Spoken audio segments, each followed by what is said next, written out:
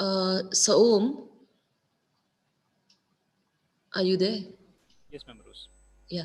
So you know what? Amanda is, I think, in the archive room, I think, and she's not being able to connect.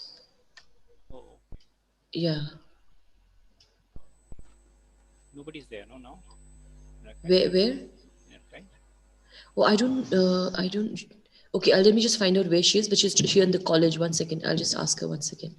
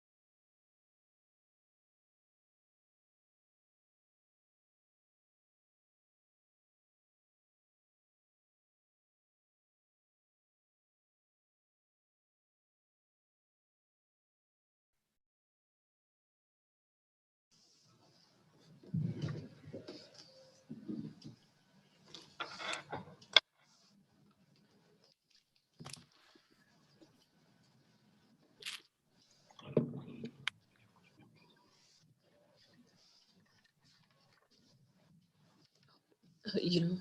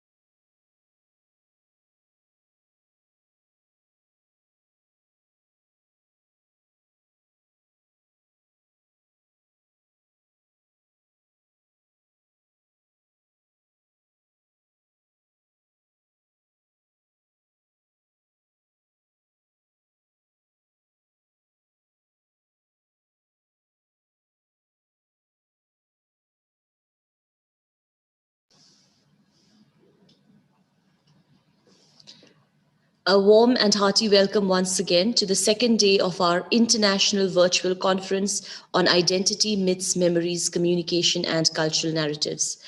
A very good morning to each one of our participants who have joined in today, our panel presenters, and of course to our chairperson, Dr. K. Karthik. We are very glad to have you all here. Without further ado, I shall introduce our chairperson and get going with the conference for today. Our chairperson for the day is Dr. K. Karthik. He joined the Department of Journalism and Mass Communication, Central University of Karnataka in 2019 and has had a number of years of experience in teaching as well as industrial experience.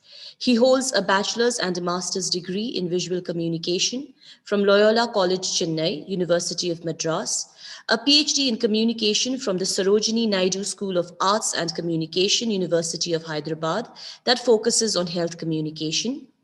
He has published in referred journals and presented papers in many national and international conferences. He has produced several audiovisual films and worked among non-governmental organizations and multilateral agencies for various development projects. His areas of specialization are communication for development, health communication, visual culture, film theory, and audiovisual production. I would also like to use this opportunity to welcome all our panel presenters for today.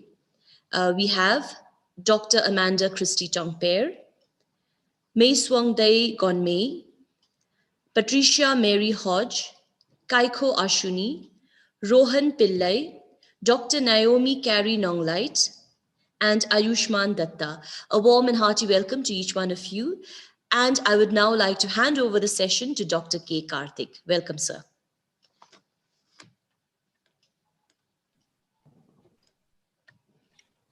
Yeah. Thank you, Dr. Roseberry, for giving me the brief introduction. I extend a warm welcome to all the panelists, presenters. I congratulate the organizers as well as the conveners for holding such a multidisciplinary international virtual conference. Without taking much time, I would like to brief about a few instructions for the presenters. The presenters will be given 5 minutes only to provide a brief overview of their presentation, and they are not expected to make the full presentation of the papers again. And they are supposed to strictly expand to adhere to the time limit concerned. The format to be adhered is to be strictly on the basis of discussion and questions raised by the chairperson. If any among the participants or attendees have a comment or a question to ask, they can please leave your questions on the chat box or type in your comment box, whatever questions you have, and also specify whom you're addressing to. I request all the panelists to kindly adhere to the general discipline and decorum expected of panel members for such discussion. Before we can go to the first presenter, Dr. Amanda Tongper. The title of the paper is From the Spoken to the Written, the significance of the word in the Kasi Jaintia community. Over to you, Dr. Amanda. Before, Morning. yeah, Yeah. hello, sorry. Before we proceed, we would like to request all the panelists to kindly keep their video on as long as this presentation continues. Yes, sorry about that, Dr. Amanda Tongper. Handing over the session to you again. Thank you. Thank you. Thank you so much, Ma'am Rose. Good morning, sir, and good morning to all the panelists. Our paper examines the significance of the word in the Khasi Jaintia community.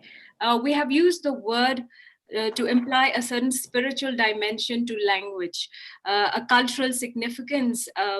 It has gained through its inextricable ties with the doctrines that govern the life of the Khasi and Jaintia. The word in this sense is used. The word in this sense is guided not just by a life force that gives it an empowered quality, but also by the ingrained ethical or moral sense of the Khasi Jaintia. Thus, if one speaks to any elderly, one is bound to be engaged with a reminiscent recalling of how one's word was enough in relations, in trade, in daily dealings, and so on. Our paper examines the changes that this aspect of the word has gone through in the colonial, post-colonial, and postmodern journey. In the paper, we have tried to look at how the spoken word is linked to a culture that educates, enlightens, and informs through the spoken word. We brought in the concept of the hearth, which was placed at the center of every household. And it was a place where education of any kind really first happened. Thus, we can say that we are descendants of raconteurs, storytellers, but we are also descendants of ancestors who believed that the word is everything. The Khasi have a saying, "Kaktin ka batam," which translates loosely translates to one only has one's word to rely on. The sanctity of the word is impenetrable. Its logic is irrefutable. That the Khasi Jaintia held the word at the altar of purity is, we've given many examples of that in the paper. The paper also traces the arrival of the written, and it argues that while the written in itself is innocent, the culture of displacement, dispossession, negation, elimination, brutalization, and more insidiously, the culture of decivilization of the natives that came along with colonization is disruptive. While the written in itself has benefited the world greatly, needless to say, but one also asks, what happened to the culture of the spoken? Of course, we cannot put a neat and square blame on any particular event in our history or point at a particular time. Change is gradual and evolution is inevitable, but one would be remiss if one didn't examine the subversive strategies of colonization and the impact it had on the worldview of the Khasi Jaintia. And lastly, the paper clarifies that while the golden era, or the Ayom Ksiar in Khasi Jaintia, is irrevocably divorced from the life of the Khasi Jaintia, the challenge now is how to navigate through these present times when on the one hand we have the rhetoric of the past, and on the other hand we have the stark reality of the present, which seems to mercilessly move on. We see how in the contemporary world, the word is freed from the custody of alphabets. The text is the image is the text. And we live in these, pastiche of mediums wherein the word is splintered, no longer attached to meaning itself, and but it is disseminated as free-floating signifiers that usually do not hold the author accountable. Of course, the impulse of every society is to evolve and to move on. However, as we find our way in the complex matrix of our present situation, it is Sorry also to interpret. You have 1 more minute. Yes, sir. As I was saying, we find as we find ourselves in the complex matrix of our present situation, I think it is also imperative to revisit our stories as a community, because as Greisinger and Eaton says, navigational stories ground human experience in some larger framework. It is necessary to anchor our human experience to something larger than ourselves in the quest to finding who we become as a people. Thank you.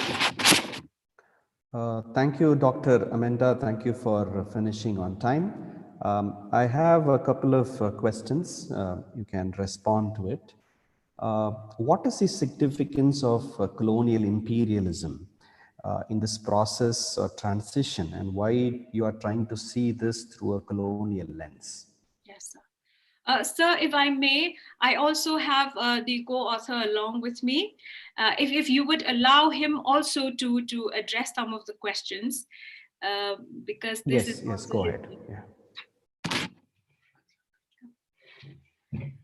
Good morning, everyone. Yeah, go ahead. Can you please repeat the question? What is the significance of colonial imperialism in this whole process and the transition that you're talking about from word to written? And why are you seeing through the colonial lens? Okay, I see this. I will answer this in two ways. Firstly, with the coming of colonialism, there was huge interferences in the social and cultural and traditional spheres of the people. And having said that, they paved the way for the missionaries to come in under the Charter Act of 1813. So with the coming of the missionaries, they introduced the alphabets. So again, with the coming of the alphabets, I see it in two ways. One thing, so to say, in the present, the power of the word has an alternative now with writing. Okay. Thank you. I will ask you the next question. How do you see this transition, this position from the spoken to the written in relation to identity, and whether you see it as a memory or a communication or a cultural narrative? I would like to answer this from a political view in that way. So when writing was established, there are many dialects among the Khasi Jaintia people, but as the missionaries and the British settled in Cherrapunji in Sora, so they used the Sora dialect as an umbrella language for all the tribes. So having said that, we got this identity, with writing, from which was very different from Assamese in the north and Bengali from Sylhet. So in that way, they gave us this unique identity, like through language. And if we can also see, like during the Hill State movement, where after when India got its independence, so we were all part of undivided Assam. So there was this agitation where there was this fear of Assamese being used as the official language in undivided Assam. So in that way, like one of the agitations was to fight against this. Okay, thank you, Dr. Amanda as well as Sashi, for your responses. We'll go to the next speaker, Mayaswandi Gourmet. The title of the paper is "The Essence of Folklore to Foster Identity of Rongmei Community." Please excuse me for my pronunciation, Dr. Gourmet. Gourmet, are you there?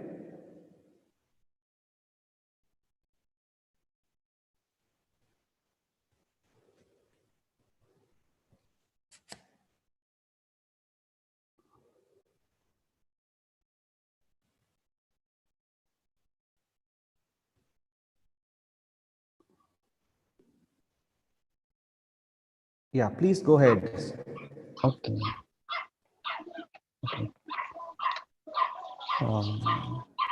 A very good morning to one and all, especially to our respected chairperson and to all my co-presenters and those who are present over here for the presentation. Here I am to present about our paper on the topic of the essence of folklore to foster identity of Rongmei community. As it is instructed, I will just brief through the overview of our paper. The Rongmei tribe of Manipur, I would like to first talk about the Rongmei people, how it came about. Rongmei is an indigenous tribe of Naga. It is also within that, Rongmei is, so to say, joined together with one community that is called Zelengrong. From there, we divided these three: Zemei, Liangmei, and Rongmei. And Rongmei is one part of that. So now there are mostly the population of Rongmei is situated in Manipur, Nagaland also, as well as in Assam as well. But the majority of the population is in Manipur. So most of the Rongmei population is dominated in northeastern part of India, such as Manipur, Assam, and Nagaland, as I had mentioned. According to Gagmai 1944, the Rongmei community is known for beautiful folk songs, dances, festivals, and rich traditions inherited from their forefathers. And it is also says that the true culture of a community or a tribe is not created overnight. It's not just created by overnight, but it is evolved as the time passes over the ages, so to say, perfected by time through certain practices. So it same as that. Similarly, with that, our Rongmei community or the tribe is also evolving our culture practices as like the other tribe. The Rongmei tribe of Manipur has a rich culture, custom, and traditions, as I had mentioned, and the folklore plays an important role because in earlier days for Rongmei community, not only for Rongmei community, but with specific to our Rongmei community, we don't have a written document as such. So folklore became so much important for us in order to transmit or disseminate the importance of our culture, the practices, rules, norms, and regulation of all the community practices. So this plays a very important role. So here we took up this very important, very topic of folklore where it enriches in a personal level as well, family level as well, in the community as a whole. In order to, so to say, develop one's personal identity or a family as well as a community as a whole. So for which we have adopted this one, in a methodology as a narrative analysis, and through purposive sampling, we have done this our study. For that, for the purpose of that collection of data, we have used the unstructured interview, which is done through, so to say, online. Because of this pandemic situation, we cannot go along with the present situation to go face to face and talk about and collect the data. So and I would like to brief the main findings, the findings of our papers. As per the Sorry findings for the is concerned. interruption. You have 1 more minute. Okay, so for personal level, I will just stick with that. There are some types of, so to say, folklore which exist in our community. We as it is shown there in the, so to say, in the presentation as well. I have already mentioned in the presentation video recording as well. There we have different types of folklore which is commonly used, like folk songs, folk music, dance, like attires and all those things which has been mentioned there. And so these are some of the folklore, so to say, which is being used by our community. So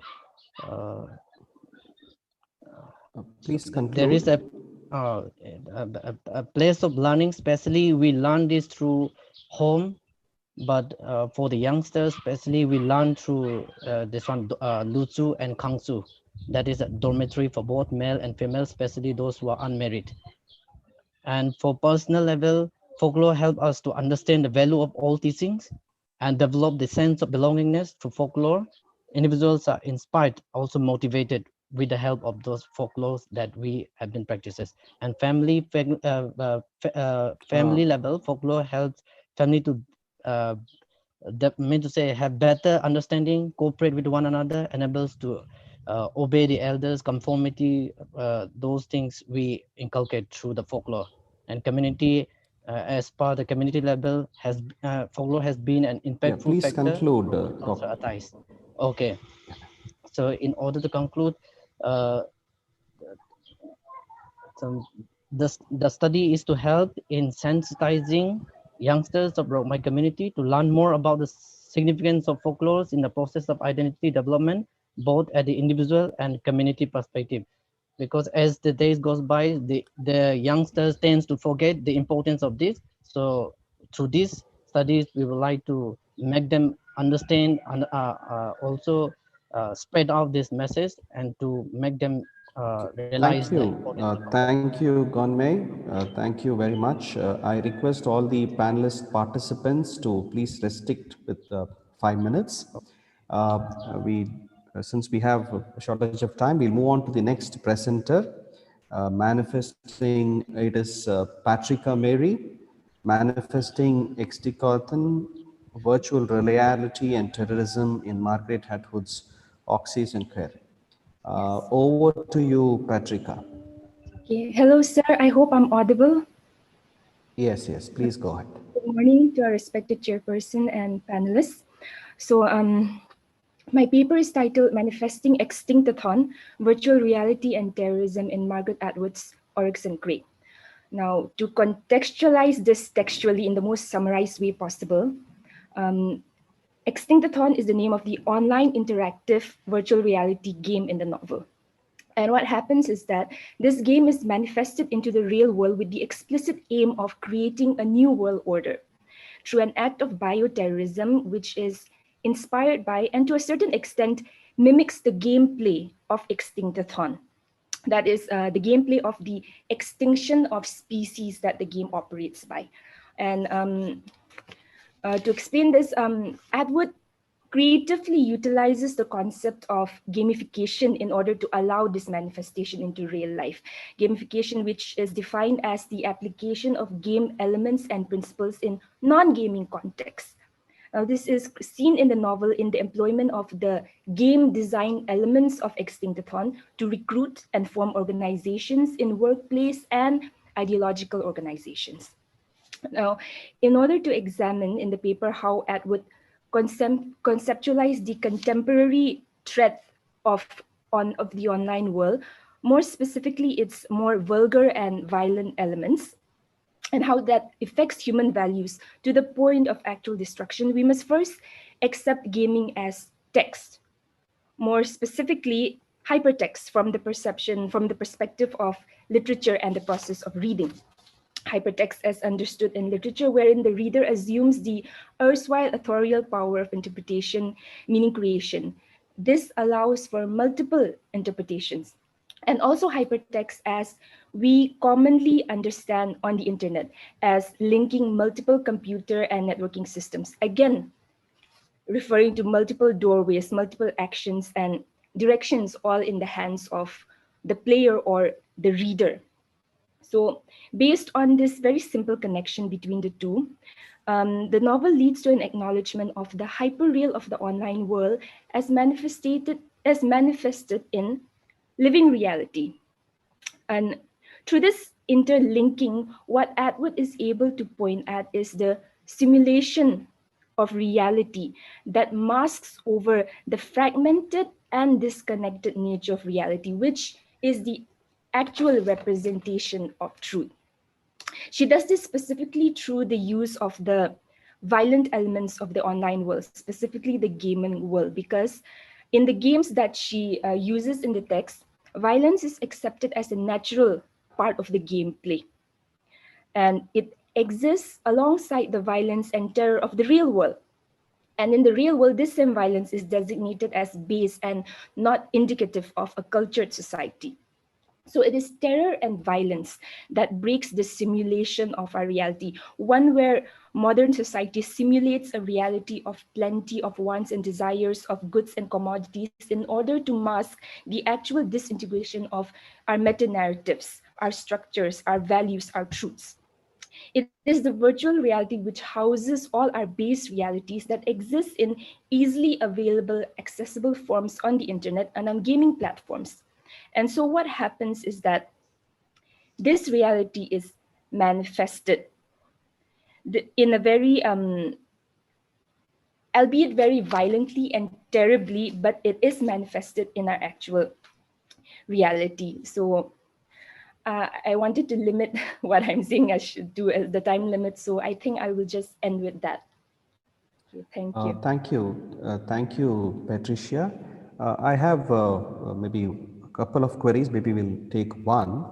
How do you link or position these inferences? Do you see them as imagined identities or versus virtual identities? How do you see that? Okay, so that's a very, very difficult question to answer, but thank you for that.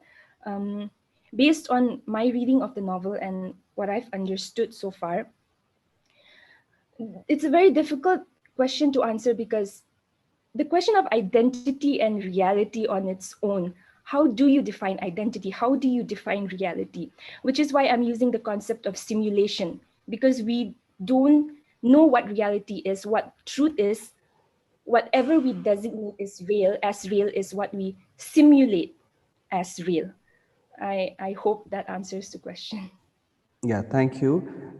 Can you, one prominent methodology that you have used to in close reading of this hypertext, can you specify what was the primary methodology that you have used?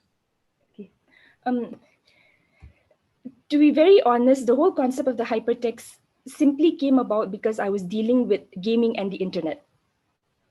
The hypertext is simply existing on the internet, and that is where I linked it to the concept of the hypertext in literature, because I'm looking at the player in this sense. Even though the gameplay or the narrative structure of the online video game is fixed, there is a format, it is the player who decides the action based on the decisions that he makes. And through the use of his peripheral equipment and his thinking power, the player essentially decides what the next step is. In the end, of course, you're either the winner or the loser. However, the gameplay belongs to the player, and in the games that I'm referring to, these are multiplayer games. So no matter what the outcome, it is not possible for the player to recreate an action of a previous game all over again. So theoretically, I do not know what I would define it, but I would essentially say that it is this connection of looking at the player as a reader that allowed me to come to this conclusion. Okay. Thank you, Patricia, Mary. Thank you for your presentation. We will go to the next presenter, Kaiko Ashmi. The title of the paper is When Oral Culture Meets the Digital Natives. Over to you, Kaiko.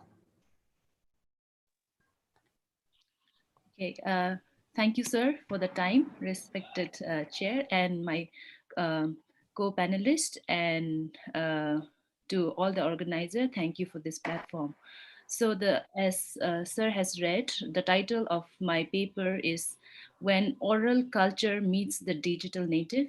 So in this paper, I try to explore the opportunity and the potential that the oral culture offers to the present generation of young people who are fast becoming what Mike Prensky would call the digital natives. And I take the case of the Naga society as an example. So the Naga society, which was primarily an oral culture, basically orality was everything, their whole life system. And so their connection with the present digital natives who are said to be fast becoming more like a visual medium oriented, and are also said to be like inclined towards more towards storytelling and so on. So I wanted to look at this to see what has the impact of oral culture and the now digital natives. When they come together, what becomes? So I took the concept of the second orality as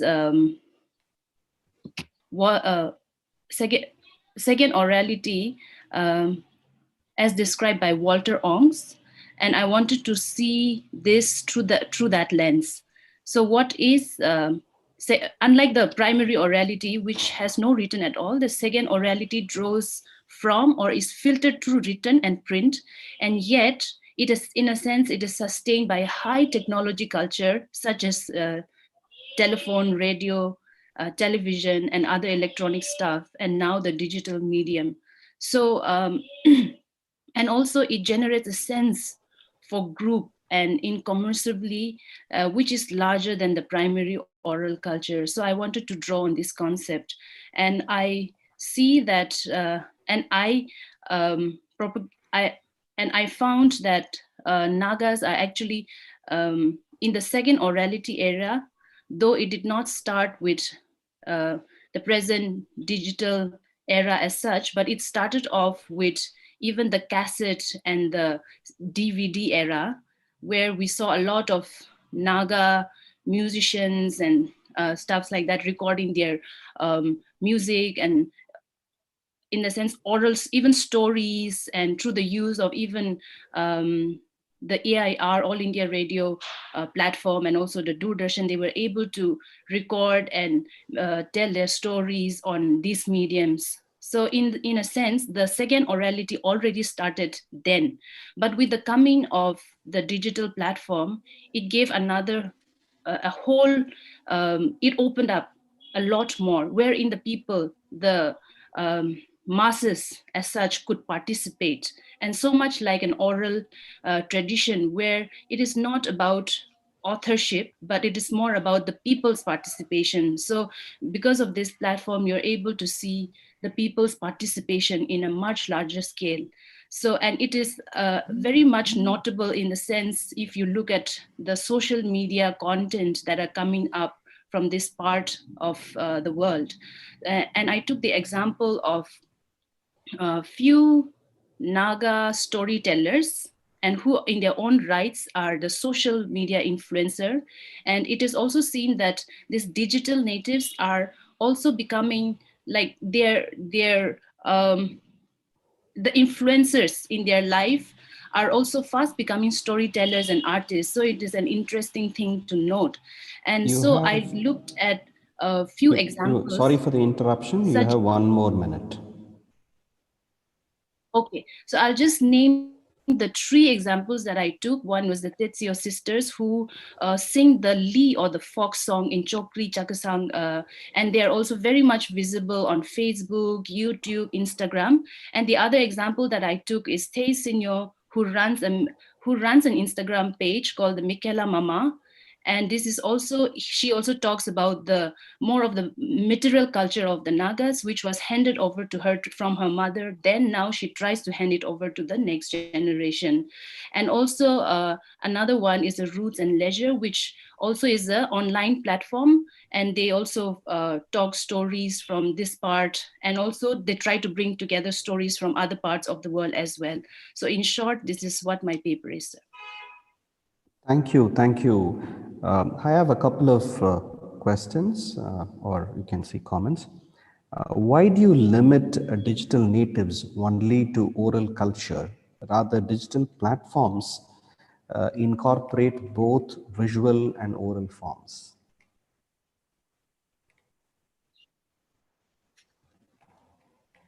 Yes, actually, oral as such is stories, and yet it is also dance, and dance performance as such is in a sense visual.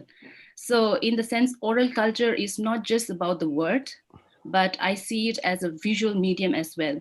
Like even in traditional media, we have a lot of performance dances and all because are you very much missed. visual. Yes, thank you. Because you have missed out that in specifying in your video presentation, because I was expecting that. Thank you. And do you think digital, you talked about digital natives. I'm trying to bring you digital narratives. And can you draw them as a parallel to traditional cultural narratives?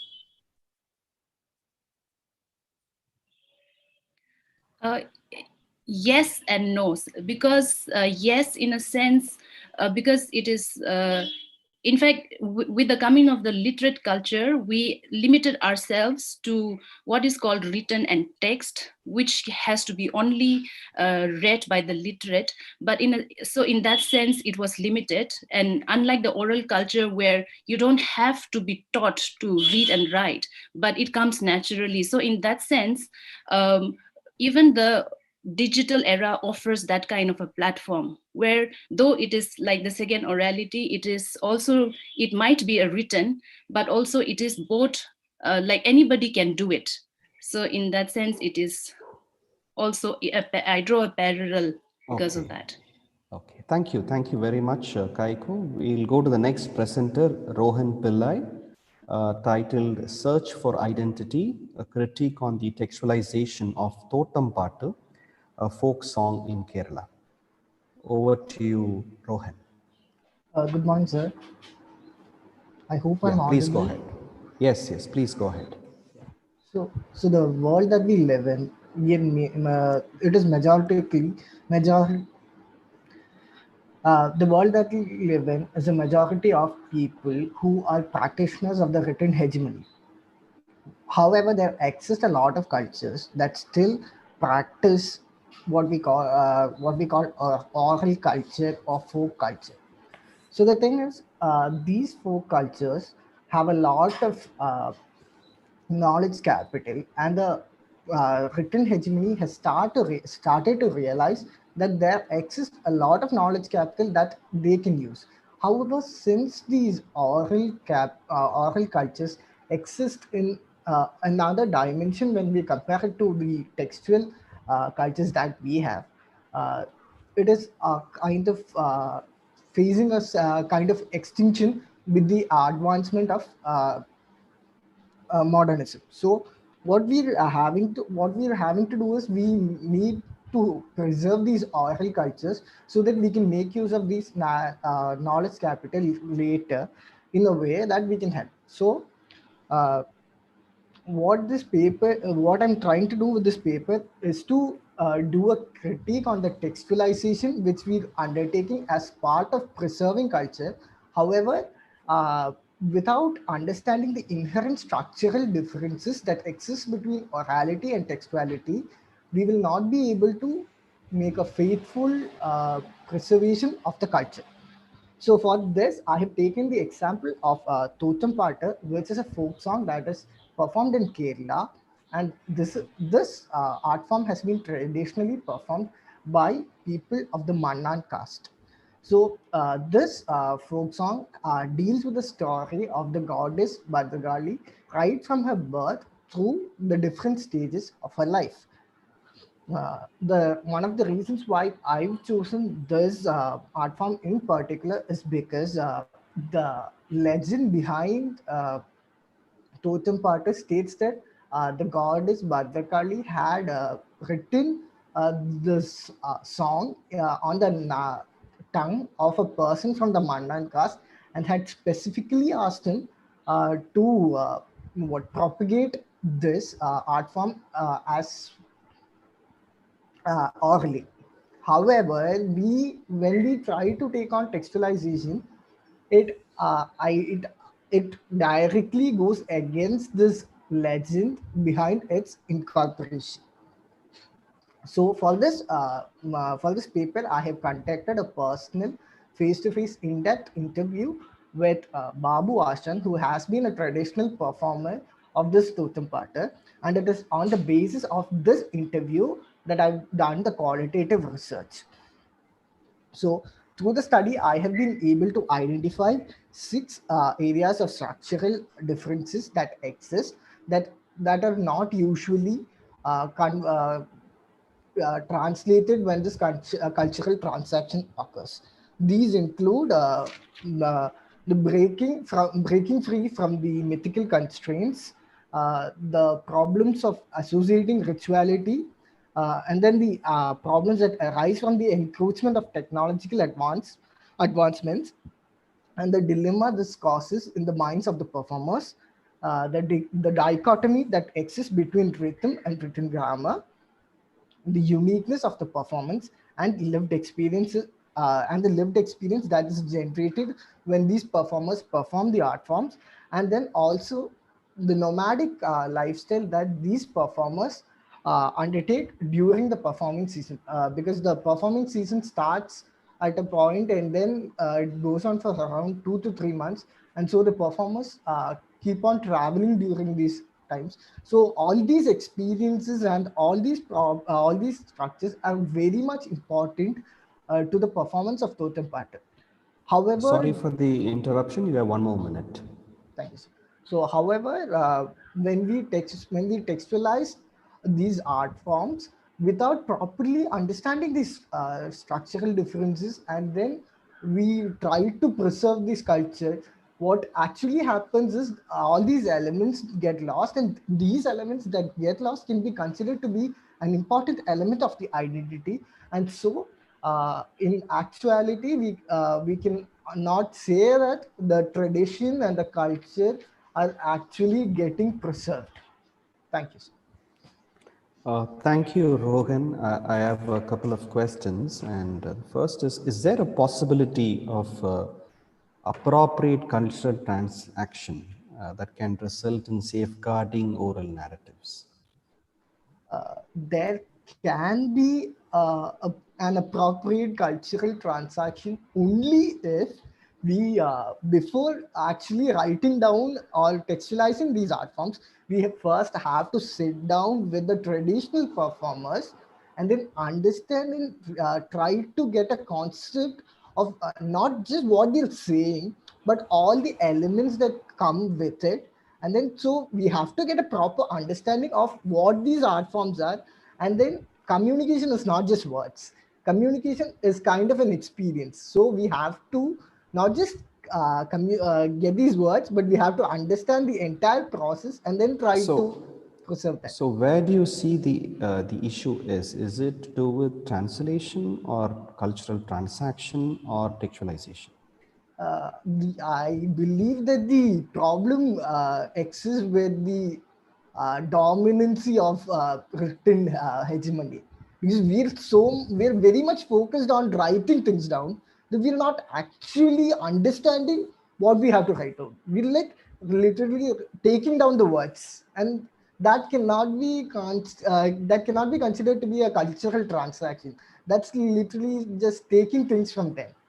So this is where the problem. Thank you, Rohan. Thank you very much for your presentation. We will go on to the next presentation. Before that, if you have any questions, the participants as well as the other attendees, you can post your questions in the chat box. So now I invite Dr. Naomi Carey. Her title is Revisiting Narrative Spaces, a Struggle for Identity and Recognition. Over to you, Dr. Carey. Thank you, sir. Thank you to the organizers for giving me this time too. Here in my paper, I've basically spoken about oral spaces and the narrative spaces. And I've brought up the question about the position of women in the Khasi society, and also whether there is enough space, literary or even historical, for these women. I have also brought in a few accounts, historical accounts of women here. Basically, the two women that I have spoken of, one is Kapanolan and the other is Kanaban Soyan. So here, when I talk about narrative spaces, it can be of various types. It can be pages in a literary text. It can be narration of stories to a live audience in the present time or moment in a particular space, like the online space also can be one. And then we have spaces of places, which can be names of places or historical landscapes or other specific names of places, waterfalls, mountains and streets, or even a park. So these narrative spaces have actually shifted from the literary space or the written space of a book to that of a geographical or physical space. So here my focus basically is in this space, this narrative space, whether it's given to these two women in particular.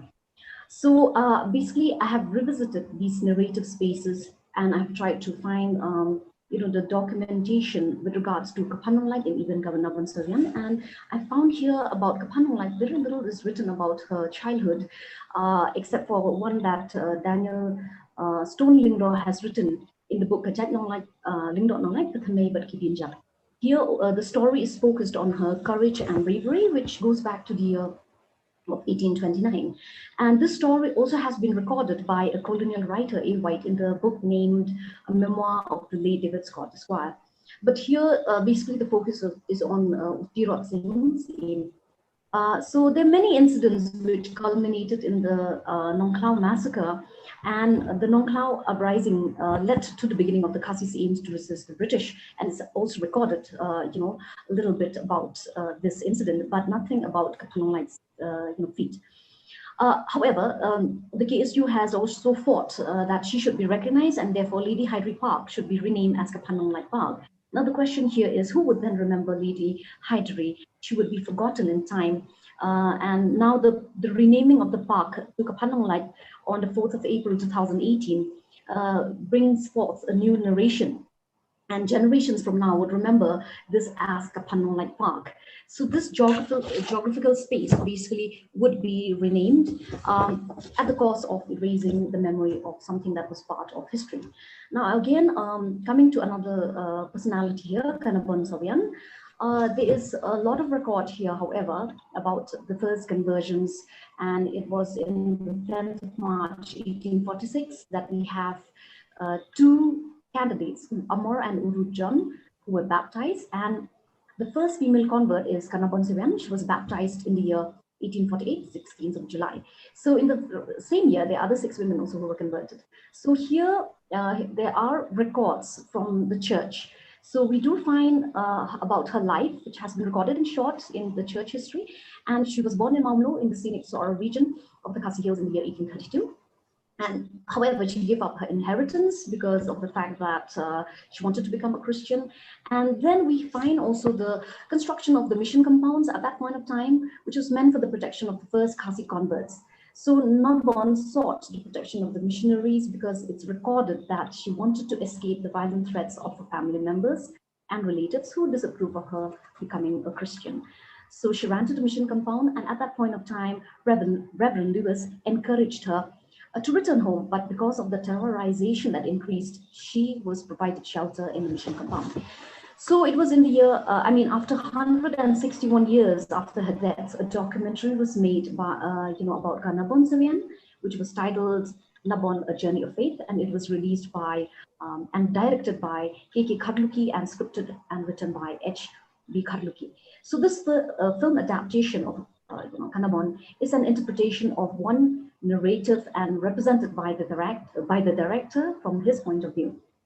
So sorry it's a for the interruption. Yes, you sir. have 1 more minute. Yes, sir. Thank you. So it is a pioneering film that brings forth the struggle and pain of Kanabon Savian, which she had to experience.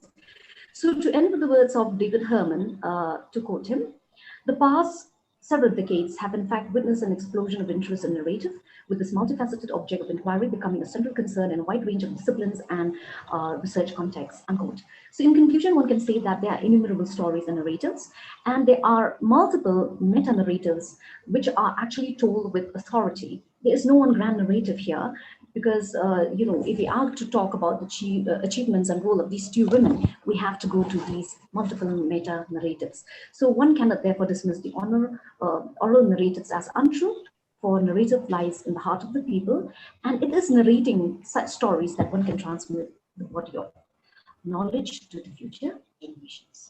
Thank you, sir.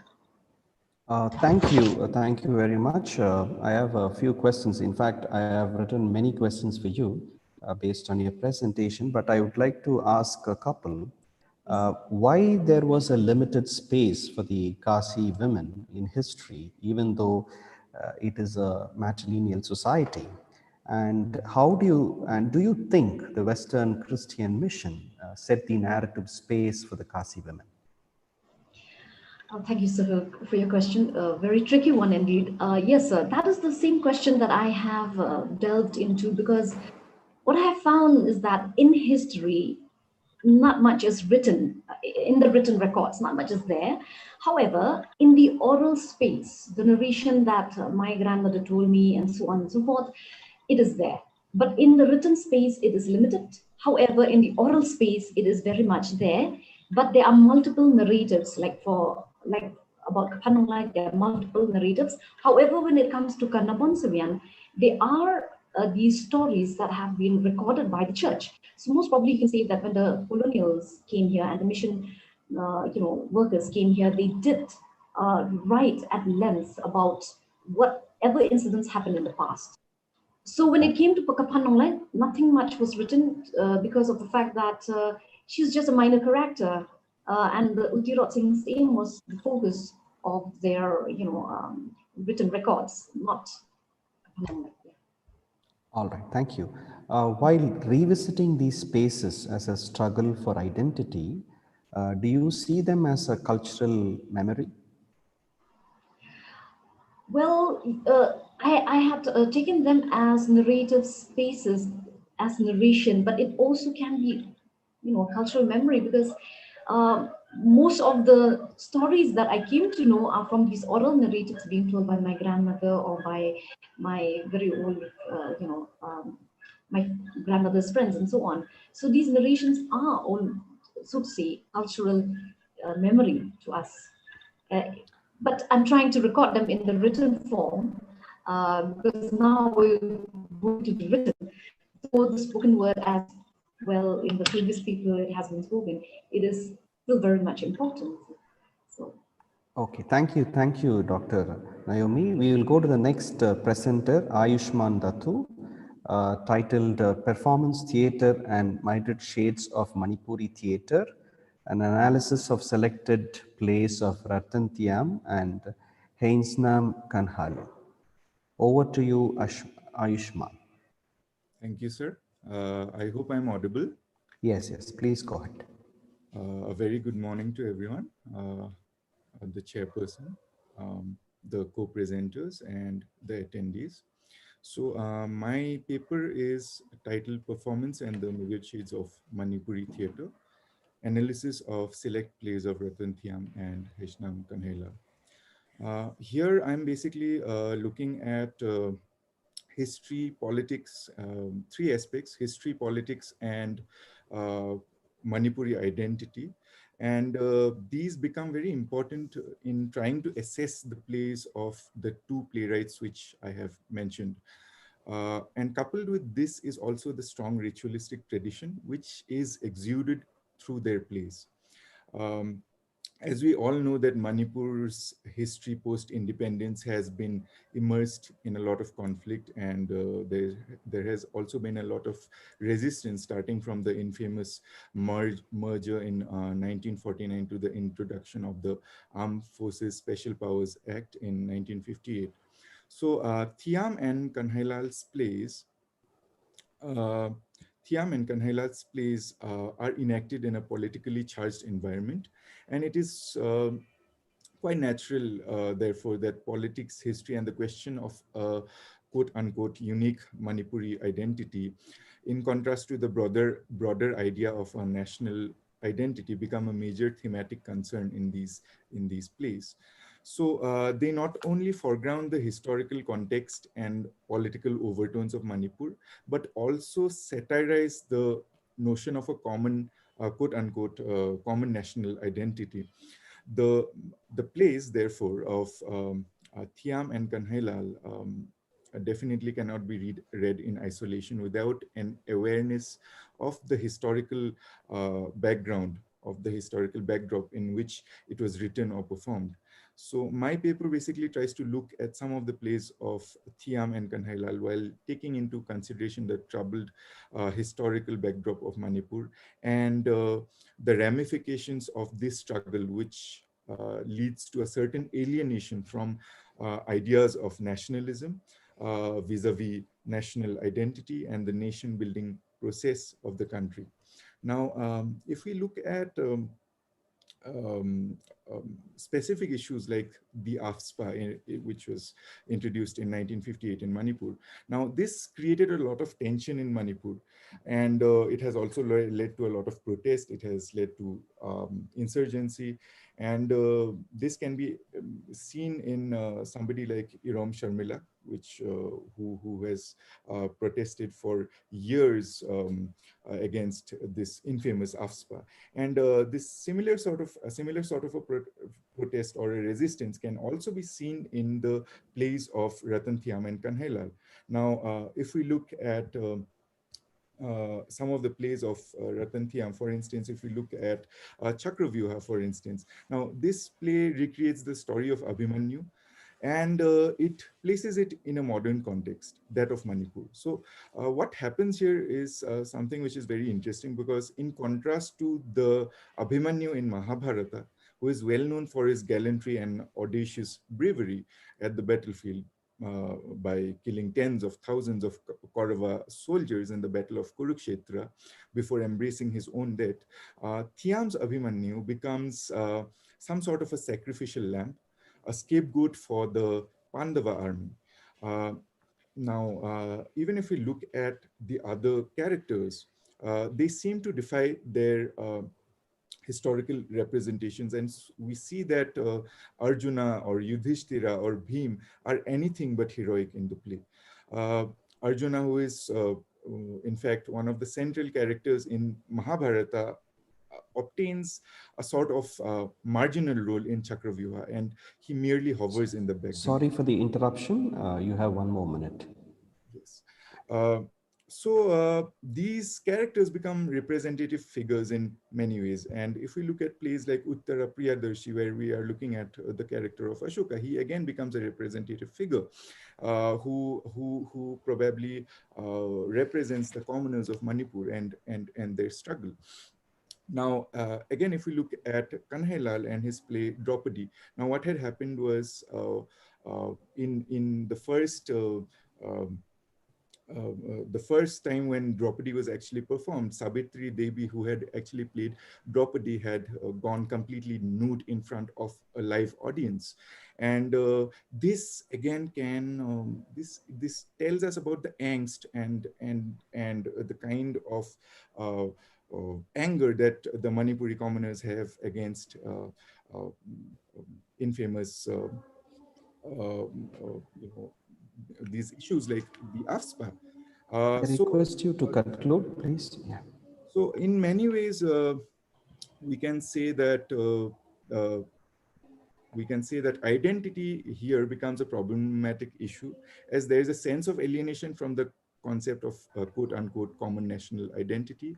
And in many ways, we can say that the theater of Kanhailal and Thiam in itself is a way of showing resistance, not just to ideas of this common national identity, but also in resisting the westernization of Manipuri theater. So in conclusion, I would like to quote theater critic B.D. Singh, who says that the theater of Kanhailal depicts the dialectical antagonism between oppression and resistance. Thank you, Ayushman. I have a couple of questions.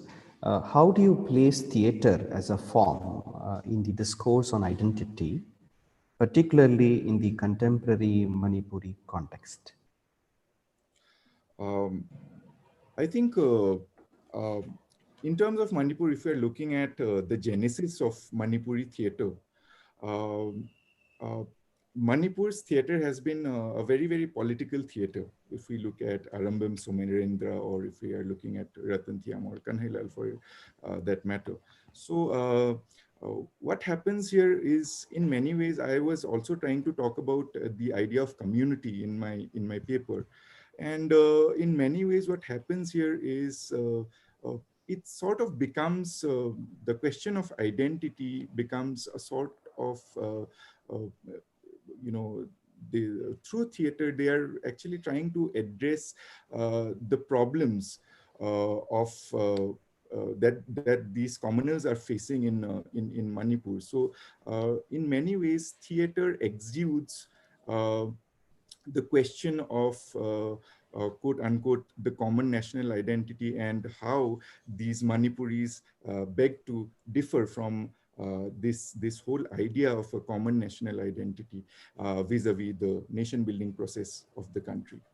So Thank you, Aishman. And now we open the floor for questions. There's one question posted to Aishman once again.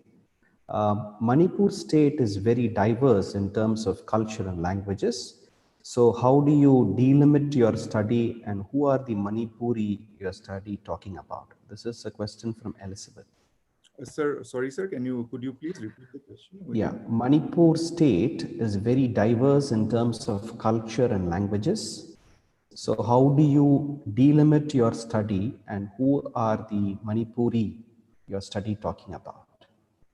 Okay, so basically, what I am doing here, I am basically focusing on the theater community here of Ratan Thiam and the chorus repertory theater of Ratan Thiam, and on the other hand, we have the Kalakshetra Manipur of Haisnam Kanhailal. So. When I'm talking about Manipuri identity, I'm actually talking about the Manipuri identity in terms of the theater community of these two playwrights. So I think that is how I am, that is what I am talking about particularly. All right, thank you. And it's 10:30 now. The chat box is, any other questions? We don't have any other questions. And so I take this opportunity to thank all the paper presenters, and it was quite interdisciplinary. There were studies from language, folklore, visual identity, digital media, gender, performing arts, and the type of methods and approaches that I've used. And some of you have looked at the phenomenology, some of you looked at narrative analysis, some of you have looked at the terrorist studies, and so on. So I'm sure this session, this panel has enriched the conference theme, identity, and the way it looked at, and I'm sure these papers were interdisciplinary and intertextual and intercultural as well. So thank you once again, all the participants, for the paper presenters, and also the organizers. Thank you. Thank you, Dr. Karthik. That was a very interesting and very engaging session, and thank you so much as well for leading it so beautifully. We would also like to extend our heartfelt gratitude to our presenters who are a part of this panel, starting with Dr. Amanda Christie Tongper, Mei Sung Dai Gon Mei, Patricia Mary Hodge, Kaiko Ashuni, Rohan Pillai, Dr. Naomi Carey Nonglight, and Ayushman Datta. It was indeed a pleasure to have all of you here with us as well. We have approached the end of this first presenters panel for the day. However, we shall get back. The next session will be at 10:45. We request all of our presenters as well as our participants to hold on and join us back when our session resumes. Once again, thank you very much. Dr. Karthik, it was really lovely to have you here with us. Thank you very much. Thank you, Rosemary.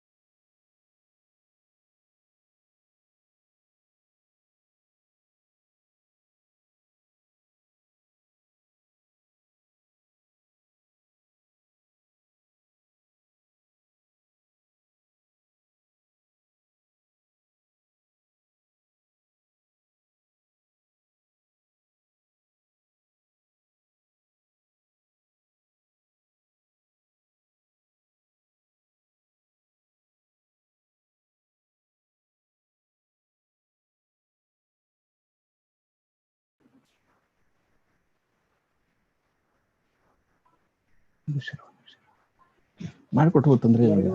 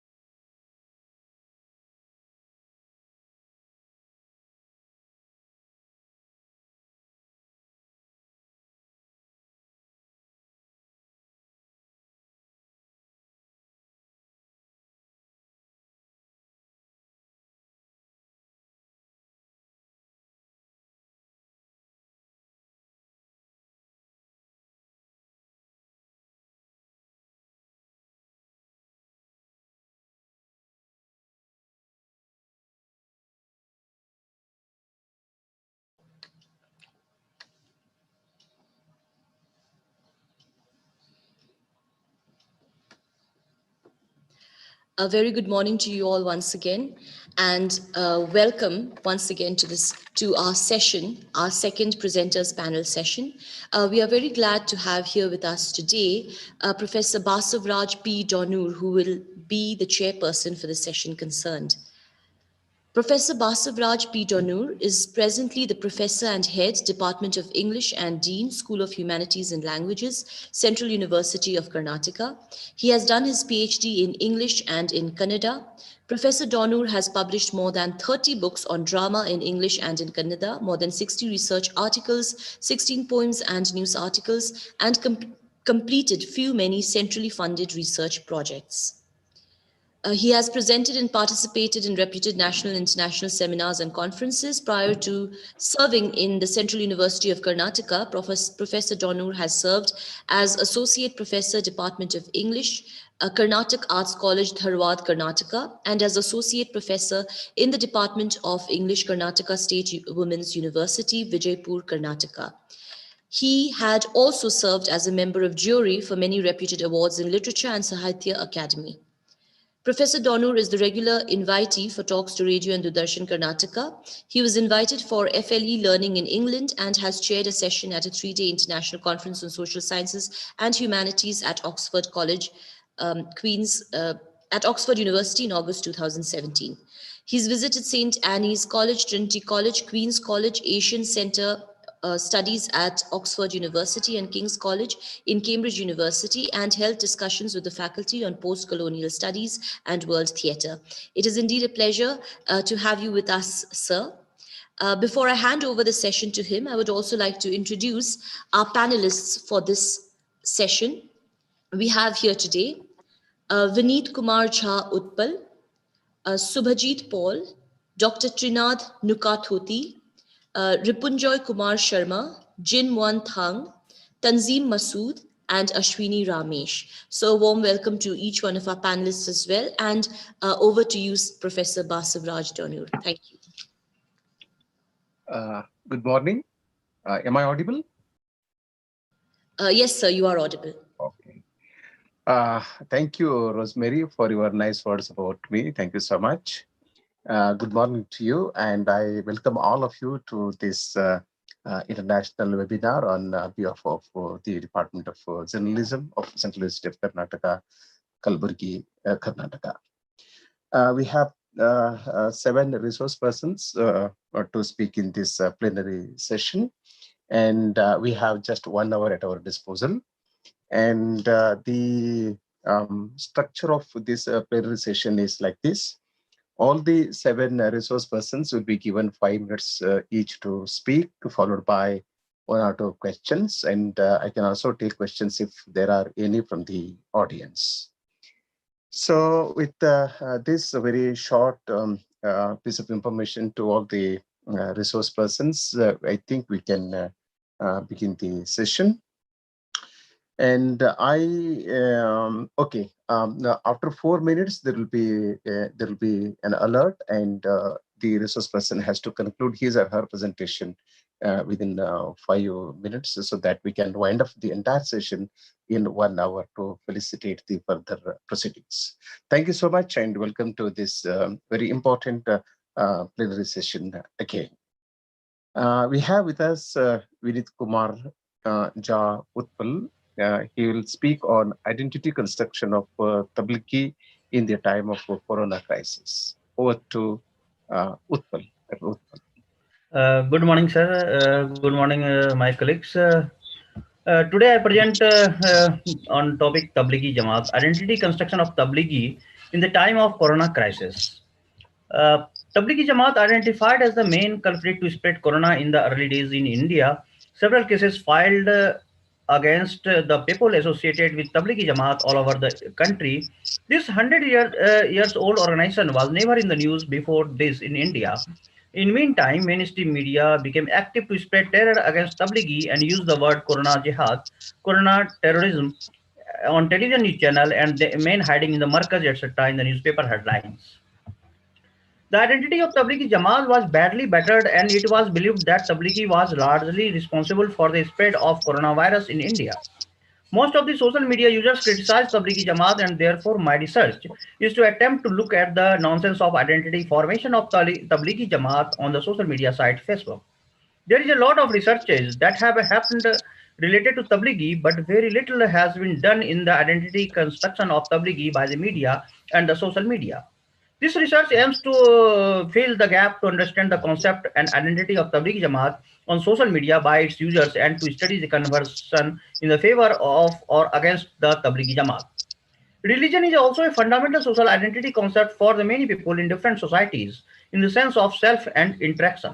The religious subjects tend to be more conservative and prejudiced than non-religious subjects. It consists of knowledge and belief about a specific social group, much of which is negative in nature and strongly affected the ways in which we deal with incoming information. In this regard, the profile might be entirely erroneous, but even a false assumption is important when the individuals who harbor the assumption live in a society where the majority of people share their beliefs. This research is based on corpus-assisted discourse studies and topic modeling. Through this method, unstructured data has been collected from the walls of the social media platform, Facebook. Therefore, the universe of my study is Facebook. This methodology allows quantification and visualization of themes that arise inductively from the text. Therefore, my study deals with the contents posted on Facebook from March to June 2020. In this study, the topics are found with the help of the topic modeling approach and find all the Facebook posts which contains case incentives, search the word Tablighi Nizamuddin Markaz in English, that is Roman script, and in Hindi language, that is Devanagari script.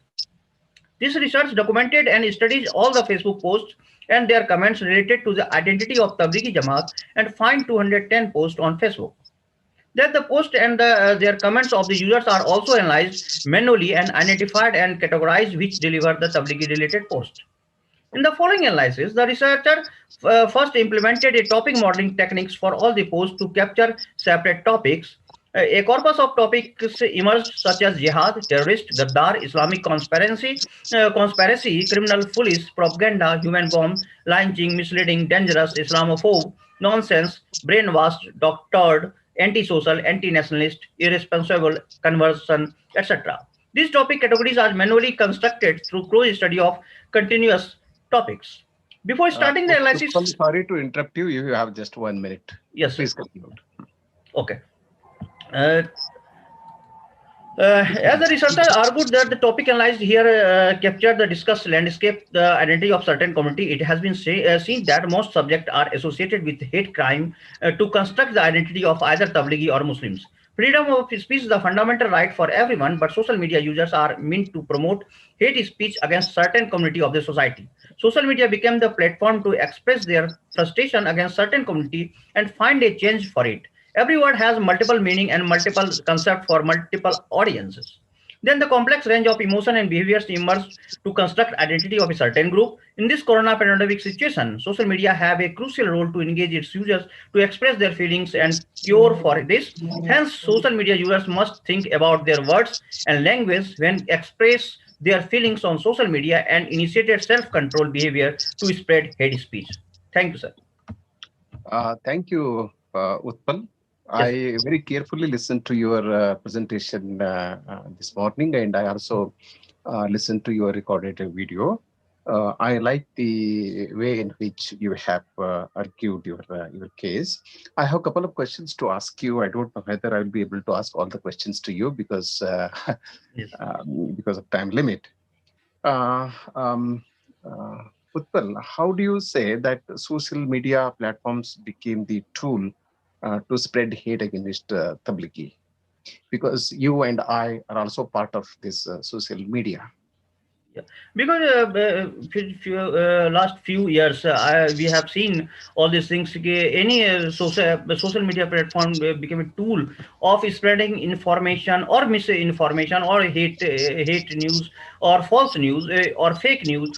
So I think I have seen in Anna Andolan in India and also abroad, there are several things happen through the social media platform, either Facebook or Twitter or etc. So I think this. All right, all right. I have some more questions to ask you, and I will call you and ask these questions. But I would Yes. like to just make one small observation that we may not generalize, because there are people who do not do it, and there are people also who say that this is not correct. You know, this language is not correct. Yes. Okay, thank you so much. So the second resource person to speak today in this session is. Thank you, sir. Thank you. Thank you. Okay, thanks. Subhajit Paul and Dr. Uttam Kaur Pegu.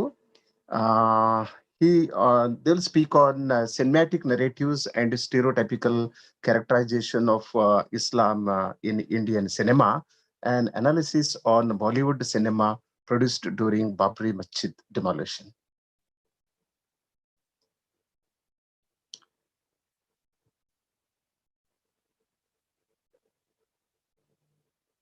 This is written in collaboration. I don't know who is going to speak. Subhajit Paul.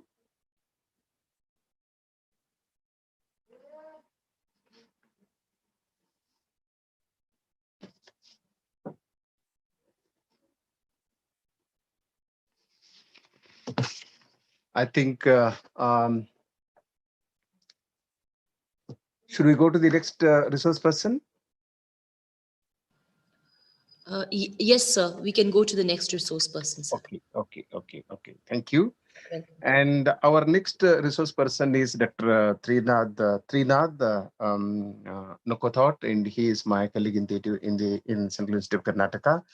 And Trinath will be speaking on the topic by the caste of the caste dispensation of media in India presenter. Over to Dr. Trinath.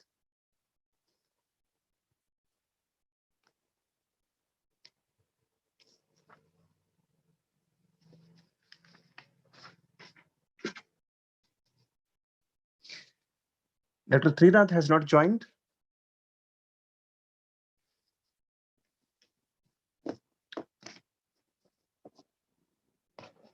Should I wait for him? Sir, am I audible? Yeah, you are audible, Trinath. Dr. Trinath, please speak. Sir, actually, yeah, on the desktop I am unable to.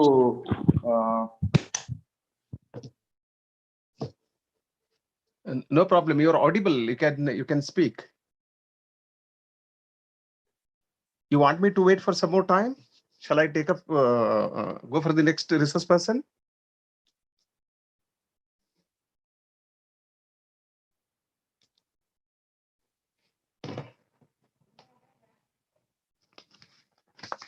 I think. Dr. Trinath.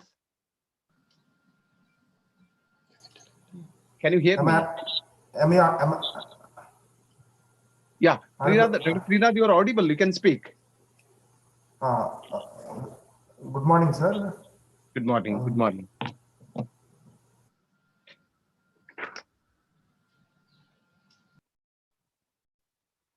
Yeah, please speak.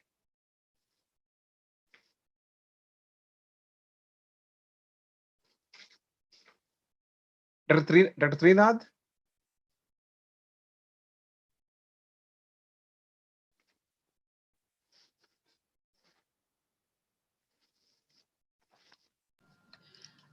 So I think we can go for the next one till That's better. That's better. Yes, thank you.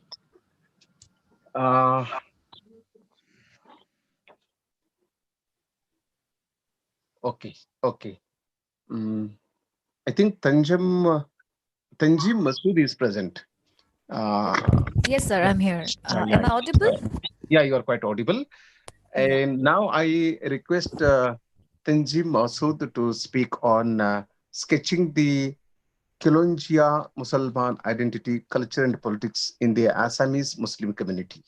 Thank you, sir. Okay, good morning to the respected chairperson and all the panels present here in the presentation. So today I'll be speaking on my topic, sketching the Kilonjia Musalman identity, culture and politics in the Assamese Muslim community.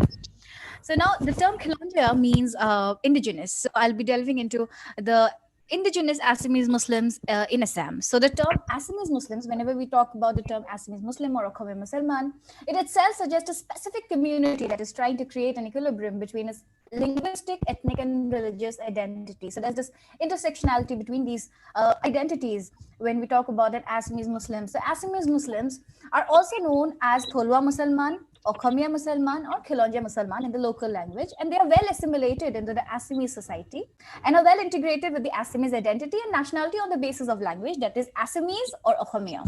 So the identity of the Okhamiya Musalmans is greatly influenced by the Okhamiya folk culture, which can be seen in the many points of similarities that they have in their socio-cultural identity with that of the Assamese Hindus.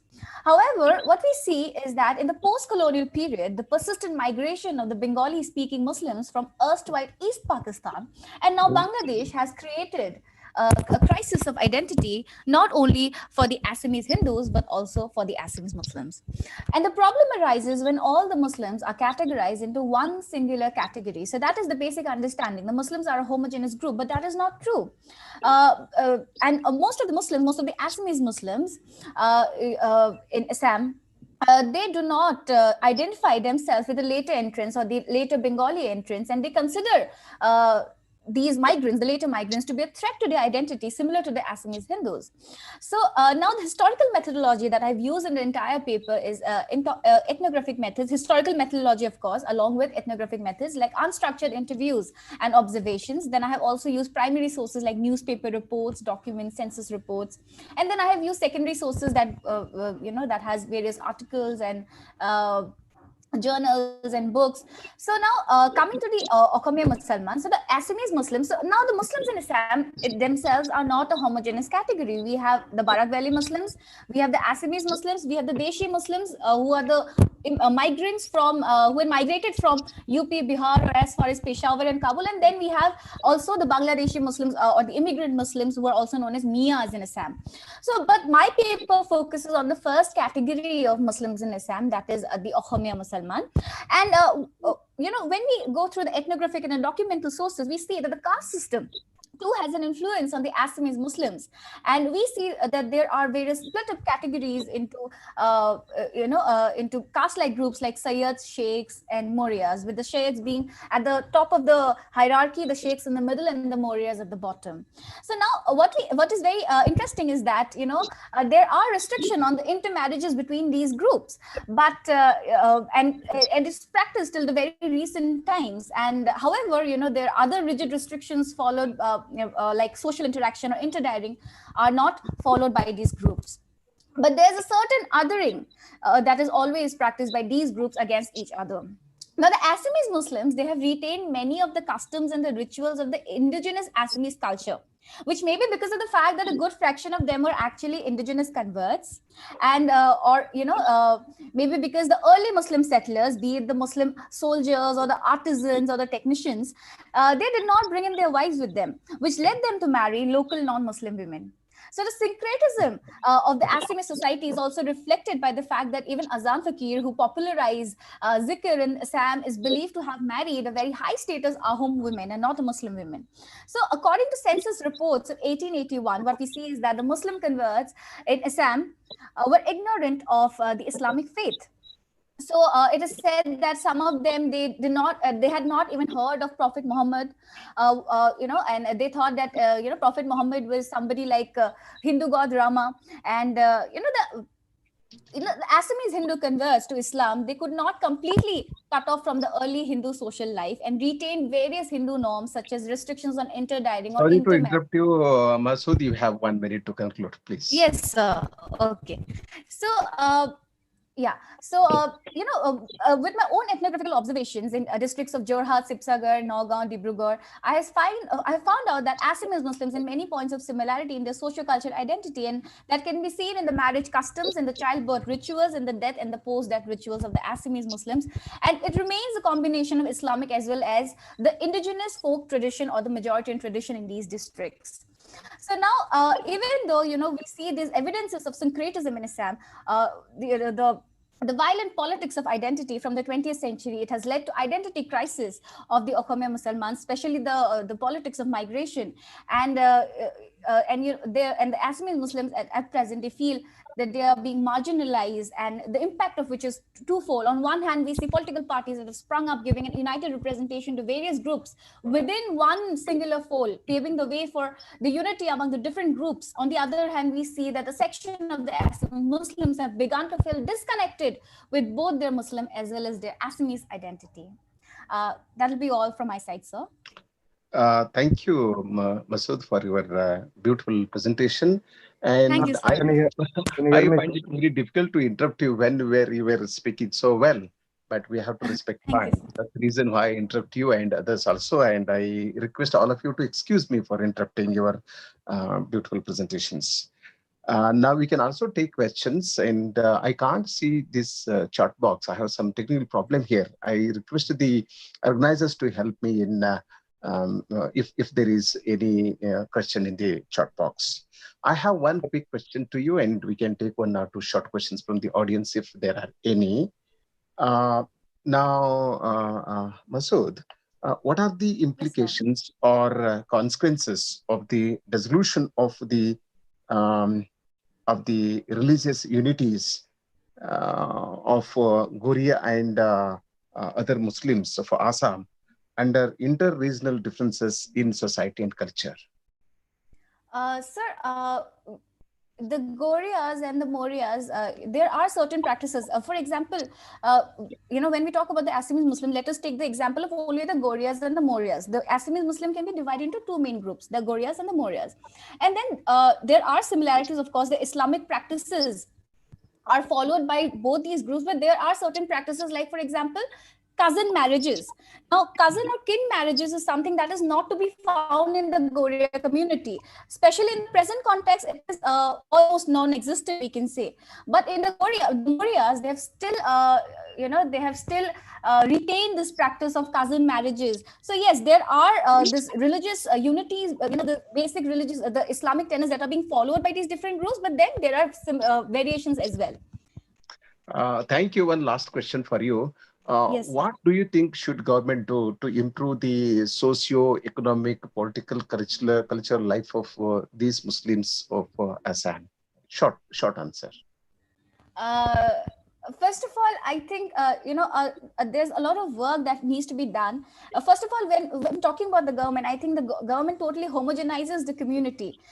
In the recent times, there's this news that they are trying to separate the Assamese Muslims into different categories, and the ST status will be provided to these groups. But instead of doing that, it is better that we understand these differences and we also respect these differences. And there's a lot of scope for research in these lines, because a lot of when I look into this secondary sources, there are not a lot of sources that are to be found on my topic. That is the Khilonja Musalman. Therefore, I have to go through a lot of. So, if similar research is, is supported by the government or funded by the government, I think that will be very. Okay, thank you so much. Thank you so much. And Trinath is around. Yes, sir. Yes, sir. Trinath. So I request you to speak on the topic by the caste, of the caste, for the caste, dispensation of media in India presenter. Yeah. Good morning, one and all. Respected Chair, Professor Basuraj Donor, sir. I really thank the organizer for arranging such a beautiful and disciplined and timely international seminar. Okay, to begin with, we all know that Indian society is a caste-ridden society, whether we accept it or not. It's a caste-ridden society. In 2020, if we are talking about caste means, it exists. We are not talking about sati much. We are not talking about child marriage much because they don't exist. So we are talking about caste means it exists. So all that I try to do in this, it's a secondary study, a kind of positivist and with normative approach. So I try to look at the diversity in Indian media because media is such an important institution in society. So I try to look at the social diversity that is there, that has been there in Indian media.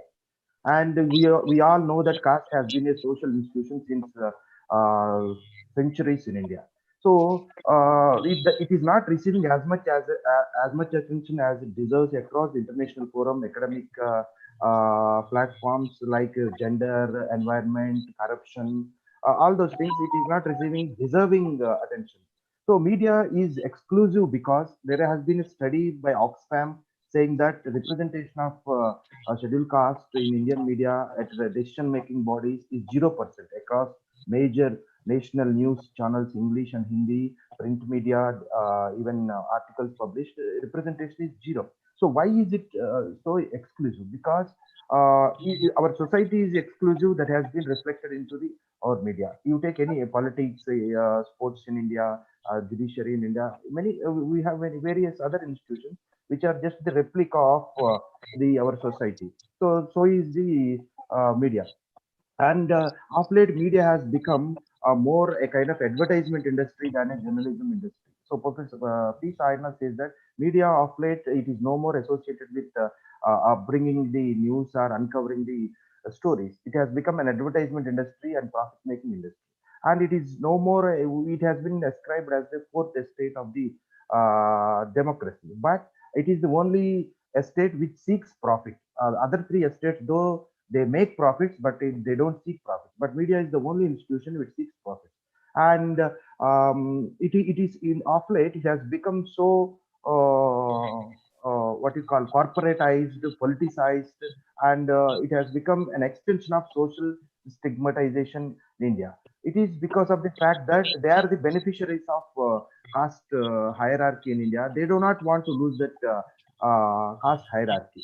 Even if they report news or report cover stories with regard to the Dalits, it is mostly against the reservation and stereotyping the reservation, and there has been no sufficient and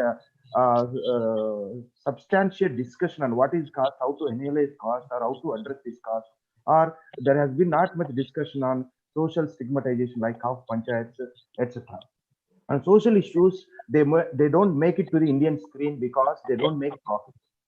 So if you discuss, see, every news channel, every newspaper industry, they have correspondents for business correspondent, Bollywood correspondent, or cricket correspondent, so like sports correspondent. But they don't seem to have a correspondence for rural India or women or even agriculture or and for that matter, social issues. Social issues, they conveniently and intentionally ignore. Even if one tries to do that within this circuit, there will be hardly any encouragement from peer groups or the management.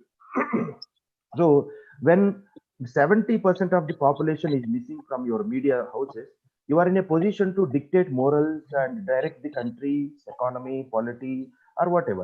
But if you don't have diversity in your houses, what moral right do you have to direct the society? You claim yourself as a fourth estate, but you don't have. Dr. Sridhar, sorry to interrupt you. You have 1 minute to conclude, please. Yes, sir.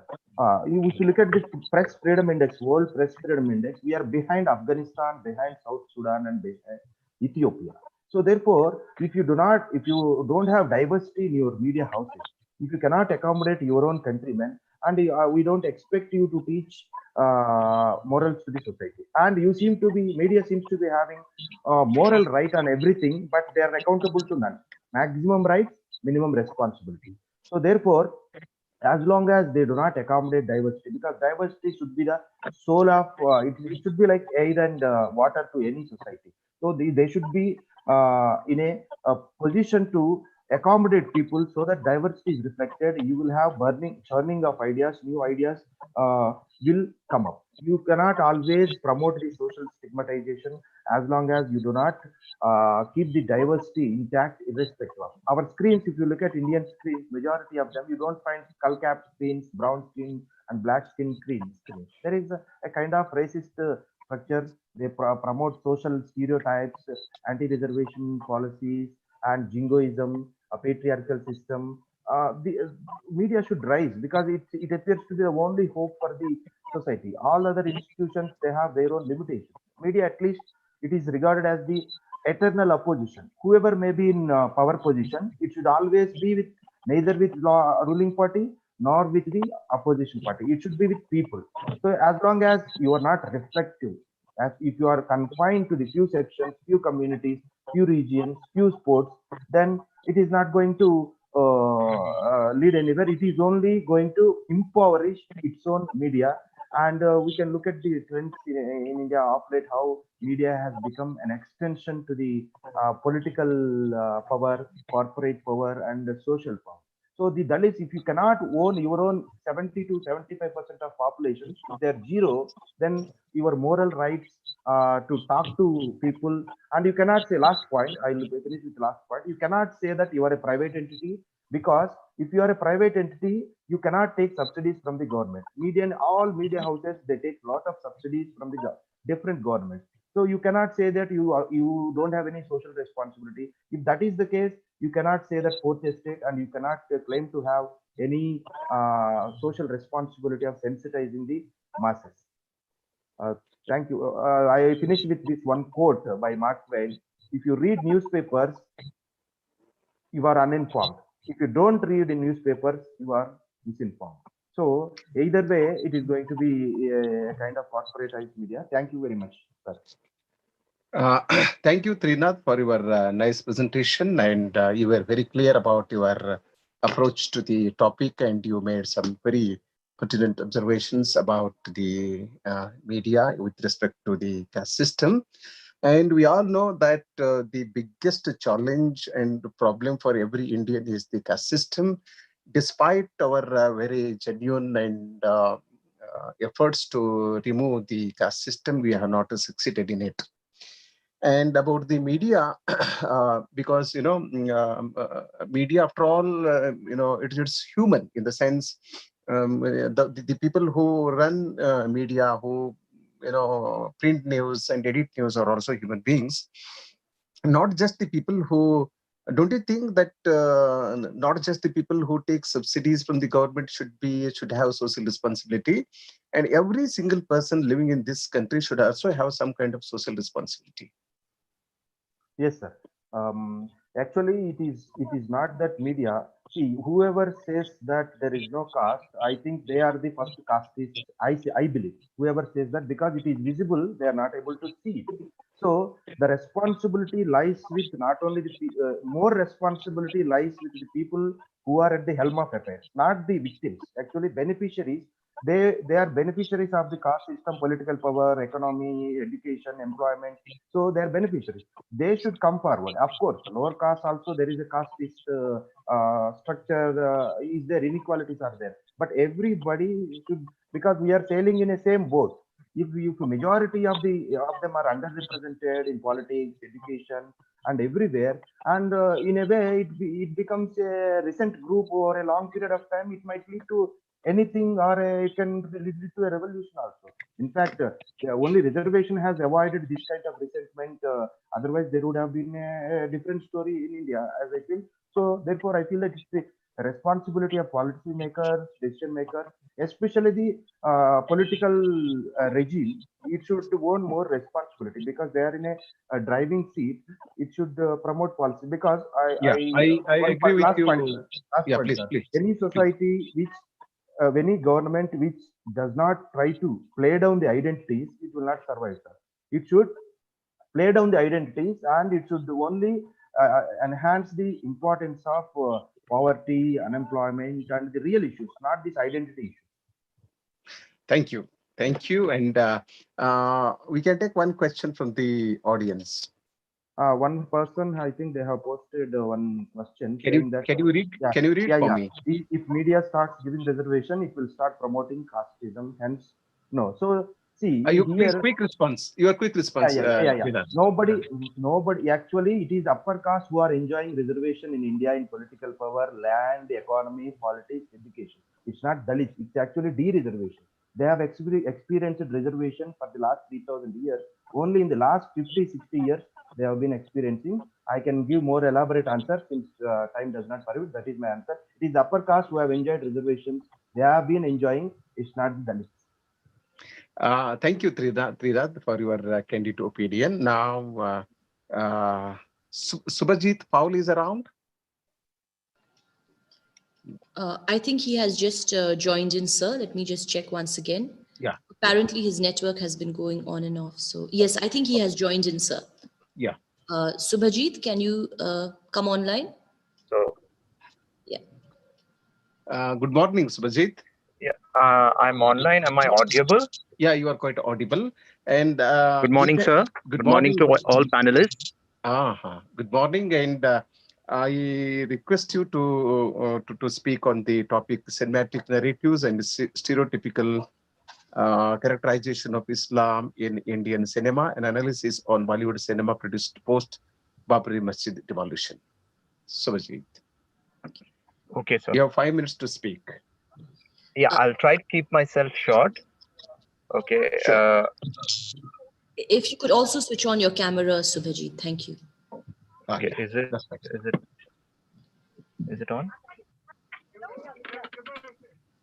Yes. Yes, it is. Okay. So essentially, me and my co-author, Dr. Uttam Pegu, we came up with this idea of working on a paper because essentially we look at the watershed moment in the Indian cinema industry with reference to the Babri Masjid's demolition. We believe that the Babri Masjid demolition was one point in time which shifted the middle ground of public opinion towards the more right-leaning. That was the start of the right-wing politics in India. The polarization that we talk about at the moment across different media organizations, it actually started with reference to the Babri Masjid. As we know that, the base always has an influence on the superstructure. So I'm bringing in Marx here because it helps us essentially to understand, to look at the media in a more critical perspective. Although any extremist ideology is bad, but then we need to understand how our forefathers envisaged the idea of the Indian nation and how it is slowly transforming, because this is essentially a debate about the idea of India. So if we look back at Nehru, if we go to his essential works on Indian nationalism, he spoke about something called Dharm Nirpekshta, which is more akin to the Western idea of secularism as compared to the Indian idea. The Indian idea of secularism bases itself on this particular idea called Sarva Dharma Sambhav. Sarva Dharma Sambhav means equal endorsement of all religions. So that is where Indian secularism and Western secularism are different from each other. But then if we look at the kind of nationalism that is being promoted at the moment, we are technically going away from whether we talk about the Western idea of secularism or whether we talk about the Indian idea of secularism. It is bad on both sides because I would say, the idea of India that we started off with, it was essentially a problem.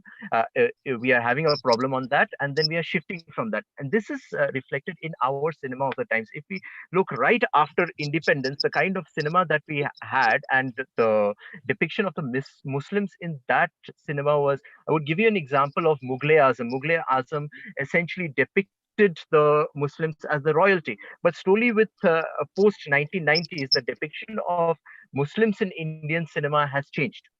So if we look at post-1990s, films that I have selected for this particular study are Zakham, Bombay, as well as another film that we have picked up.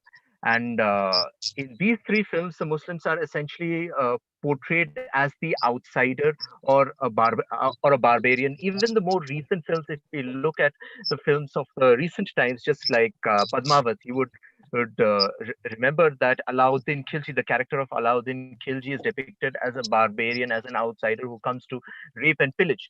So and then there is also the example of another film called Qurban, which essentially shows Muslim as a radicalized terrorist. So, there is a gradual shift in the way the Muslim characters are depicted in the cinema in India from time to time. So the framework that we have used for the particular study are narratology, and we are looking at semiotic analysis. But then, as I mentioned, it is a working paper in progress. But yes, what we can conclude as of now is, essentially there has been a difference with the transformation of the idea of Indian nation. There has been a transformation of the kind of depiction that is there in the cinema of India. Thank you very much. Thank you for your nice presentation. And I would like to request you to compare films with Indian films with Indian dramas, so that you will get a clear picture of how Muslims are treated. For example, in Girish Karnad's Tughlaq, Tughlaq is both in history he is stupid and barbaric. And in Karnad's Tughlaq, he is wise and also very sensible. Very sensible. And Indian dramas look at all Muslim kings from a different perspective. Okay, it's a nice presentation, and I like it very much. And I have one or two quick questions to you.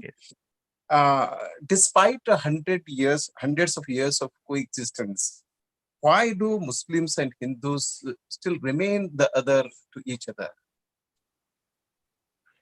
So it's a very complicated question to answer. I think the problem is on both sides, because I personally identify as a Hindu, okay, but then as I grew up, I would say that I was not conditioned into the Islamic culture, or for that matter, as a Muslim, when they grow up, they are not conditioned into the Hindu culture. So rather than talking about this so-called Western idea of secularism, which hasn't really worked for us, we need to talk about the idea of Sarva Dharma Sambhav. As a Hindu, I must learn about Islam, and as a Muslim person should also learn about Hinduism. So that way we will learn to respect each other's religions, rather than going about the irreligious way. Like there are these proponents of Western idea of secularism who talk about some sort of an atheism, because an atheism never worked in India at any point in time. So I think it's more about, I think we need to learn about each other's religion more,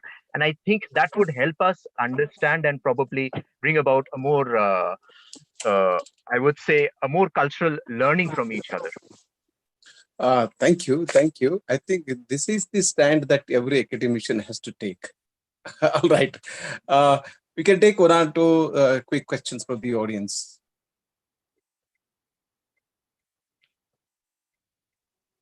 All right. Thank you. Now, Ripunjoy Kumar Sharma is around. Thank you very much. Yes, sir. Am I audible? Yeah, you're audible. You're quite audible. Thank you, and I also I welcome you again to this plenary session, and request you to speak on the topic identity, politics, and media narratives. How newspapers frame conflict and violence through editorials. Over to Sharma. Thank you, sir. Good morning to all panelists, and thank you all the organizers of this conference. My topic is identity politics and media narratives, how newspapers frame conflict and violence through editorials. So the research question is implicit in the title itself. To give a brief overview, this paper is about representation of an issue in media from different perspectives. The issue here is of conflict and violence, and the approach or devices used to see it from different perspectives is framing. The methodology involves textual analysis of framing devices, especially cultural frames, used in newspaper editorials of two leading English dailies published from Assam, the Assam Tribune and the Sentinel, to show deployment of different frames on a single issue to build different arguments. Identity narratives in Assam have been shaped by perception among the people that the state is insensitive to their demand, be it economic or political. Time and again, be it during the agitation for oil refinery, language movement, Assam agitation, or the Alpha insurgency, it has been seen that lack of timely dialogue or lack of political will to engage with the people leads to prolonged conflict, and use of force to end conflict aggravates the situation, leading to violent repercussions in the society. Same pattern can be seen in the Kakopathar firing incident in February 2006, in which at least 11 people died. Amid an ongoing peace process with the Alpha, the army intensifies operations, picks up an innocent civilian and dumps his dead body the next day without informing anybody. When citizens protest against this atrocity, instead of starting a dialogue with them, the state tries to suppress it through brute force. Now, how the newspapers take up this issue. For the brutality shown by the forces, the Sentinel uses the word terrorism, possibly the strongest word out of the available range of options: killing, atrocity, brutality, torture, etc. The Sentinel establishes the culpability, quote unquote, of the army by juxtaposing its cock and bull story, within a quote, of initially denying any hand in the killing against the knee-jerk action of offering compensation to victims' families soon after. It starts by referring to state atrocities by monarchs in the past during the French Revolution and the Manorama Devi case in Manipur, and it ends by applauding that, within quote, the people of Assam have finally risen above their fear and decided to oppose state terrorism in all its form. This is the road to a civil society, unquote. The Assam Tribune labels the protesting villagers as a mob, a large crowd who attacked the policemen on duty, and later they attacked the police station, railway station, and even the post office was not spared. Thrice it mentions that the police were forced to open fire as no one from the government bothered to visit the area and pacify the agitating people. It suggests that the army top brass be given strict instructions so that no innocent is killed in the name of counterinsurgency operations, but never blames the army for kickstarting the chain of events. In fact, it credits the army for bringing the situation under control and questions the government against treating the Kakapota violence as an isolated incident. The lexical choices of the editorials show on whose side the newspapers stand. They also help in defining roles and distributing blames among participants of an event. The Sentinel is outraged at the brutality of the forces against the common people and welcomes their protest to establish supremacy of the civil society. The Assam Tribune, on the other hand, sent a message completely different from the one constructed by the Sentinel by choosing a different set of words and invoking contrasting frames, which shows that language/culture is a site of tussle for opposing ideologies to create meaning. Thank you.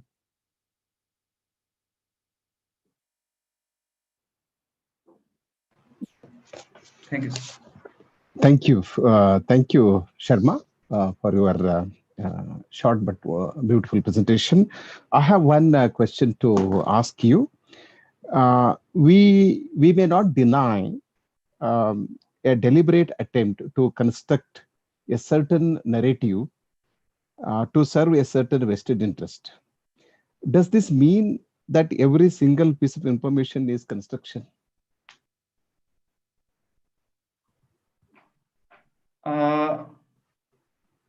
I will tend to agree with you because in the context of newspapers specifically, we process information and give them certain perspective. We use frames, and in that way, every incident, every kind of information, it's kind of constructed reality, and that's also the reason why I chose opinions, editorials, precisely because I mean the facts were already known to everybody, but these newspapers chose different frames to give their perspectives on those facts, on those reality, and the message came out different to the readers. Sir, hope I am able to give you the correct answer. Okay, okay. What do you think should be done to check this and to ensure that that media don't construct reality and they show reality as it is, or they represent all sections of Indian society? Historically, it has been seen that the media takes sides, and though objectivity is a highly aspired, highly valued value for any kind of journalist in Western societies and also in India, but objectivity is difficult to attain. And now, specifically after the Watergate and the Vietnam War, journalists worldwide, they have come to a certain kind of conclusion that objectivity is not only impossible, but it's probably not desirable as well. So all kinds of informations will have certain kind of perspectives because truth doesn't lie at the center. So journalists also have some kind of responsibility to take stand. And though the Western, specifically the American concept of objectivity stresses on uh, giving a balanced view, giving voices to all the stakeholders. But in reality, journalists and the organizations, they tend to take some sort of stand. I don't necessarily see it as a very bad idea, because ultimately you have to have a viewpoint, because only if you stress on information, that will be kind of naive empiricism, and without opinion, without a perspective, those information won't make much sense, probably. Thank you, and I do agree with you that media has to have some kind of objectivity. Unless you are objective, you can't see the truth as it is. So thank you for your wonderful observation. Now, the Ashwini Ramesh, I think Jin Muan Thang is around. Thang is around. Yes. Yeah. Thank you, and I welcome you to this plenary session again, and request you to speak on decoloniality, a post-colonial perspective on culture and identity in the northeast of India. I believe I'm audible. You're quite audible, but I can't see you, my dear. Am I visible now? Others have to say. I think it's fine. Please go ahead. Yeah. Anyway. You are visible, Jinwantha. We can. Yes, so my topic is decoloniality, a post-colonial perspective on culture and identity in the northeast of India. So I'll go straight to the presentation, and a very good morning to everyone. So the paper looks at how colonization and its process in the northeast of India transformed and constructed the region in mainly three areas. Firstly, as a theoretical framework, I looked at Aníbal Quijano, who works on colonization of Latin America, and which is further expanded by Walter Mignolo, who both have worked extensively on colonial studies. In short, according to them, colonization displaces indigenous forms of knowledge with European, Western knowledge, thereby knowledge is hierarchized, while other forms of knowledge are either subdued or disregarded. Furthermore, coloniality as an outcome racialized people and divided the world into civilized and uncivilized, developed and underdeveloped, and modernity as a rhetoric made European culture occupy the center while all other cultures are marginalized. So in the light of this framework, the paper argues that ethnic knowledge production such as oral and visual forms are displaced by a new form and means of producing knowledge. Alphabets and written forms replace the spoken. Secondly, the process of the categorization and classification through surveys and manuscripts leading to ethnic classification and categorization, which eventually was inherited and normalized in post-independence India. I also mentioned, depending mainly on Jill Waters, an anthropologist who extensively worked on ethnicity and identity issues in the Northeast and Nagaland in particular, that in post-independence India, ethnicity was translated territoriality, which led to the formation of states based on ethnicity and identity. Thirdly, the paper argues that such description of the hill tribes as a land of headcutters or headhunters, savages, primitive, uncivilized, although in most cases were written for their Western readers, gave them a sense of responsibility and a moral justification for their annexation of territories through their civilizing and proselytizing mission. It is true that Western modernity has brought in the words of Mignolo, the good and the bad. My submission is that from a decolonial perspective, as coined by Mignolo, is the consciousness where you have been located and classified. Decoloniality is an option that everything is an option, and then you begin to act. B. Think decoloniality. For decoloniality is both analytic doing and prospective doing, building and rebuilding the ways of life that modernity disavowed and displaced. Lastly, decoloniality is not a negation or acceptance of Western modernity, but a way of conscious rethinking and an alternate way of looking at colonial process as it both changes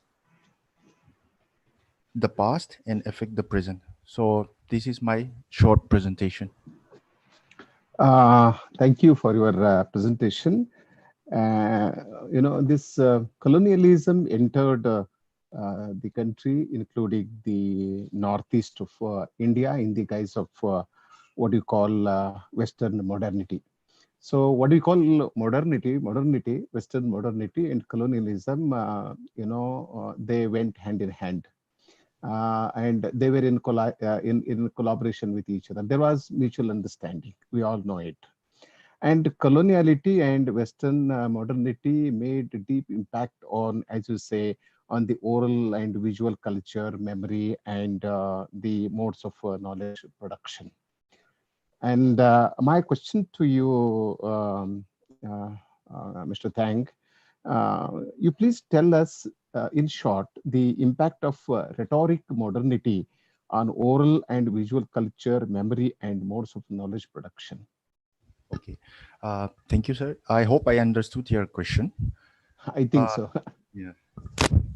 So, according to Kikano and Mignolo, modernity is what European sells to the other to the territories, as in modernity as a rhetoric promises salvation through modernization, and that it made European modernity as appealing to the colonies. So in that sense, if you look at the hill tribes of Northeast in particular, it was basically a oral culture.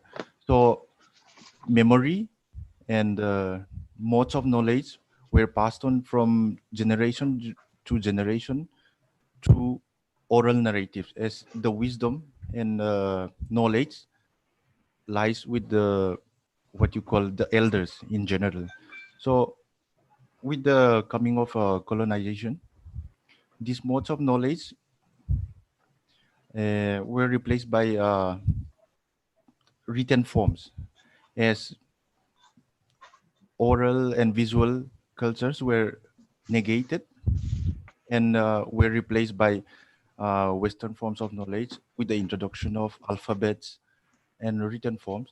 So in this process, my submission is that many of these forms of knowledge and expression were lost in between this transition period, as in from transition from oral culture to written culture. So that is my submission. Yeah. Thank you. What I would like to add to what you have said is this colonialism and Western modernity made a deep impact on the regional, local culture, tradition, memory, orality, etc., etc. And they only made us understand that what is written has some value, and what is spoken, what is in the public memory, has no place in it. So this is something which we need to address in our in the days to come. Thank you so much. Yes, thank you. And now we have the last paper presenter, Ashwini. Ashwini has been waiting for a long time. I could see her. Now, Ashwini Ramesh, I request you to speak on the media framing in 24/7 English news channels and analysis of the role of panelists in prime time political news debates. Yes, sir. Good morning, everyone. Respected chairman of the session, dignitaries, scholars, faculty and students. I'm Ashwini Ramesh, and as Sir said, my topic is on media framing in 24/7 English news channels, and I'm going to analyze the role of panelists in these prime time news debates. Explaining the concept of media framing, it means how journalists present news to their audiences using their personal judgments and opinions. Framing means bias. The concept of framing was given in 1974 by Erving Goffman. While doing review of literature for the study, I realized that in India, framing of television news is minuscule. We still need to pay attention, and the Indian academia need to focus more on this topic of research. Hence, the significance of my study stands in not only analyzing that there is bias in television news, it also goes beyond that in analyzing why there is bias and what is the role of panelists in these prime time news debates. The objectives of my study is to analyze the panelist time and the work profile of the panelists, and if they come from political background, what is their political affiliation, what is the women representation among panelists, and what is the percentage of media framing in prime time news debates. The research methodology that I have adopted is quantitative analysis, after which I have done framing analysis on 47 prime time news debates of popular new English news channels. The popularity of channels is based on the BARC readings. I have taken 3 channels. First is Republic TV, second is NDTV 24/7, and third is India Today TV. And the data collection period was between November 2018 to January 2019. Quantitatively analyzing the news debates, I divided the debates into advertisement time, then discussion time, and the headlines time. Of the total advertisement time was 29 hours, 32 minutes, and 15 seconds. Further dividing this discussion time into anchor time and panelist time, I realized that the total panelist time taken for the study was 17 hours, 57 minutes, and 34 seconds. And it was ironical to see that Republic TV gives the lowest panelist time. They have the longest panel size, meaning in each debates, there are at least 10 to 12 panelists participating in them. And one panelist approximately gets only 2 minutes 38 seconds to express their views. Further analyzing the work profile of panelists, it was seen that politicians participating as panelists was more as compared to other work areas, and also politicians from BJP parties were higher as in comparison to Congress party. So from this analysis, I could see that politicians from national political parties were given preference than compared to local or regional political parties. Going ahead with the women representation as panelists, it was again ironical to see that women as panelists are not encouraged much in national television. It was only 11.37% of women who participated in these primetime discussion, and Republic TV again had the lowest women participation percentage with just 4.76%. Out of the total discussion time, as I had told earlier, of 29 hours, 21 hours were framed, meaning these 21 hours, 56 minutes and 58 seconds were not journalistically objective, and they were not fact-based, and they did not abide by the journalistic code of ethics. And I could also see that Republic TV frames most of its discussion time, with 80.79% of its discussion time being framed. In my research paper and in the Ashwini, sorry to interrupt you. You have 1 minute to conclude. Yes, sir. In my paper presentation and in the research paper also, I have given various examples on how news framing takes place in television news channels. And to conclude, with the limited time I have to conclude, as Dr. Trinath said, needs to be more social responsibility by the journalist in presentation of news. In my studies analysis also, I saw that whenever a panelist tries to express their viewpoints, the anchors force them or get back them to the framing track by using words such as agree with me, apologize to me, and so on. They try to remote control the panelists, and there is a kind of deliberate attempt by the anchors to manufacture the entire news discussion by shrill voice, loud noise, body language, tone, tenor, graphics, and kind of promoting sensationalism. And also we could see that there is lowering standards of journalism by not giving proper conclusions to the news, not having news value, and showing a kind of political favoritism in every news discussion. So this was my study. Thank you, sir. Thank you, Ashwini, for your beautiful presentation, and I agree with you and Trinath that the media has to become more responsible, and it has to have a lot of commitment to society. And not only this, it should become more sensitive and more sensitive to Indian ethos and Indian diversity, etc., etc. I have one small question for you. How do you explain the absence of women representation among the prime time panelists? Yes, sir. I see that women, if they participated in these primetime discussions, they came mainly as advocates or as politicians. Hence, women working in other areas as doctors or residents or any other work profile were not encouraged in primetime discussions. So we should see that women's voice, if it has any kind of significance in framing or in biasing notes, what are their viewpoints we need to consider. That too, this kind of very small percentage of women presence in prime time discussions by national television should not be encouraged. That's where there has to be more thought or more academic study taking place. Thank you, Ashwini. I think we have 3-4 minutes left for me to conclude this session. And there is a question in the chat box for Trinath. Trinath, I will give you 1 minute, please. Please try to respond to it. Yes, sir. So I think Dr. Dipendra asked with regard to reservation.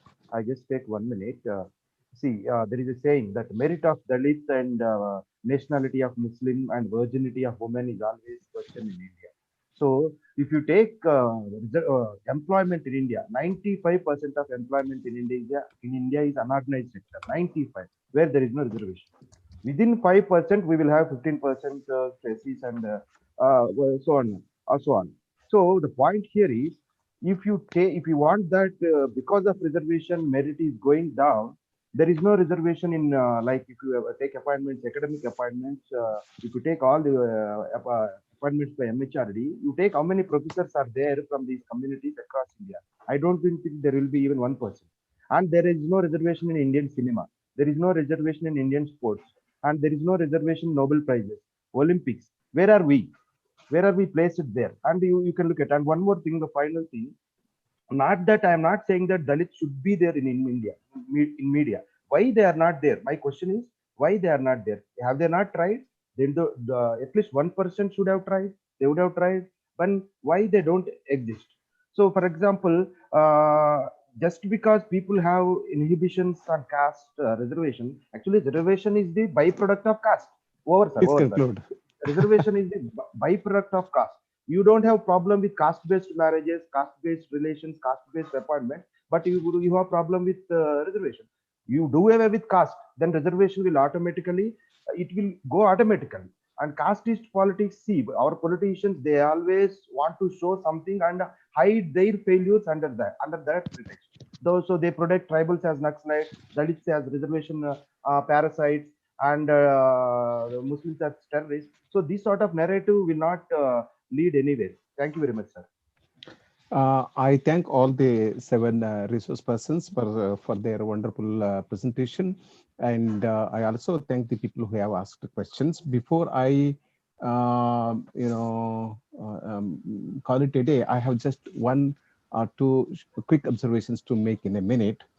I think it's my personal belief that an academician should use the language of academics, not of politics. And when an academic takes a stand, affiliates himself to a certain ideology, left or right, he can't give a full view of the truth. Gandhi and Ambedkar never believed any single ideology. That's the reason why they both of them could give a clear picture of what India really was and what we need to do. And what we call truth is truth. We cannot find truth in any extremities. So these are my personal observations, and I'm very happy to participate in this plenary session. And all the seven resource persons have made their points, and they were very clear in their attitude and approach, and they drew our attention to the stark realities of India. I appreciate their concern and their commitment and their sensibility and sensitivity. So with these scattered remarks of mine, now over to Rosemary for the rest of the proceedings. Thank you very much, sir. It was really very nice to have you here chairing this session. And also thank you for facilitating the discussion so beautifully. We have now approached the end of this particular presenters panel. A very heartfelt gratitude to all our participants as well for joining in this very lively discussion. And we shall resume the next session in a few minutes. I kindly request all of our presenters and participants to please hold on as we proceed towards the next session. Thank you, sir, once again for chairing the session. Thank you. Thank you. Thank you. Bye.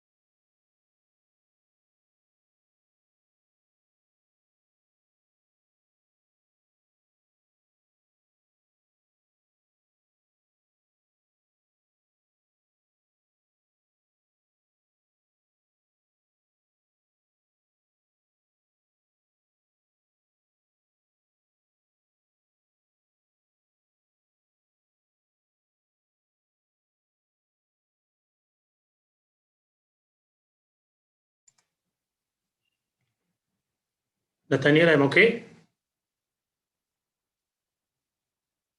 Yes, Father.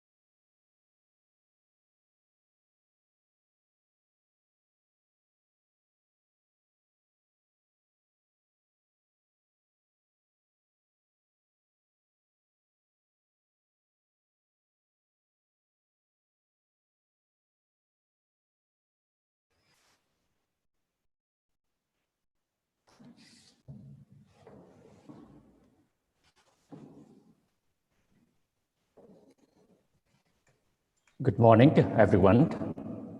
In this session, the session will be chaired by Reverend Father Dr. Joby Joseph, who has been in the field of education over the past 20 years and is currently the rector of St. Anthony's College. Father holds a PhD in computer science and is also currently teaching in the Department of Value Education. He was formerly the head of the Department of Computer Science and director of the Media Department. While direct classroom acts as a teaching and learning in most inspiring, and Father is very involved in the process, but he is also very active in most social media platforms for communication, education, and dealing with various official works in the ministry. Now, there are 7 presenters for this session. They are Dr. Sayan Dey, then Dipamul Thomas, Farah Y. Rahman, Venugopala Gaura, R.P. Saikia, Dhanya S. Nair, and Megha Punia. Now I request Father Joby Joseph to start the session. Thank you. Thank you, Dr. Roina. Before we go into the session, welcome to all the presenters, and we would like to just inform you about the just basic instructions and rules for the coming panel presentation. So you will be given a total of 5 minutes and an alert at the 4th minute. You need to only give an overview, not the entire paper, that fills the 4+1 5 minutes, and strictly adhere to the time given. The format of the to be adhered is strictly based on the discussions questions that will be raised by the chairperson. And if participants, you have questions or comments or by the attendees, you can post it in the chat box and we will look into it. Only the presenters, the co-authors are not to be included in the presentation, only the main presenter alone. You are requested to keep your cameras on all through the presentation. Kindly do not turn it off or mute it off, the audio or video. Kindly keep to the decorum and discipline of any panel discussion and to the theme of the conference and to the decorum of the event. So we will begin the first with Dr. Sayan Dey. He is presenting on the theme Rural is Real, Tracing Opportunities and Challenges of Online Learning in Rural Assam. This will be followed by Diba Mall. So Diba Mall is the next. So we go to Dr. Sayan Dey. Yes, your time begins now. Good afternoon to one and all. With warm greetings of the day to respected chair, my co-panelists and all the attendees. I would like to briefly present my paper with as per the directions given and within the stipulated time. So my study is entitled as Rural is Real, Tracing Opportunities and Challenges of Online Learning in Rural Assam. It aims at examining multifold implications of online learning, especially in rural hinterlands of Assam. As we know, due to this COVID-19 pandemic, all aspects of human civilization has gone to toss, including education. Digital teaching and online teaching, online learning processes were seen as the panacea to end this bottleneck. But this paper tries to trace what is the ground reality in remote and rural corners of India, specifically in states like Assam. As per the National Sample Survey data of 2017-18, 66% of Indian population stays in rural hinterlands, where only 12.5% of the students' community have access to the smartphones, and with only 20% of the households in rural areas getting more than 8 hours of electricity a day. So in such a situation, what is the actual evaluation of this online teaching learning process that is being seen or promoted as the only solution to end this bottleneck in the field of education during this tested time? So for this study, online survey was carried out using Google Forms with 286 samples in a rural subdivision of Assam. The main findings of the study revealed that online teaching learning among the student community has become popular, and they have taken it as the way forward But they have also registered that this online teaching learning process has some of the loopholes as compared to the offline sessions. Like they have registered that aspects like evaluation, syllabus coverage, and doubt clearing sessions were not as effective as it was during the classroom sessions. Also, student community have registered that issues like low bandwidth, technical lags, and glitches in handling these online digital platforms have also been hurdles in accessing online platforms. Some of the recommendations that this paper puts forward is to create digital volunteers who are capable of teaching in a limited setup, and also digital empowerment of the teachers. So, see, like in some of the cases, it was found that teachers are only clicking photographs of their textbooks and forwarding the same to the WhatsApp group in the name of study materials. So these are some of the observations or some of the findings that this paper captured. Thank you, everyone. This is the brief overview of my paper. Hope I completed within time. Oh, yes, before time. Thank you. Thank you. Dr. Sayan Day. I think in the context and in the time of now is a wonderful work that you have done. And I have a small question here. You have titled your paper as Rural is Real, Tracing Opportunities, Challenges of Online Learning in Rural Assam.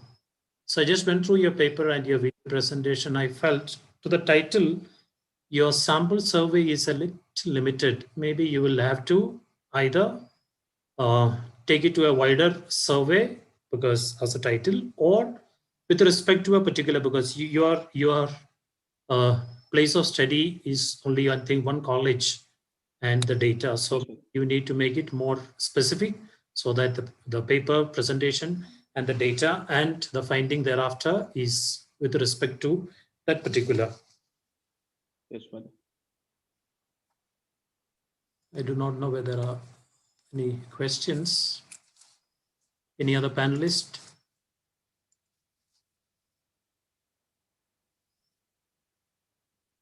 You are also a teacher, right? Yes, father. All right. So what would be your take?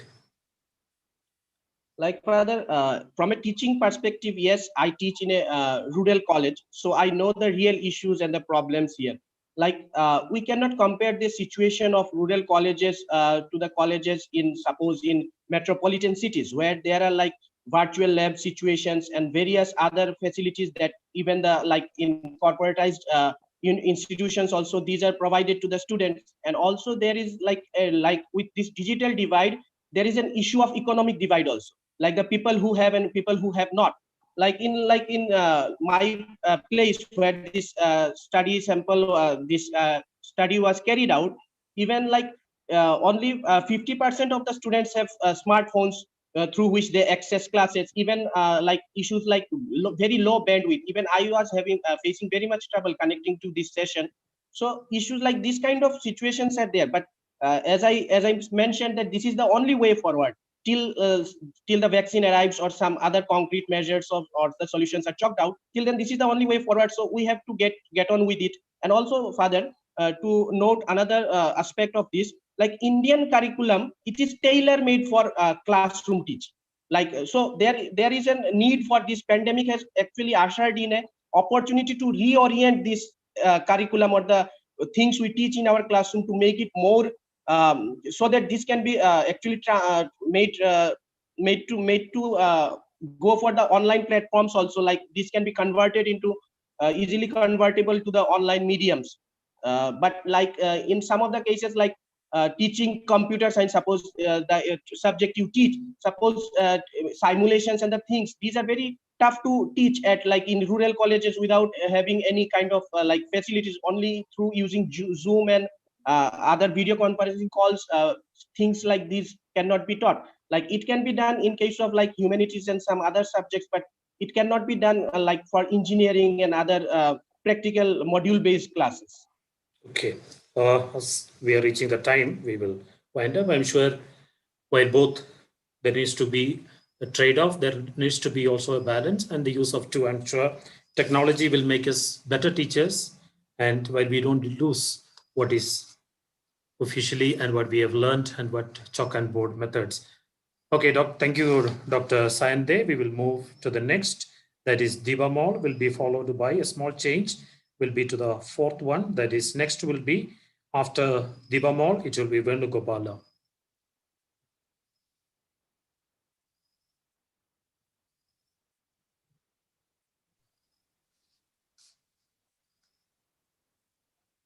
We have. Hello, good. Yes. Shall I start? Yes, go ahead. Yeah. Good afternoon, one and all. I hope I am audible and visible. Yes. My research topic is to study the role of MOOCs, massive online open courses, in the cultural exposure of undergraduate students. Here the researcher has tried to find out how did MOOCs help in the cultural exposure of students in various countries. As we know, MOOCs are available since 2012 with the foundation of Audacity and Coursera, but the COVID-19 pandemic paved new way of lifestyles, and we have witnessed a drastic change occurs in the field of education. Nearly 1.5 billion students are out of the classroom and they are turned into e-learning. In addition to this, lot of college students, especially undergraduate students, turned into parallel MOOC courses because they have got ample free time. Here, the researcher has raised 3 research questions. One is whether the online courses are important amidst in the unequal distribution of power and wealth in the society. Second one, how do the flexibility of online courses cater to the diverse cultural perspective rather than predetermined content? And third one, how do online courses act as a tool for self-development? This study is based on the theory Social Constructivism by Lev Vygotsky. According to him, human development is socially situated and knowledge is constructed through interaction with others. Peter Berger and Thomas Luckman supported this theory. Quantitative research approach and closed-ended questionnaire survey research design are used for this study. Trivandrum Corporation was the study area. 54 students from 4 colleges participated in the study. The study revealed that online courses definitely mitigate the financial inequalities. Majority of the participants agreed that MOOCs provide wonderful learning experience and it helps to familiarize the diverse cultural perspectives. MOOCs help a lot to mediate and regulate our relationship with others and ourselves. I don't skip the disadvantages of poor internet connections, language barriers, and tracking difficulties of students' assignments and involvement. Researcher could understand one important thing: the multidisciplinary knowledge and skill set provided by MOOCs help students to solve a real world problems more efficiently and effectively. Thank you. All right. Thank you, Deepa Mall Thomas, for the presentation. You two have finished before time. All right. There are no questions to you. All right. Wonderful presentation. I'm sure this is a time like this, the use and availing of massive open online courses has been in the increase as you have presented. In the light of your learning knowledge theory within the social context, is there any study done in your research, in your work, about the social, let's say, index of an individual within the new learning paradigm of MOOCs?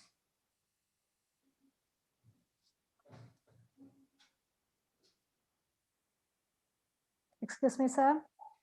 Okay, my question was, in the light of the learning knowledge theory within the social context that you are basing, is there any social index study that is done that would you be looking into on the, let's say, the students who go through such courses, the social aspect of learning?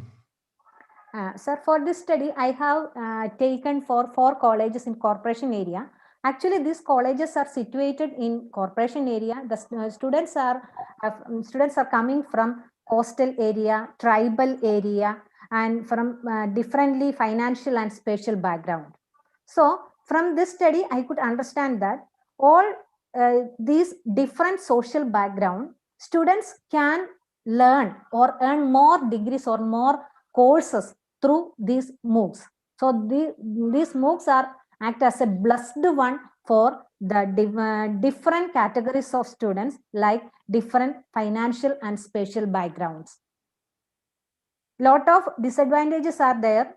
I know that. Even though amidst these disadvantages, MOOCs are very blessed for these students. Okay, given a trade-off, would you name MOOCs as add-on or substitute for regular courses? It is better to start add-on courses. I think it is better to start add-on courses, even though some colleges in Kerala start Coursera. The colleges registered under Coursera for free courses. Then lot of students started their MOOCs courses under Coursera. It is better to start add-on course. I think so. Okay. Thank you. Thank you. Thank you. Thank you, sir. Okay. We will proceed to the next. That is paper number 54 by Venugopala Gowda. Paper titled Comparative Study of Urban and Rural Students on Their Social Media Behavior by Venugopala Gowda, MK, will be followed by RP Saikya.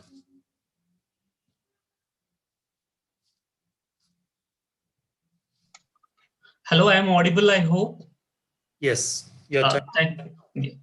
Thank you, session chair and panelists and participants. So myself, Dr. Venugopal Gowda, and my co-author, Dr. Vagdevi H.S. both are done the study on a comparative study of urban and rural students on their social media behavior. As we know, with 574 million internet users, India is the second large online market in the world. Among these, 54% of the Indians internet user are between 20 to 39 years, and that means the most of the young populations using the internet. In this era, the present research work studies the youth behavior on information sharing with a prospective study on a comparatives between the rural and the urban user. The focus of the research work is to study the intercultural attitude of the rural and urban students, taking into considerations the level of education also. This paper is incorporate the quantitative approaches to study the research objective. A non-probability purposive sampling is used to obtain the primary data. The tool that has been employed to work on this data collections is particularly questionnaire. And the study is related to social media, so that as the sample was collected from only those who use social media. A total of 180 respondent.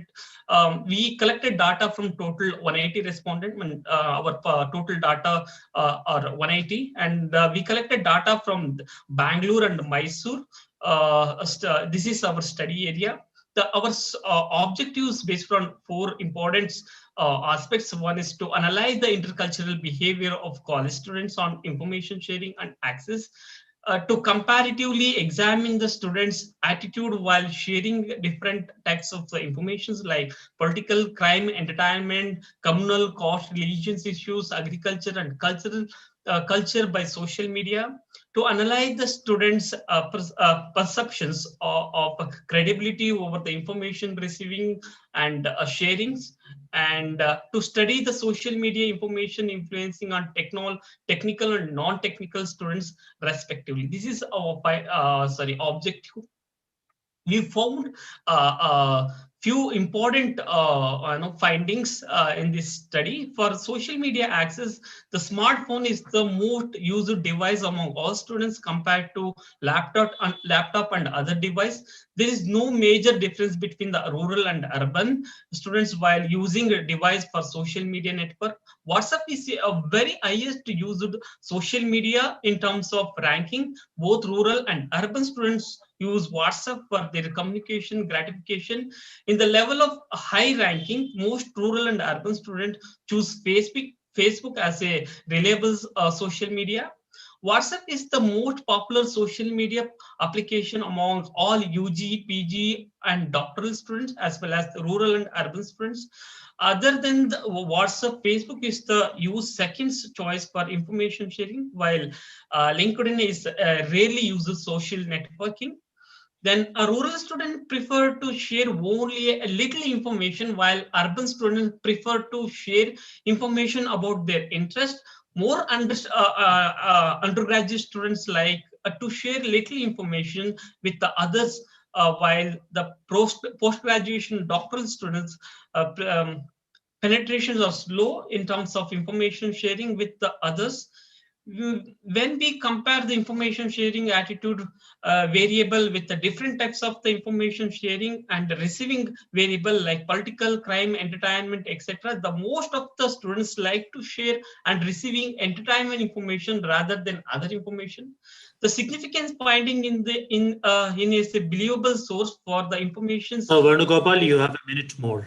Yeah, close friends are believed to deliver source than the other sources, and entertainment, political related informations is most widely receiving by students compared to other types of the information related to crime, communal, agriculture, and culture. Significant, it is found that the student that from the rural area, they are not receiving and sharing much agriculture related informations. The study found that the rural students, both technical and non-technical students, feel that negative waves are spreading in the social media, and technical students are not interested in the series of using like political, crime, agriculture, communal religion, or caste related information, while non-technical students shares almost equal percentage in information exchanging on all kind of the topics ranging from the crime to entertainment. Thank you. Okay, we have a little overshot the time. Yeah. All right. Since one small comment. Yeah. Goes to your study is very vast. You have considered all class of students starting from undergraduate, postgraduate, postdoctoral. But I think for that, you need to consider data a little more wider number so that it's more representative and more indicative.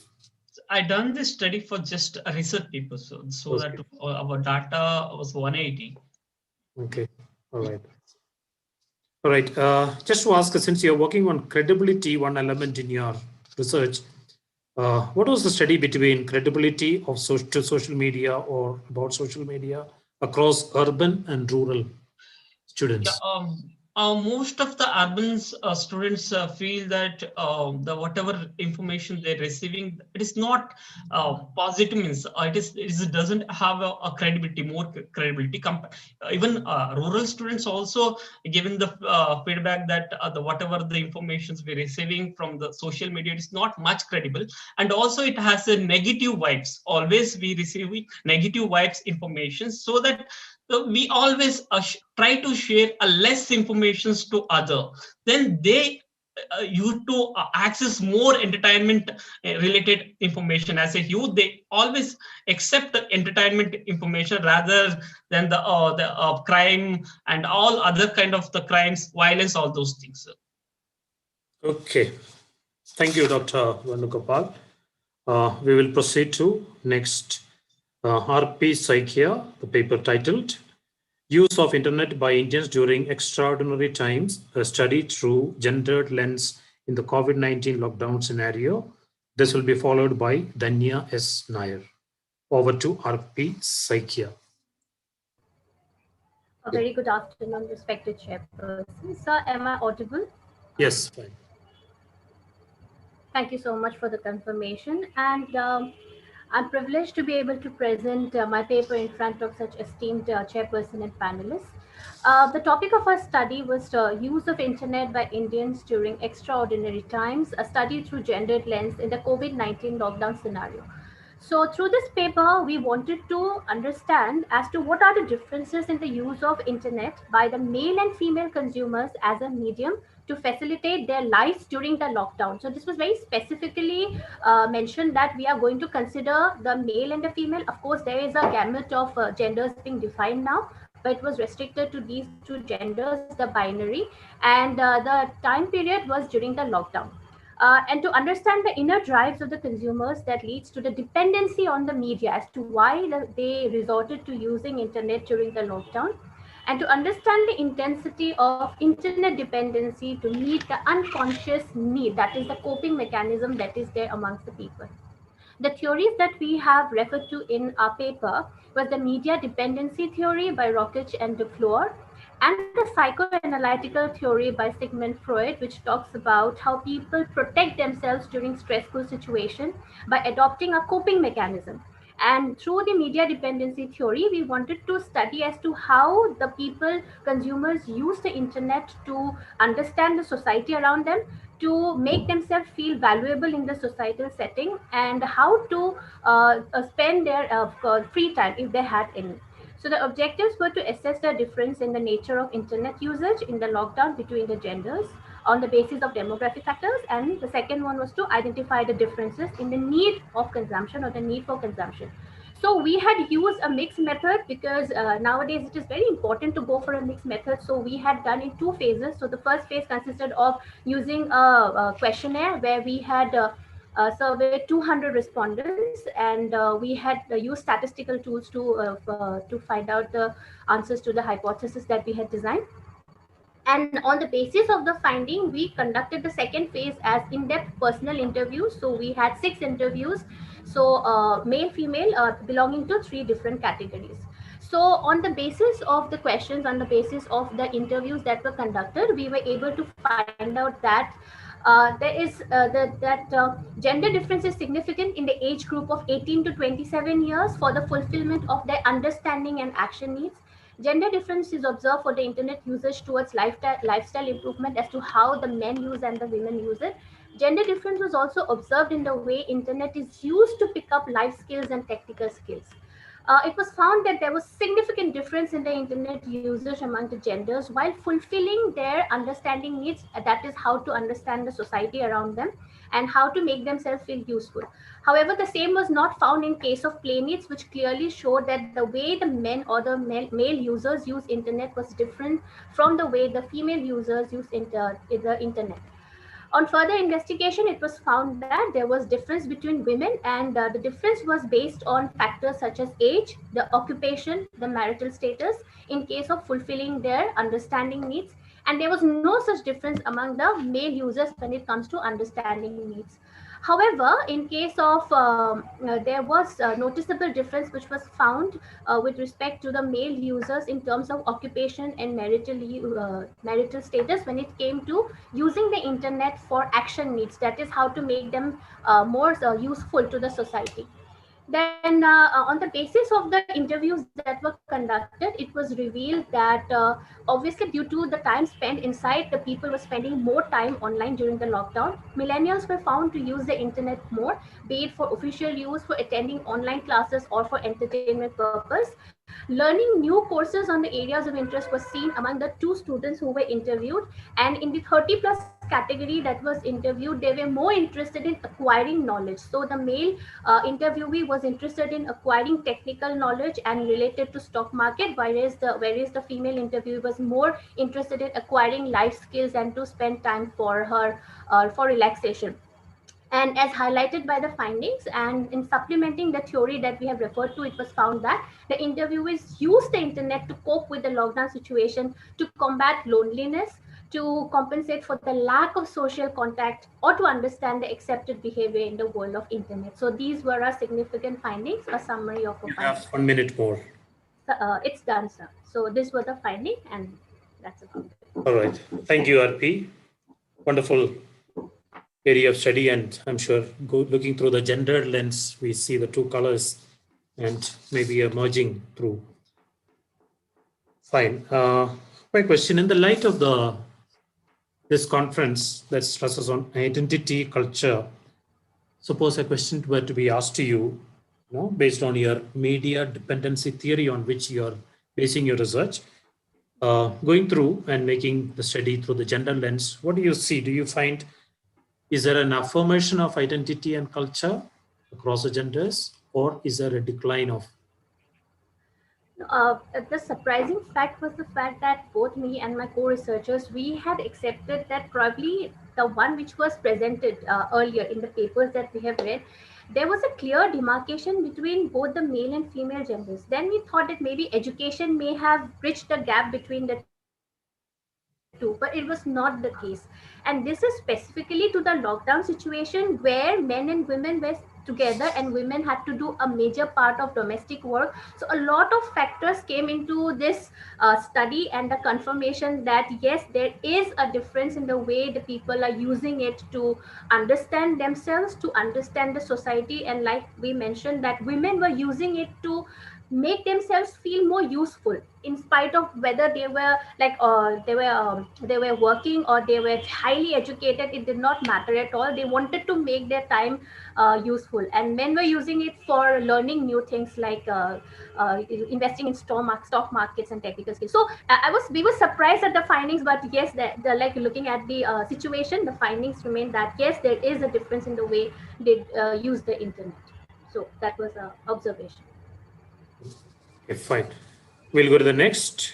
That is by Dhanya S. Nair, Tracing Counter Memory and Inquiry into the Mediation of Silence in Empirical Media Coding Practices, by Dhanya, followed by the last, that is Megha Punya. Okay, thank you, sir. Good afternoon, everyone. I think I am audible. Yes, your time begins now. I am Dhanya S. Nair. Me, along with Dr. Lalmohan P, co-authored this paper titled Tracing Counter Memory and Inquiry into the Mediation of Silence in Empirical Media Coding Practices. As you all know, media has been known as a vigorous force which influences the way we experience the world. Therefore, people's day-to-day engagement with media is extremely significant and need to be studied. Media's power to direct attention to or from public issues often determines which problems will be addressed or ignored by the society. Media narrates news using certain codes that reflect that era of production. In order to make these codes audience appeal, they may reflect certain dominant ideologies and simply ignoring all others. The researchers rest upon the question of which materials are coded and which are excluded in this process. In a media-saturated world, where communication becomes highly performative and highly formalized, the retention or absence of one single word or a gesture is critical and is significant, and this lack of attention is here referred as silencing. Silence can also be considered as an emotion, intent, or information that are not being fully addressed or during a process. The notions of archiving, memory, identity, and power are highly interlinked, and with archiving taking a prominent role, controlling what we remember and remembered. This paper revisits news and media narratives in the manner of an archive. The present research examines the mediation of silence in the empirical media coding practices as well as in the process of forgetting and remembering. It also made an analysis of the role played by silence in the creation of memories. For this purpose, the researchers made an inquiry into the archival coding of news related to senior citizens during COVID-19 outbreak and subsequent lockdown in Kerala. For this, a qualitative conceptual content analysis of 2 weekly news programs in 2 top-rated Malayalam television channels were selected for a period of during the entire lockdown following 1 month of Unlock 1.0, that is from March 25, 2020 to June 30, 2020. And the programs selected were Cover Story in Asianet News and Parayada Vaya in Manorama News Channel. Along with this, an unstructured interview with the subjects was also conducted, and the concept used in the analysis process were identified through this interview and following the sociogram scaling techniques. And the study reveals that mass media continues to function as an important open access archive of collective as well as individual memory. And media plays an important role in creation, recollection, destruction, modification, and even replacement of memories. Both the programs analyzed here will serve as an important piece of media archives that construct and disseminate memories related to India's fight against COVID-19. Absence, omission, silence, and marginalization exist in the media coding practices as well as in the creation of memories. And silences in these processes is not a product of mere ignorance. Rather, they come from the act of memory producers who decide to include information that they think is crucial or important or relevant and omitting other information that they think is not necessary. Then if these silences are the product of a deliberate act, then it should be considered there is every chance of occurring a diffusion of power. Again, these omissions can be considered as signs or symbols referring to there is something beneath the mere absence. It is evident that silence plays an important or major role in forgetting and remembering things. And here you have 1 more minute. Okay, sir. Silences are capable of symbolizing the mere presence of absence. And this is a form of resistance that arises within the structure of power. Resistance is possible through memory, and silence plays an important role in creating these memories. The study also reveals that just like history, memories are not originated in a natural way of processing. Rather, it is created. Memories are created, and media possess the immense capability of modifying and replacing memories. And in most cases, memories are modified and replaced than destructing it. And this process is more dangerous than the mere absence or destruction of memories, because it may even determine our priorities, lead to invalid categorization and improper prioritization of concerns. So replacement of memories will eventually lead to replacement of identities. So media landscape not only changes what we have to remember and forget, but also how we have to remember and forget. This is the brief overview of our paper. Over to sir. Okay, thank you so much, Anya. Nice. Memory and silence coming together. Okay, question. We know that very often memory or silence or media, our memories are within a context where we are, how we are, and the circumstance, situations play a role. We know very often memory is selective too, as you have mentioned, and silence is also intentional. Is it a natural, or are there external forces that make us do so? What is your take on?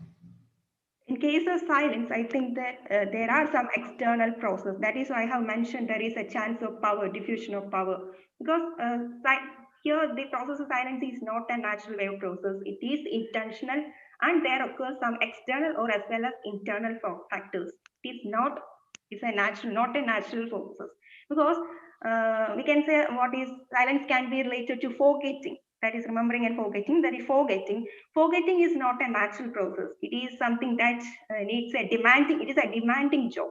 Because if we want to forget something, we have to remember it again and again, and it is a demanding job. And considering that, in this case, silence is not a natural process. It is something intentional. We can consider it as an intentional, or if it is an intentional or a deliberate act, then there is every chance that there occurs some external or internal factors. Okay, fine. Thank you, Anya. We will go to the last presentation. This is by Megha Punia, titled Educational Experiences of Denotified Tribes.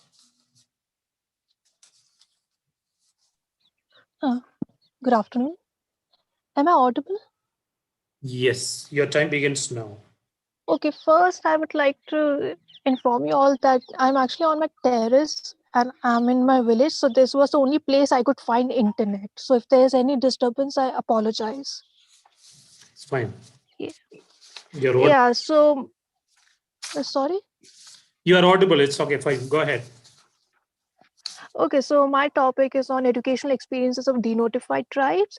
I've taken the educational experience. These tribes are in an extremely poor condition, and to cover all the aspects won't have been possible in one paper. So I took educational experiences. These are the communities which are worst affected groups in terms of their representation in the political, economic, and social sphere. Without any of these representation, these communities also face difficulty in receiving education, especially a quality educational experience. So also with that, it also we see that government has not shown much interest in these tribes education. So the reasons of my paper, what it covered was the reasons behind it, and hopefully it adds on how it further whatever effects have on the tribe of not receiving quality education, how it further affects the identity and makes it more difficult for them to receive a quality education. So this is a like ongoing debate and which needs to go further. So the reasons which I think for the education status which is there today is like one is lifestyle of DNTs, denotified tribes, has made it difficult for the community children to attend a regular school, because when it comes to a formal model of education, there's lack of flexibility because these communities are semi-nomadic or nomadic lifestyle, and which they have to go around because of the livelihood. So the choice becomes between, do they pursue education or do they live, like go for earning money. Again, the economic status is very poor of these communities.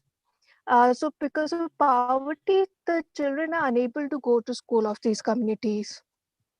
Also, then it comes to with these communities, because they have stayed in seclusion for so long, they're not able to adjust with other people. Like I've talked to some community people, like from Bhat community and Nut community. They told me the children, the ways they speak, the way their habits are, they find it very difficult to adjust in a school setting, which makes it again difficult for these children to adjust, and they themselves are not that much excited or want to go to school.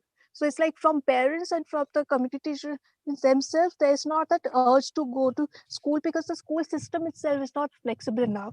Then we have discrimination, which is seen at the school level. At times they're asked to clean the rooms, they are giving less focus, or there's a stereotyping that they won't do well. Hardly any of them have gained graduation.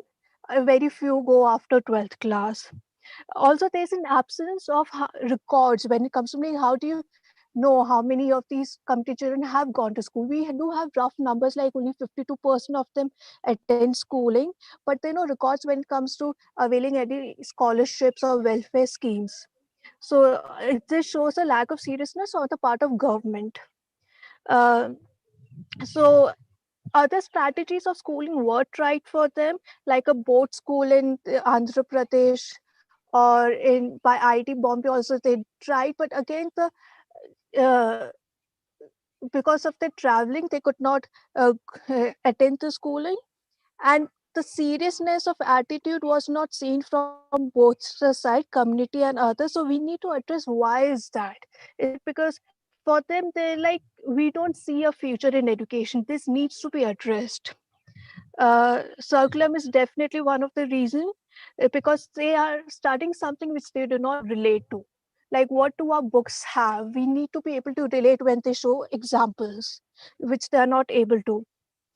So we need to understand what kind of educational model which work for them and which will make it easier for them to adjust with others also in a school, because diversity is something which needs to question upon, especially in our country. So for me, I think it will. Punia? Sorry. A minute Yes. more. Yeah, so also we need to see how teachers' perception and school perception also matters a lot when it comes to education, and how these communities perceive education settings. So all these three questions definitely needs to be discussed and answered for these communities to do well.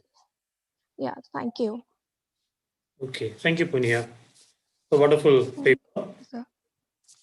I have a personal question. I hope not too personal, but working on such groups, especially the denotified tribes, beyond this paper, beyond your finding, beyond your survey, do you have any other plans to take it to the group? So I have actually, I'm doing my PhD, so I could not go for my field work, but I plan to go and visit and stay in the areas which I've chosen for my field work for like a year. And in future also, I think during my FL also, my focus was always on identities of such groups. How can I work towards them? So yeah, my plan is to actually do proper field work and get more understanding. Okay, being a nomadic, as you said, semi and nomadic group, schooling is a problem. What are some alternatives that you would think of for education? So schools can be more flexible, for example. So even shifting from school should be make easy, especially in terms of what they're being taught. Like so for example, if you shift from one to another school, so you're not missing out on syllabus. Then Angawadi, the groups can also there needs to be awareness, because doing not only these communities, as like what I've seen from my own experience, like I'm not from a nomadic community, I think I'm from a privileged background, but for me I've changed more than 7-8 schools. So every time I used to change a school, there would be a difference, so I've actually missed out of certain syllabus. For them, if that can be addressed, especially at school local school level, that could help a lot. Also, when they do travel around, but now because the monarchy has gone away and they travel for like places, I think are now fixed, like Bhat committee go for tourist places, so we can yeah, we can see places where they visit more often during which periods, and there we can have school systems which suit them more. Okay, thank you, Punia. Thank you, sir. All right. We had one question asked in the chat that was to Sayan De. I think he has answered it already. That was from Dr. Dibendra Kumar.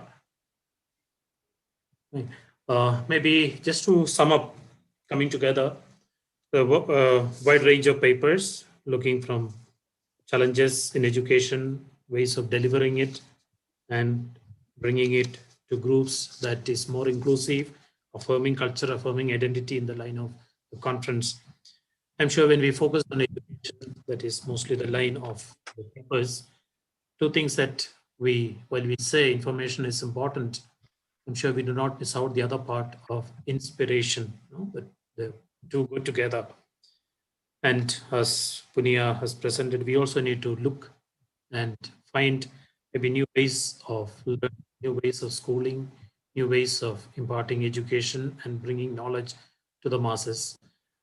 Once again, thank you so all, and I'm sure our findings, our study will not stop only on paper, but it will come and take it to affirm identity, affirm culture, and affirm individuals, especially to the group that we study and work on. All the best. God bless. Thank you, sir.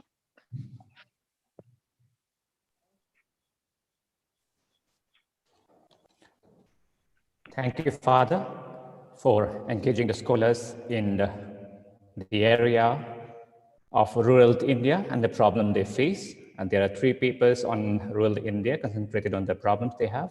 The other 3 are concentrated mainly on the problem of internet, education, as well as the counter memory, the spiral of silence. With that, we end the sessions, and I would request the other panels will start at 2:15 now. So now we'll break for lunch. Thank you, one and all.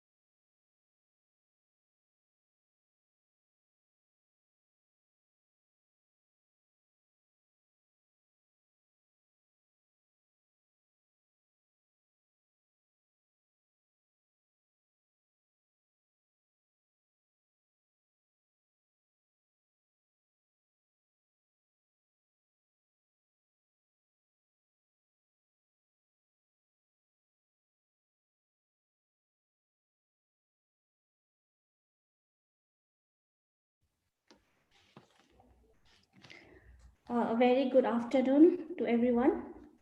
I welcome you all to this paper presentation panel 5 of International Virtual Conference, Identity, Myth, Memories, Communications, and Cultural Narratives. For these sessions of the day, we have once again Dr. Machung Wang Liu Kamai. I welcome you, madam, and I also welcome our participants.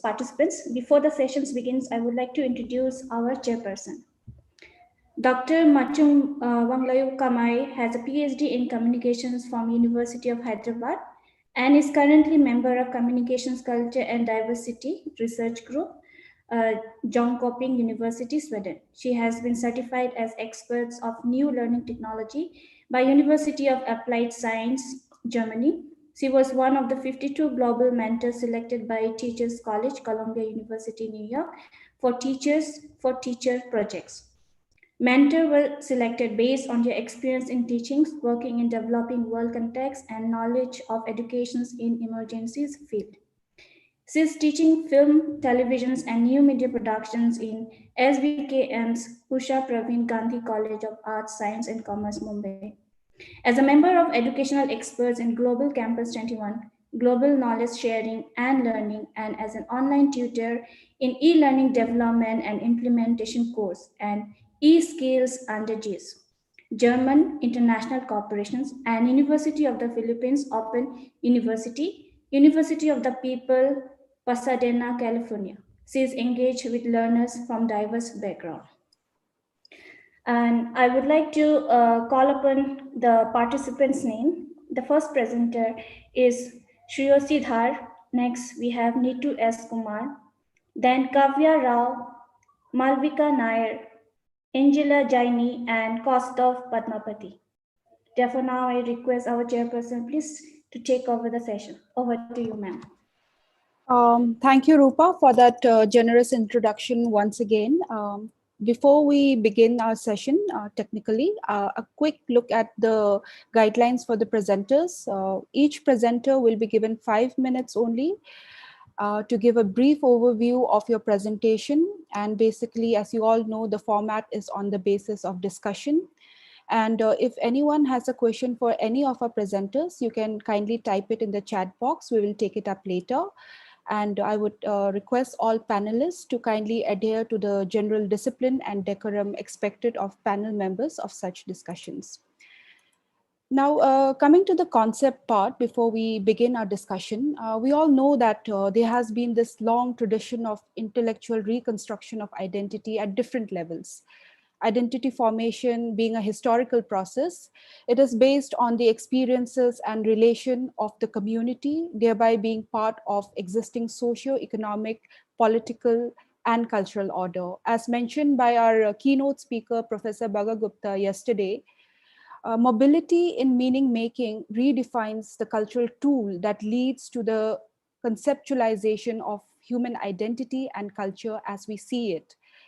I believe that our panel will be able to make this mobile gaze by gazing at identity as a concept which is based on the experiences of oneself in relation to others.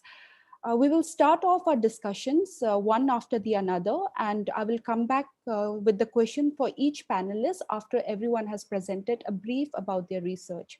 So may I request Shreyoshi to kindly present her research work. Good afternoon, everyone. I hope I'm audible to everybody. To begin with, my work is on ascertaining the impact of Amar Chitra Katha on womanhood in India. And in order to do so, I have focused especially on the title Shakuntala. So, Amar Chitra Katha, as we know, is a very popular comic book for children, and it's liked by children as well as adults. I mean, if you go to the book fairs, I mean, there is an entire section devoted to Amar Chitra Katha. So I think that is enough said about its popularity. But the manner in which Amar Chitra Katha is presented, the manner in which the illustrations are conveyed in the work, it creates an idea of womanhood in the minds of the children, and that then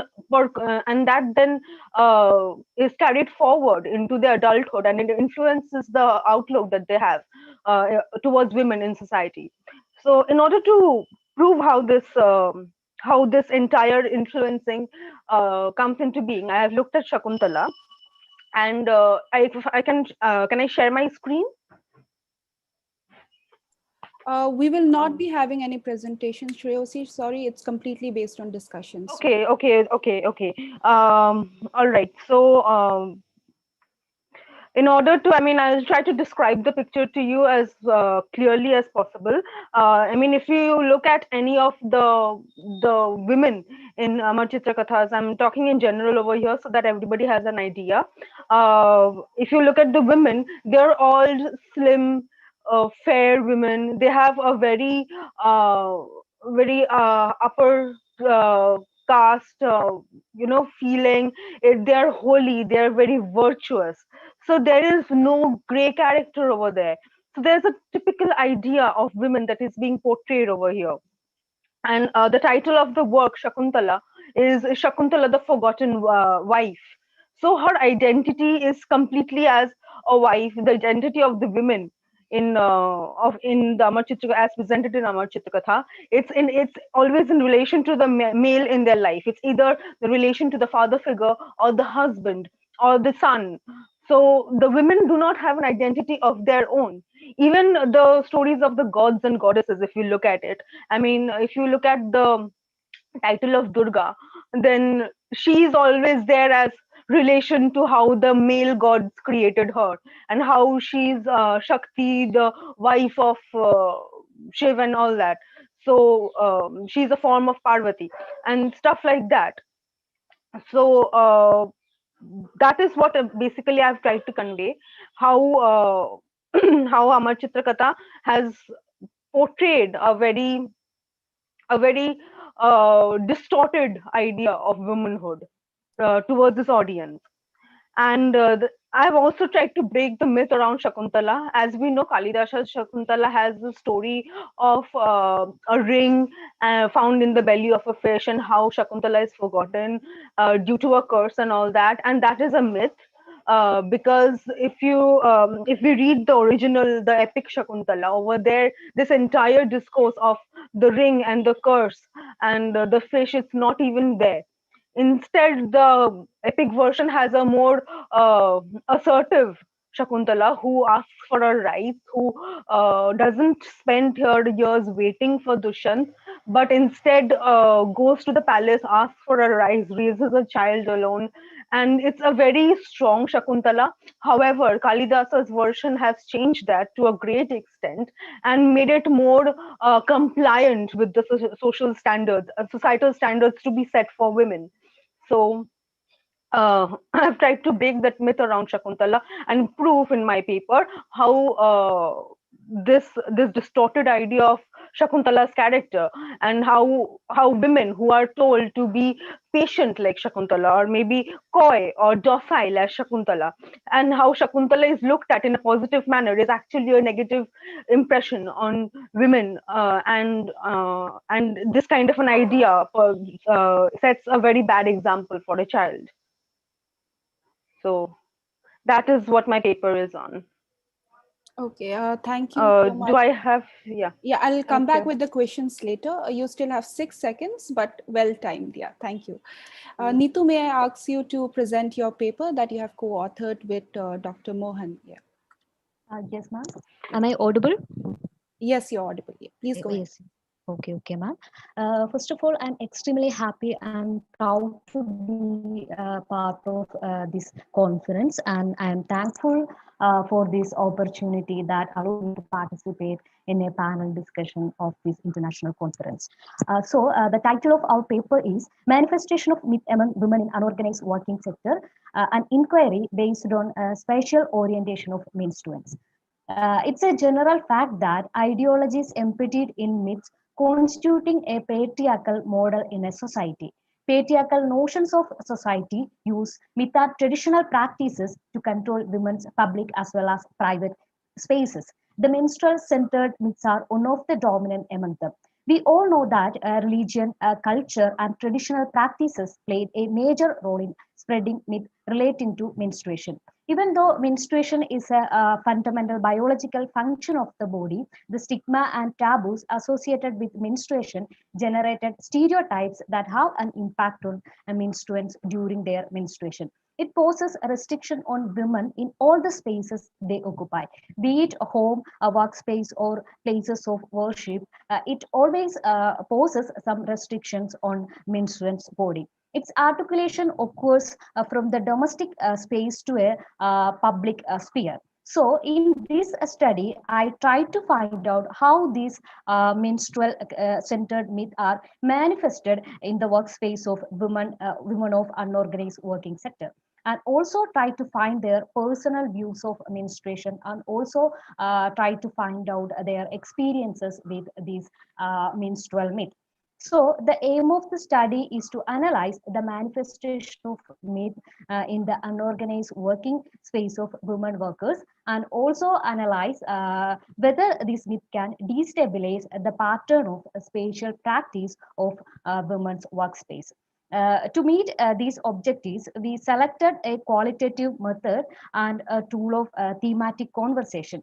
The population of the study was in Kollam district of Kerala, and a purposive sample consists of 3 Dalit women who have been working in various categories of unorganized working sector, including a regular wage person and a casual labor, and a self-employer was selected.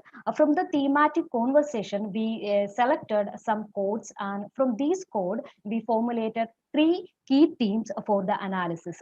They are, first one is occupational background of workers, and the second one is impurity and restrictions, menstruants' experience of menstrual myth, and the final one is manifestation of myth and the transformation of their particular workplace. Through the analysis, it became clear that all the participants perceives menstruation as a notion of purity and pollution framework.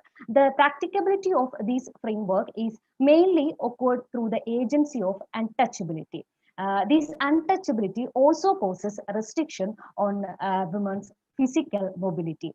Then some general findings showed that the patriarchal hegemonic notion of menstruation is very much inclined to the idea that it is the duty or responsibility of a feminine body to hold the ritualistic practices or traditional practices or religious views of the given society.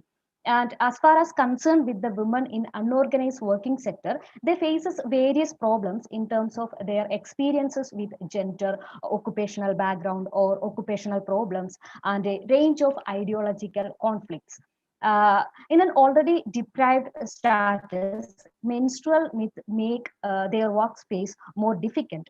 Also, when it comes to deprived Dalit workers, these myths make their occupation more vulnerable, deprived, disadvantaged, and socially isolated.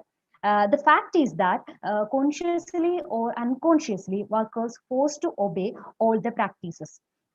When we talk with the participant, it became also clear that the articulation of myth in unorganized working sector transformed the spatial characteristics of that particular workplace, and it also defined the sexuality and performativity of the particular menstruants or women workers.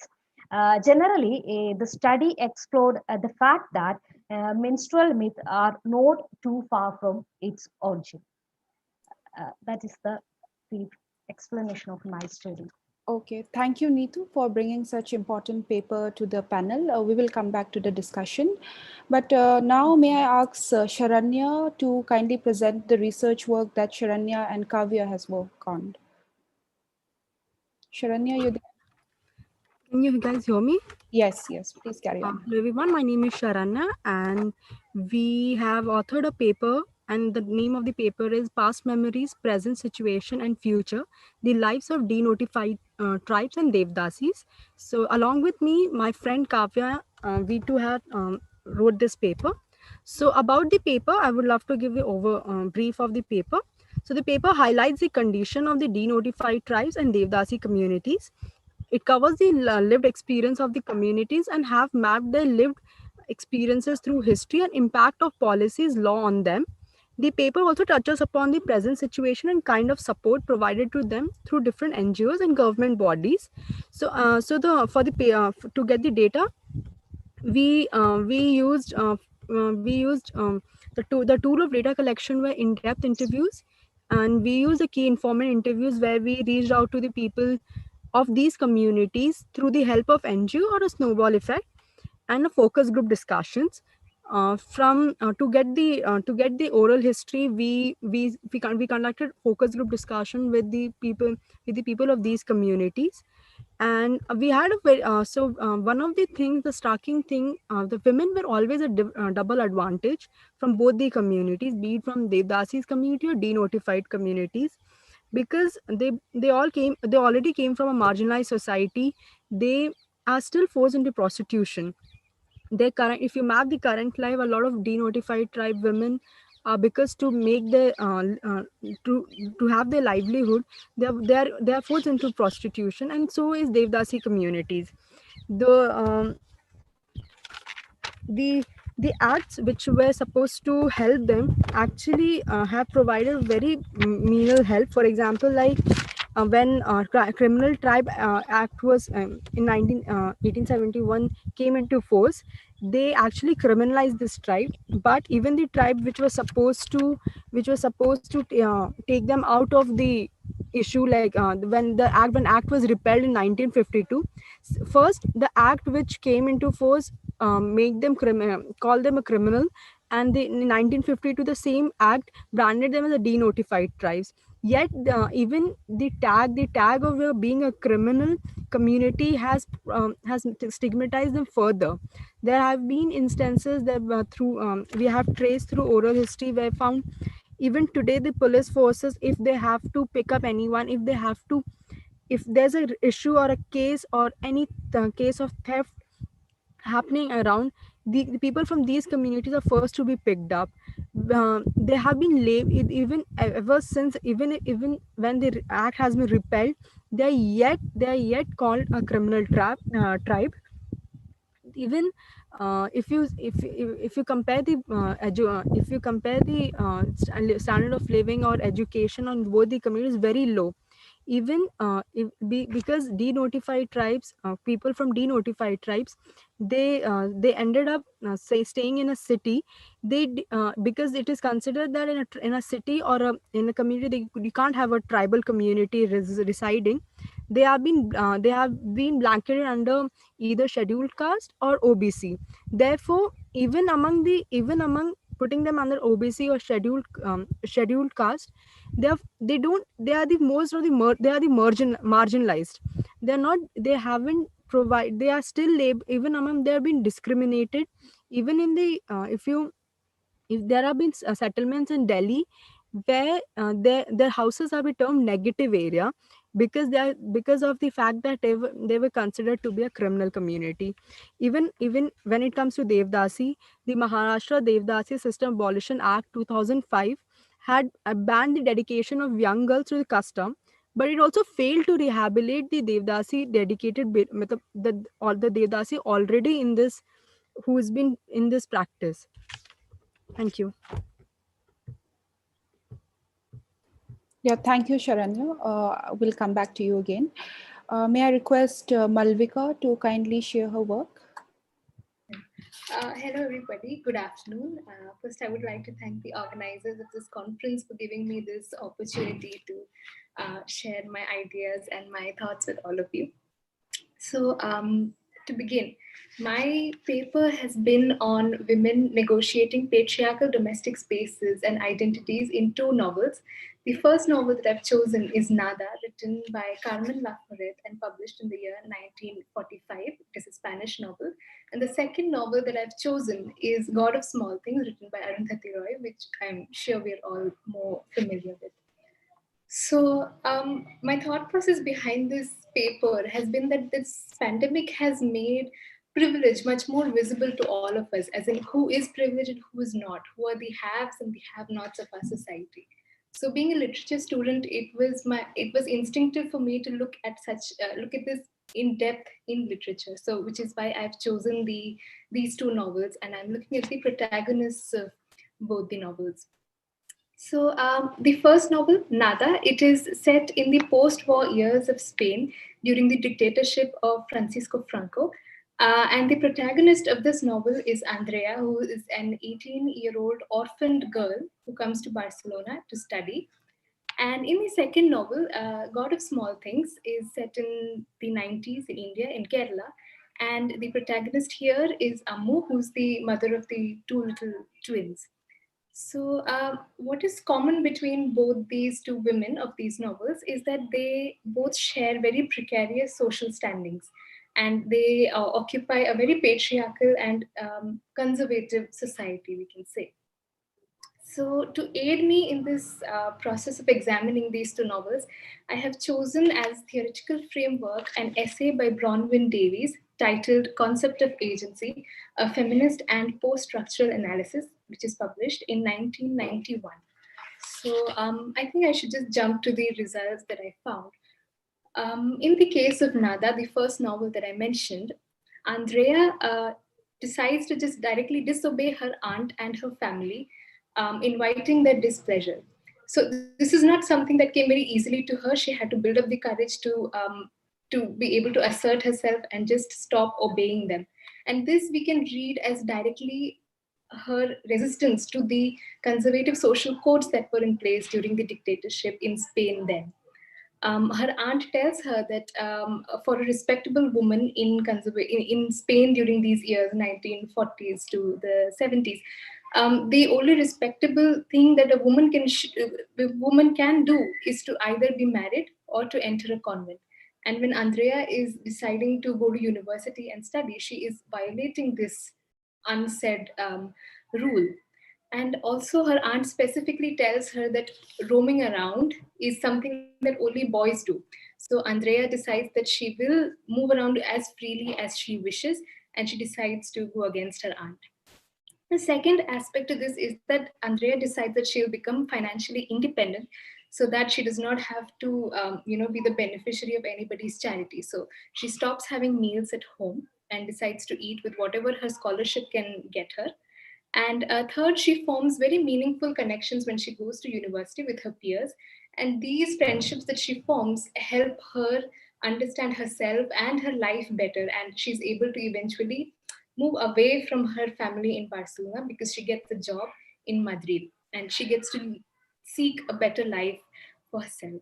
And in The God of Small Things, I looked at Ammu. And Ammu, being a Syrian Christian woman, she falls in love with Velita, who is a Dalit man. And when she falls in love with somebody who is from a lower caste in the caste hierarchy, she is directly, once again, resisting the unsaid social expectations that are placed on a woman of her caste and class identity. So when her relationship is discovered with Velita, she is kicked out of her home. And once again, she, in my opinion, she becomes an individual with agency because she takes ownership of her situation and she decides to find a job, though she's not very educated. She decides to find a job so that she is able to buy a home where she can live with her children. And she decides that she'll also build a school for underprivileged children. So in this way, she expresses her desire to create a life that she really wants rather than the one that her family and her society expect her to. So these were the main results that I found. I think I'd like to end my presentation with that. Thank you. Okay, thank you. You still have 2 seconds if you want to use. Anyway, thank you. It's really nice to see a bunch of, young researchers in this panel raising such important points over here. Moving on, I'll request Ingela to present her work here. Thank you, ma'am, for the kind introduction. My warm greetings to everyone present here. The title of my paper is 50 Shades of Chastity, Reconstructing the Identity of Indian Women Through the Myths of Sita and Surpanakha. As we know that the Ramayana has been retold innumerable times and has always been interpreted according to the societal and political norms of the respective time and place. And a number of popular media representations of the epic, like the Ramanand Saga TV show Ramayana, which was quite popular in the lockdown period, it portrayed Sita as the absolute flawless, submissive, chaste woman, and Surpanakha as the very embodiment of evil. And with the efforts of modern writers, Sita's image changed from a damsel in distress to a warrior. She gradually turned into a feminist idol, and Surpanakha also gained sufficient brownie points for her sexual assertiveness. And I aim to reconstruct the identity of Indian women in my paper using these age-old myths through a close critical analysis of both the characters and cultural context, and to explore how culture and myth interact to create a balanced identity. And to understand that, we need to understand the different meanings of chastity. Is chastity only limited to virginity, or does that imply much more? And what is its relationship with culture? And we need to find out the relevance of these myths in our time and their impact on the identity creation of the modern Indian woman. So after analyzing a lot of definitions of chastity, I leveled down to the assertion that a chaste woman is one whose life and acts are not given to sensual thoughts and desires, but to high, pure, and lofty ideals. And a woman must acquire a high spiritual status and religious superiority to be called chaste. And understanding the relationship between culture and myths give valuable insights into how people perceive their worlds. They provide a rationale for a culture's practices, and myth and culture are largely intertwined. Myth contributes to culture, and culture in turn modifies a myth according to its own requirements. So analyzing the place of Sita in the lives of Indian women, Sita is the iconic, pure, cis female, beautiful, straight woman. And cherry on top, she is fair in complexion too, as pointed by Shreyasi in Amar Chitra Katha. These holy women are always fair in complexion. And her name is invoked at every stage of an Indian woman's life. And she resides in our collective unconscious and heavily impacts the way Indian women live their lives and make important decisions. And she is the mother figure. Motherhood also implies asexuality, which is one of the components of eligibility criteria that has to be fulfilled in order to become an ideal woman. Virginity seems to be the first step. A woman who is full of sexual desire even after marriage cannot stand the test and cannot gain moksha, and she has to eliminate the need of gratification altogether. While Sita can be a role model for many, Surpanakha fits more into the idea of new woman. Her actions are now being welcomed, and she might be the bra-burning feminist or the angry young woman many of the 21st century women are looking forward to becoming. And she has been represented as a lustful and jealous woman who has always been mutilated for her sexual assertiveness. And she is the most non-conforming character of Ramayana. She breaks all the stereotypes and can be blindly labeled as the most unchaste woman. But there are some forgotten aspects of her life. She lived as a devoted wife. She raised her children like a dutiful mother, and in that role, she was as chaste as Sita, pertaining to the traditional definition of chastity, which makes us question the idea of chastity altogether. And my conclusions were that Surpanakha, along with Sita, brings acceptance of the fact that chastity exists in different shades and modes. And the forced construction of good woman and bad woman dichotomy is the deliberate attempt to manipulate social mentality by using mythology. And while Sita has been made devoid of her human form by receiving the title of goddess, Surpanakha has been dehumanized as human. But Indian woman, as she is a human being, cannot touch any of these extremes. And identity is dynamic. The identity of modern Indian women lies fluctuated between the characters of Sita and Surpanakha, and culture in this case serves as a platform where fact and fiction collide to create a kinetic identity. That's all. Thank you so much. Yes, thank you, Angela. I would now like to ask Kostov to present his work. Thank you so much. Hope I'm audible. Yes, you're audible. Yeah, please carry on. Yeah. Yeah, thank you to the organizer and the chairperson. So I would like to thank especially the organizer because categorically putting me in the last place, because it's really served my purpose, because all my previous presenters, they were stick into the very much binary model of gender. So I'm going beyond that. And my topic is about sexuality, gender, and the Indian state, and the political identity of the transgender community in India. So I'm a student of political science. I teach also political science. So my paper is more about from the political and the social interpretation of the transgender identity. So as I mentioned, that the concept of alternative sexuality is very much contested in the Indian state, because we followed the binary notion of gender that we adopted from the British notions. But of course, in 2014, the Supreme Court has identified or recognized the third gender, but still, various institutions, various mechanism of Indian state follows strictly the binary notion of gender, which basically restricts these transgender people to live their life freely, because they had to adhere to the two binary notions, and they cannot live their life in the fullest. And it is very surprising because the transgender and these people, third gender people, are very much part of the Indian society, because if we do some of the readings, they are even mentioned in Upanishads as a treaty of Prakriti, and maybe Napunshaka. Then all three religions that originated in India, like Hindu, Buddhism, and Jainism, there are references of transgender people, and there are eunuchs during the Mughal period. And it is very surprising that they are marginalized socially, economically, and politically.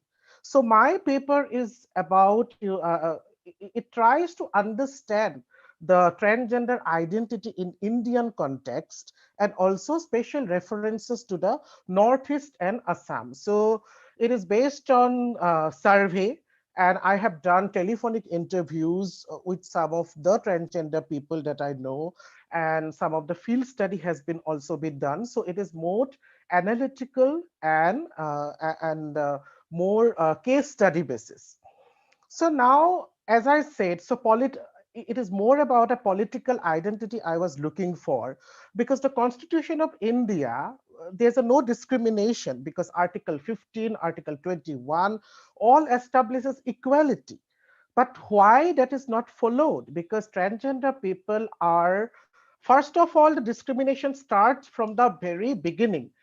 At the birth, they are assigned either male or female. That is a very much state mechanism. And gender identity is used in every aspect of official documents, whether it is your passport, whether it is your driving license. So every time the person has to follow these binary notions. And there are 2 or 3 states where third gender or other categories is used, but not a single state of Northeast India, including Assam, has adopted that step. Then their discrimination. Discrimination starts at the very beginning from the family, because effeminate boys are discriminated.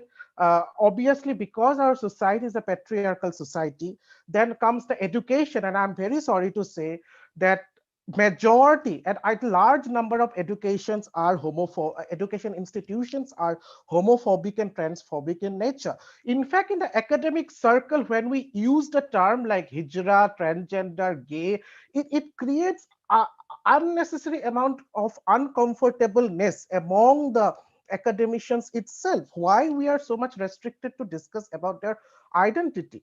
Then they are discriminated at the workplaces. Even the basic health facilities, there are no gender neutral toilets, even in the railway stations, nowhere. So either they have to follow these two very binary restricted notions of gender. Then of course the northeastern state, we can say the Assam. So Assam, it was the 2 controversial acts that came, NRC and CAA, where you have to prove your identity. So this majority of transgender people who left their home, they have no permanent addresses. So there's no documentation. So these documentations about the rigid structure of that Indian state imposes on the citizens completely violates the gender notions. Even joining like services like Indian Army, Union Public Service Commissions, and all are distant dream. No doubt, recently Assam is the first state who is allowing the transgender population to appear for the states. Then the highest amount of discrimination is visible during the COVID time, because there's not a single steps taken. There are no separate quarantine center for the transgender, and they are most vulnerable because majority of them. Your time is up. We will come back to you with the questions here. Okay. So my paper is about looking into the Indian state's influence in the identity of the transgender population. Thank you. Yeah, thank you, Kaustubh. And like you mentioned, you are the last one to present, but you'll be the first one to be questioned. Okay, so yeah. So the first question goes to you. Yeah, it's an interesting paper that you have given, the complete paper that we have been going through on political identity of transgender community. Yes. Now, theorizing that, tell us about your findings in relation to the idea of alternate sexual identity that you have been mentioning, and the introduction of the third gender category by the Indian nation state, if we may say, though it applies in the larger context also. Yes. And then I would like to club some more questions over here. What happens when sexual identity gets, for that matter, or does not get constitutionalized?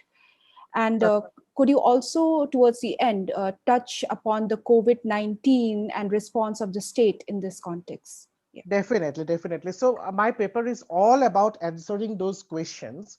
So first of all, in larger extent in our society, where in the political setup, we follow the binary notion of gender. It is always restricted to male and female. And I don't think so any government offices even follow the transgender, how many transgender populations are employed there. We can count in our fingers, or even they are employed. Since many of the states, they don't provide the certifications, they have to either fill it up as a male or female. So I can give example of my university, because of course, as a department, we don't discriminate, but the one transgender student joined in my department, but she has no choice but to join as a male, because Indian state, the documentation process, she is registered as a male. So that is the violation of basic human rights. And 2014, the historical, the state versus NALSA, what we call the National Law School, that petition filed about the third gender, and the verdict came. It is a right for gender. And who are these transgender people? Basically, I did not cover during those who violates the traditional and official binary notion and stereotypic. They don't fall in the stereotypical male and female, and it is much larger in concept. This is much larger. You cannot confine them in the one single unit, and so far there are 9 genders has been identified or discovered, and they may be gender variant. So this entire mechanism that we adopted from the British India is completely against this alternative sexuality. Then comes to our society. We don't even discuss, we don't even acknowledge. And I interviewed some of the academicians in Assam. I was shocked to say, because there's not much work has been done in Northeast and Assam, to be honest. There are lots of work has been done in other states, because some of them, they say transgender people, they don't exist in Assam. That kind of statements even coming from academicians at a very higher position. It is very shocking because we hide it. And regarding the other states, I can talk about Nagaland, Mizoram, and Meghalaya, because they are of course the Christian states with majority, and their church is quite orthodox. They don't recognize transgender and homosexual people. So people definitely confine, they restrict themselves in expressing. So it is a very multidimensional concept, and just identity. So there may be acceptances, there may be, but until and unless you don't get the certificate that you are transgender, you have to follow the binary notion of male and female. Now I come to the COVID-19, because COVID-19, the social restriction happened and the lockdown happened, and majority of the transgender population, their job is very social, because you have seen they earn money in the streets, they are into sex, they are into prostitutions, then all are stopped. And here we are in an online conference. It is for a very privileged and elite class. Transgender people, they don't functions in online mood, so they have basically no earning. Certain schemes are given by the government, no doubt about that, but most of them could not get because they don't have valid identity card, they don't have ration card, they don't have Aadhaar card, because Aadhaar card, your permanent residence is compulsory. Many of them, they don't have what we call the permanent residence. So it is a violation. No food, there's no food security. Then many of them have to take hormones, because entire medication process was stopped. Even surgeries were stopped. So you can think about their mental trauma. You can think and at least we have our family to talk about, but they don't have even community support. And generally, if a transgender is put in a male quarantine center, you can think about the reactions. It is only the Manipur is the only state which introduced the male quarantine center. And they have to undergo, basically the hijras have to follow all the norms as a male. Okay, And Kaustubh, we will have to stick to the time. Sure. Yeah, thank you so much. Maybe Thank I you. should stop this here.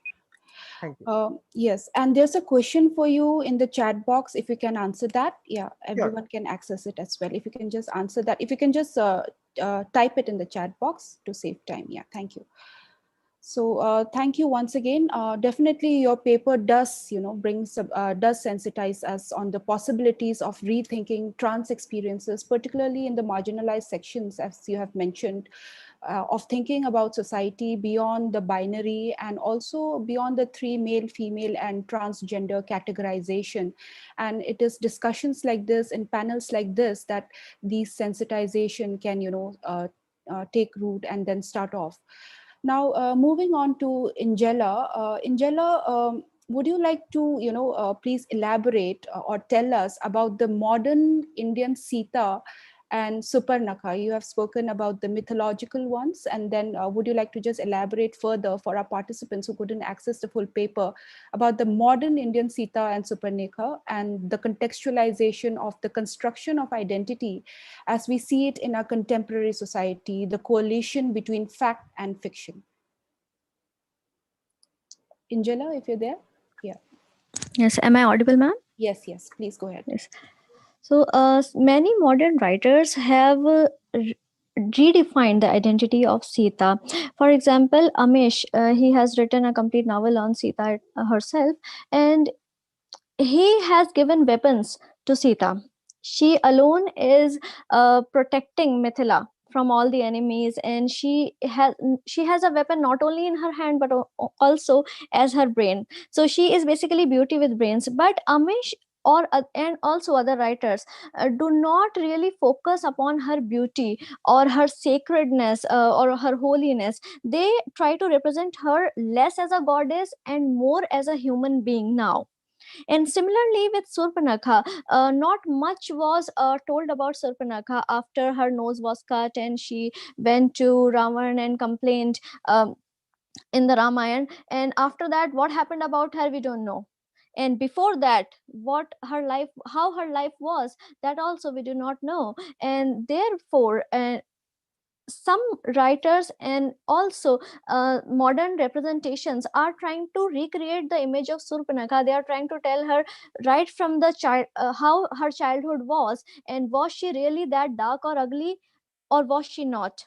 And in many modern stories, I found that she has actually been represented as really beautiful, and her real name was basically Meenakshi, which means the one with large eyes, beautiful eyes. And later her name was changed to Surpanakha, which means the one with long and sharp nails. And similarly, and Surpanakha was always demonized. Even when we see Brahmanand Sagar TV show Ramayana or any other TV show, whenever Surpanakha comes into the picture, she is the ugliest character of all, and she looks like a monster. She has electrified hair and she has a horn on her head, and she is hardly ever presented as a human being. So that is the dehumanization. And actually, the bad black girl is a very dominant trope. Whenever there is a whenever there is a bad girl, perhaps she is supposedly black. And in many movies we see that black prostitutes occur more on the screen, and there is a higher chance of a black female getting illegitimate pregnancy.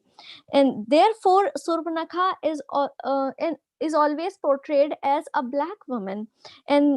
And it's really and perhaps it's compulsive to create a dichotomy between Sita and Surpanakha. And in many interpretations, we are told that Sita is moon-faced while Surpanakha is black. So by using these myths, there is a cultural manipulation of our minds somehow. And this is how we create identity. And the good thing about identity creation is that it's not permanent, and it keeps changing with time. A very little shift in the paradigm of any social construct, the identity shifts instantly, and it's not difficult to change the images. And I would also like to relate it with the latest paper of transgenders, like and I would really like to congratulate him for his, I really loved the content. And there is a term othering, I'm sure we all are aware of. In some forms I have seen, in some college forms and many other forms, I have seen that identity is somehow distorted. The gender identity, be it the gender identity or any other identity, it is distorted by very small things, very minute details that we do not notice. For example, I've seen that in gender there's male, female, and to sound progressive they add other. And the very word other is othering all the transgenders altogether. Why are they other? Why are not we the other one? And similarly, Surpanakha was the other in Ramayana. There were many good women who were presented, and Surpanakha was the bad woman. Mandodari, being the wife of Ravan, was not as bad as Surpanakha. Surpanakha had to be othered to let Sita shine. She had to shine in the surrounding darkness of Surpanakha. That perhaps is the role of her character altogether. Thank you so much. Yeah, thank you, Injala. Yes, your paper rightly and very intriguingly brings out all of these notions that you have pointed out, and also the fact that you have mentioned about chastity, that it exists in different shades and moods and cannot be, categorized into just one particular compartment. Yeah, moving on to Malvika. Malvika, you have situated your study around the feminist literary criticism. Can you elaborate it further in relation to the context of a post-COVID world scenario calling for re-evaluation of the selves, the identity of the portrayal of the selves within inverted commas?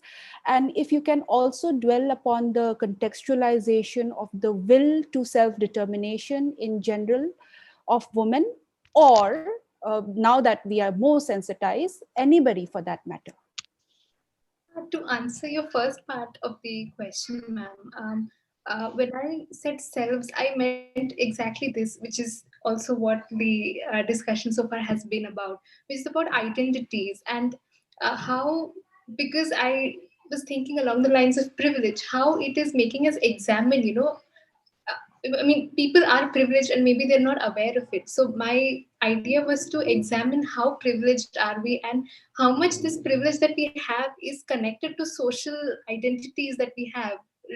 As we just talked about, it depends on your sexual identity, your gender identity. It depends on your race, your caste identity. It depends on so many things. So I was trying to relate it to the theme of the conference by saying this, that we should be re-examining who we are and how privileged we are because of the particular surroundings that we find ourselves in.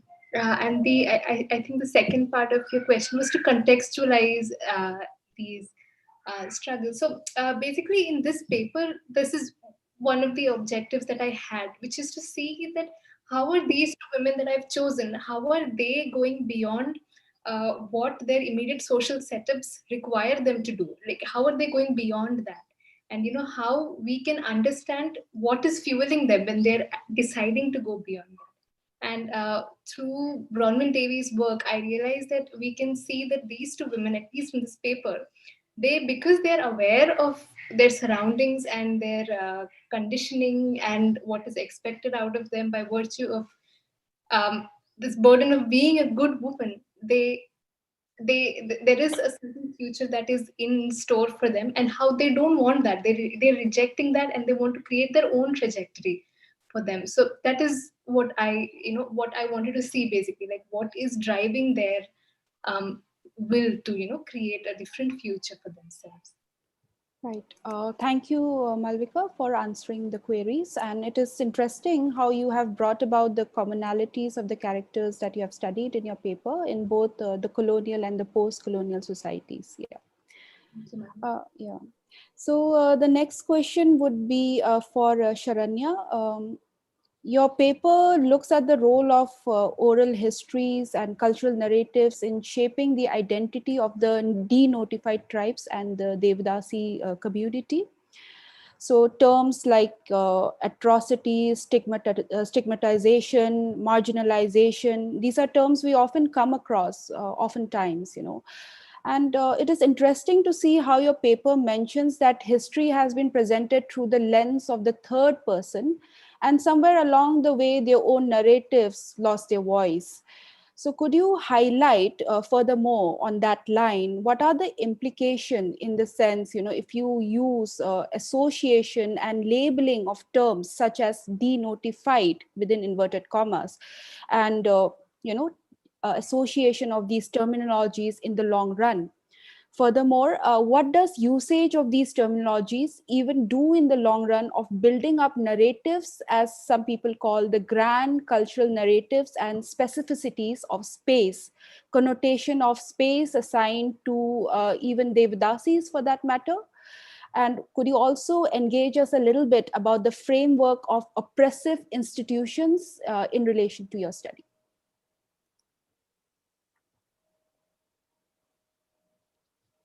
Sharanya, are you there? Or she lost connectivity? Ma'am, she has sent a message in chat box. Okay, 1 second.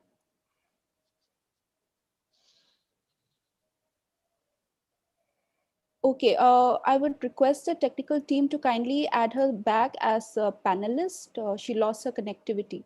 Yeah. Ma'am, can you please repeat the question? I'm so sorry, I lost the Okay, connection. okay. So I wanted you to elaborate a little bit on the usage and coinage of terms like denotified, even that itself sometimes becomes a sort of labeling in terms of formation of identity. And I wanted you to elaborate again and engage us around the framework of oppressive institutions in relation to your study. Yeah.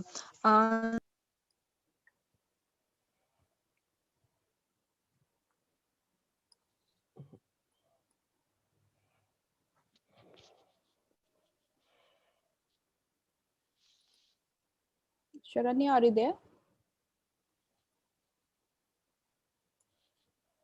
Yeah, Sharanya, sorry, you're hello? on mute.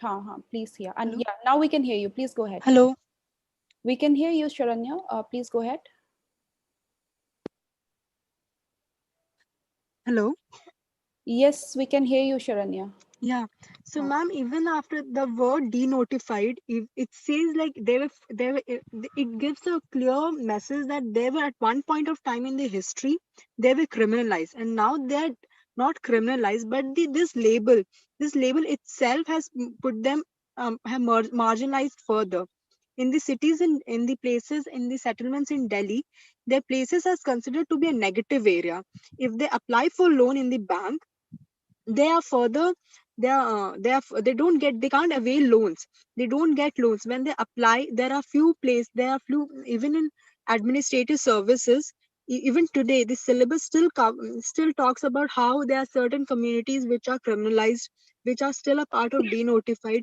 There was this tweet when Kiran Bedi had put across about when there was this crime committed and there was no judgment passed, and I think it's roughly 4 to 5 years back, where she talked about this particular community of which is under denotified tribes, and how they have been labeled as criminal in future also. That was the only, like, it does like the fact that at one point of time Britishers criminalized them as, and this same label is still carried forward, which is further putting them, which is further making it difficult for them to avail services.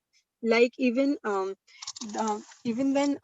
even if you see the budget also doesn't cover much of the budget for them. Even if when Gudan theater started off, when they talked about how denotified tribes as yet been beaten up, how rounded up by police, still today this same kind of discrimination is still followed against them. So if I'm talking about oppressive institution, the oppressive institution, like if you see even the government institutions, even the state policies, there are a lot of denotified who are nomadic, who still are moving around, who are still, they don't have a base, they don't even have a proper documents. Their kids don't even get proper education. They can't avail services of Anganwadi. They cannot go out and avail jobs, because first they don't have a proper education, and second also because of the label, the label that they're still a part, they were earlier a part of a criminal tribe, the criminal tribe, and now even if they're denotified, they are still considered to be carrying forward what the ancestors had. So the same type of stigma is associated with the tribe even today. Yeah, thank you, Sharanya. Now I'd like to quickly move on to Neetu. Neetu, could you just elaborate a little bit on Henry Lefebvre's concept of absolute and abstract space, and the performative theory of Judith Butler that you have used in your story, your paper? Yes. The theoretical framework of my study was abstract and absolute space. Actually, Lefebvre says that space is socially produced. Always, all the time, spatial experience has changed according to the social circumstances. According to Lefebvre, abstract space, according to Lefebvre, is a rational space where which is formulated through knowledge, codes, and a kind of rational thinking. In my study, I would like to say that a workspace is something different from all other kind of spatial practices. A workplace is something supposed to be rational in nature, and when it comes to unorganized working sector, it need a kind of labor skill and a kind of physical strain. But when the manifestation or articulation of myth happen in these type of spaces, it converted or transformed into a type of ritualistic or cultural or religious space. I also used a concept of performativity. According to Judith Butler, performativity, through some kind of performativity, it always created a type of gender. And according to Butler, gender is something like, it's not fixed, it is fragile, and it's provisional. But when performativity or gender act is doing in unorganized unorganized working sector, and some kind of gender notions is always erased in unorganized working sector. That's my theoretical framework of. Yeah, thank you, Neetu. My question for Shreyoshi is also on the similar line. Could you contextualize your theoretical framework around the mythology of portrayal of women as far as the portrayal of women is concerned? Shreyoshi. Yes. I hope I'm audible to everybody. Well, to establish theoretical framework, I have used Romila Thapa's Shakuntala, Partha Chatterjee's The Nationalist Resolution of the Women's Question, and I have also, I mean, I've borrowed from both, and I have also looked at Deepa Srinivasa's work on Amar Chitra Katha. So first, I would like, in order to establish how tradition is getting carried forward, I would have to tell you all about what is exactly the definition of tradition and how tradition came into being. So in order to do that, I have to go back to the 19th century British India, where due to the uprising social movements, there was a conservative attitude towards not conceding to the British values. However, by the time, like, there were many upper class sections of society who had already started adopting the Western values. So in such a context, there was only two options left. One, to either reject the Western values completely and revert to the traditional Indian values, or and by traditional Indian values, I'm talking about the chaste, the docile, the very sacrificial kind of Indian value that is propagated. Or the other option was to argue for a change in the attitude of the traditional society. So in what ultimately happened was the middle class, which was mostly upper caste, they borrowed from the European codes, but the responsibility of maintaining the traditional part of these values was imposed on women. So women were supposed to be, adopting the virtues of chastity, sacrifice, devotion, submission, etc., whereas men adopted the Western values. So this is how a tradition was established, and this tradition has then percolated through generations, and now we have a kind of a particular idea of how women should be in the Indian context. Now, if you look at these kind of sum it up in one line, Shreyoshi, please. If you could just sum it up, like, yeah.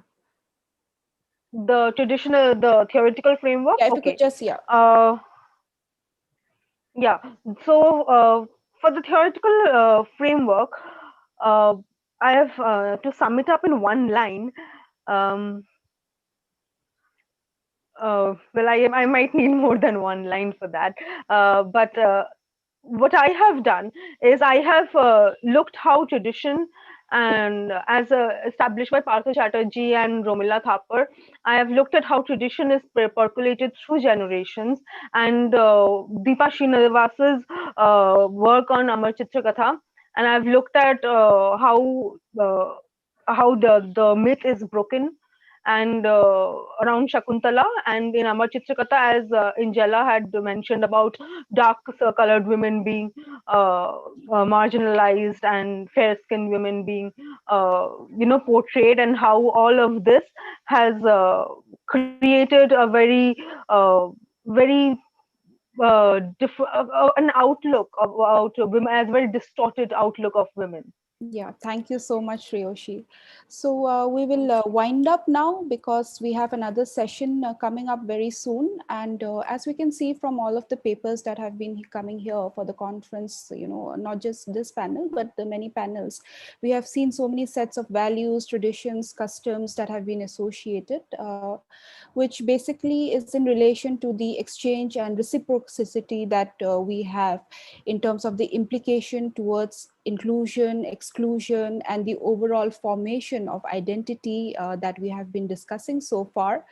and thereby it becomes important to pay heed and bring such nuances on the panel like this, to bring it on the table, bring it for discussion, so that we start realizing where is the problem. Like we say in research, if you do not have a problem, there is a problem. So we start questioning what space does theorizing of identity construction occupy, and also what are the agendas which govern the making of these spaces, thereby what are the dynamics that are at play, what is the problem, and what is problematic, as mentioned in many of our papers that have been presented today.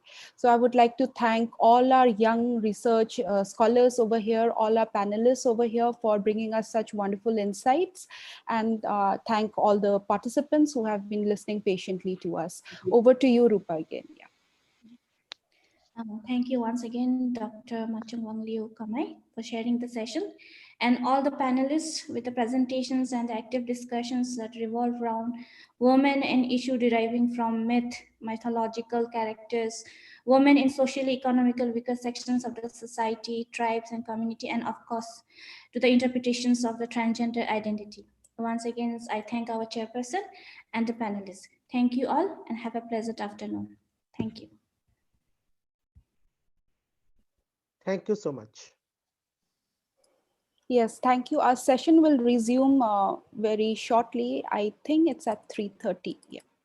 Yeah. Please do stay back. We'll resume. Yeah. Thank you. Thank you.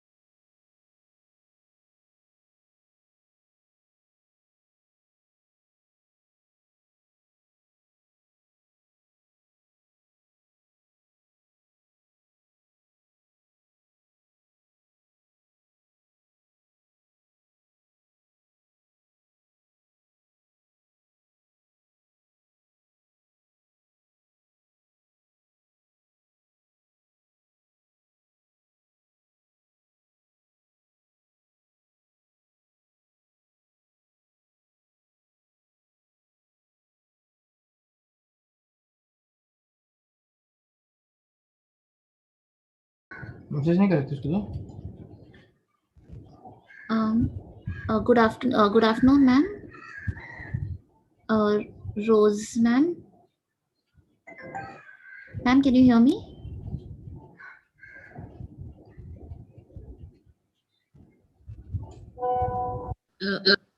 Yes. Good evening, ma'am. My name is Harshana. I have my co-author also with me, but then her name is not to be seen here. She has logged in already. The thing is, okay, can I, were you trying to call me just now? Yeah, I was. Okay. I'll just talk to you on the phone, okay? Sure, Just, ma'am. Yeah. Yeah.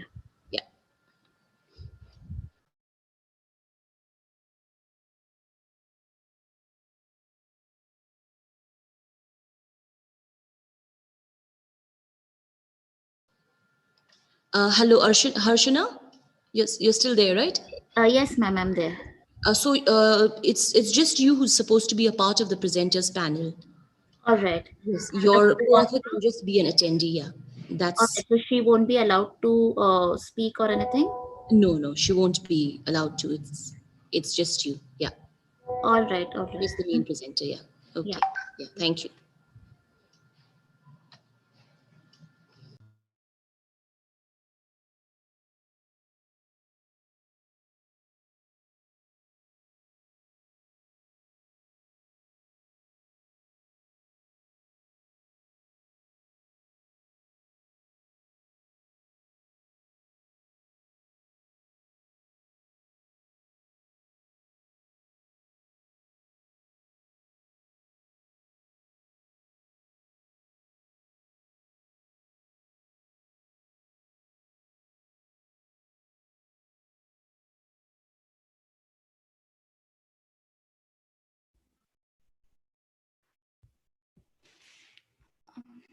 Good afternoon to all, and welcome you to the last paper presentation panel of this conference of International Virtual Conference Identity, Myth, Memories, Communications, and Culture Narratives.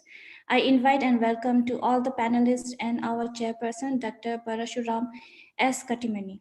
Before I begin the panel, I would like to introduce our chairperson, Dr. Parashuram S. Katimani, who is currently working as a university librarian of Central University of Karnataka, Kalburgi. Prior to this, he served as an assistant librarian in Gulbarga University, Kalaburagi, served as associate professional ISD Wipro Technologies, Hyderabad, and served at the British Library, Bangalore. He learned 20 years of professional experiences. He holds the qualifications in Masters of Library Sciences, NET, PGDLAN, MPhil, and PhD in Library and Information Sciences. He contributed more than 75 research articles in the journals and participated and presented a paper at conference, symposium, workshops on invitation. Edited several conference volumes of national and international levels, and contributed 4 books in his credits. He is being associated with several LIS bodies at national and international, at present serving to CUK governance as academic councils and Code ex officio members.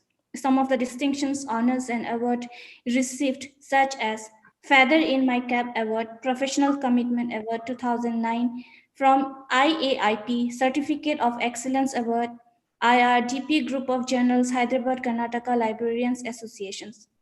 Dinergic Business Solutions presented Golden Aims Awards for Excellence and Leaderships in Education as Most Dynamic Librarian Award online programs held on 28th October 2020 to his credits. And the name of the panelist member for these sessions are Rajni Karki Chetri, Ms. Harshana Uchil, Vedika Khanna, Bandita Nayak, Manish Prabhakar Singh. Now I request our chairperson to take over the session. Over to you, sir. Thank you, Dr. Rupa Rani, for the brief nutshell of. Am I audible, Dr. Rupa? Yes, sir, you are audible. Yeah, thank you. Thank you very much for the brief introduction. And now for the, first of all, I would like to thank the organizers of International Virtual Conference for this panel 6, Identity, Minds, Memories, Communication, and Cultural Narratives. I feel it has been jointly organized by Department of Journal and Mass Communication, CUK, and Department of Mass Media, SVKMS, Usha Parvin Gandhi College of Art, Science, Commerce, Mumbai, and Department of Mass Media, St. Anthony College, Shillong, Meghalaya. First of all, I would like to, hope there are 5 papers in this. And I feel, Dr. Rupa, all 5 are presented. Yes, sir. They all are present. Yeah, They are present. I thought it's a very appropriate topic is chosen by the organizer to have this international conference and to discuss and deliberate continuously since yesterday it is going on. Probably our panel will going to be a last panel, and there is a lot of good papers like symbolic interplay of cause identities in social media by Rajni Karti Chatri. And there is another paper pertains to a study in effects of cartoons on children and identity formation by Ms. Harshana Ucheli. Probably there will be little pronunciation. Kindly, adjust to that. And then another paper, impact of social media activism on shaping the identity of late adolescent by Vedic Khanna. And another paper, which is very interesting, loneliness and virtual group identities, echo relations study by Bandita Naik. Then another paper is for Odyssey of the cultural narratives, Japan's cultural representation in Ichiro Ideas, One Piece by Manish Prabhakar Singh. So each presenter very strictly adhering to the rules and regulations as constituted by the organizer. There will be a 5 minute of presentation for each paper and will be given, and the presenter should be very strict and adhere with the 5 minutes. Don't read the slides, whatever you are there and full text of it, and kindly be summarized and brief in your presentation and come to the findings and conclusion, which will be the very effective. And if you have any questions and in between of any of the participant, you can post it your question in the chat or raise your hand. After the discussion of the entire session, we'll take up your question one by one and we'll try to answer to your queries. So now I request the first presenter of the IMM coded 49, impact of social media activism on shaping the identity of a late adolescent by Vedic Khanna. Is he available? Kindly please take up the presentation. Yes, thank you, sir. I'll be starting with my presentation. A very good afternoon to everyone. I'm Vedika and I'm here to present a brief overview of our paper on the topic Impact of Social Media Activism on Shaping the Identity of Late Adolescents in India. The background to our paper stemmed from the belief that social media activism is being extensively used by late adolescents as a powerful tool to voice their opinions and bring about social change. Digital platforms can be seen flooded with posts, tweets, and campaigns on issues ranging from politics to social concerns.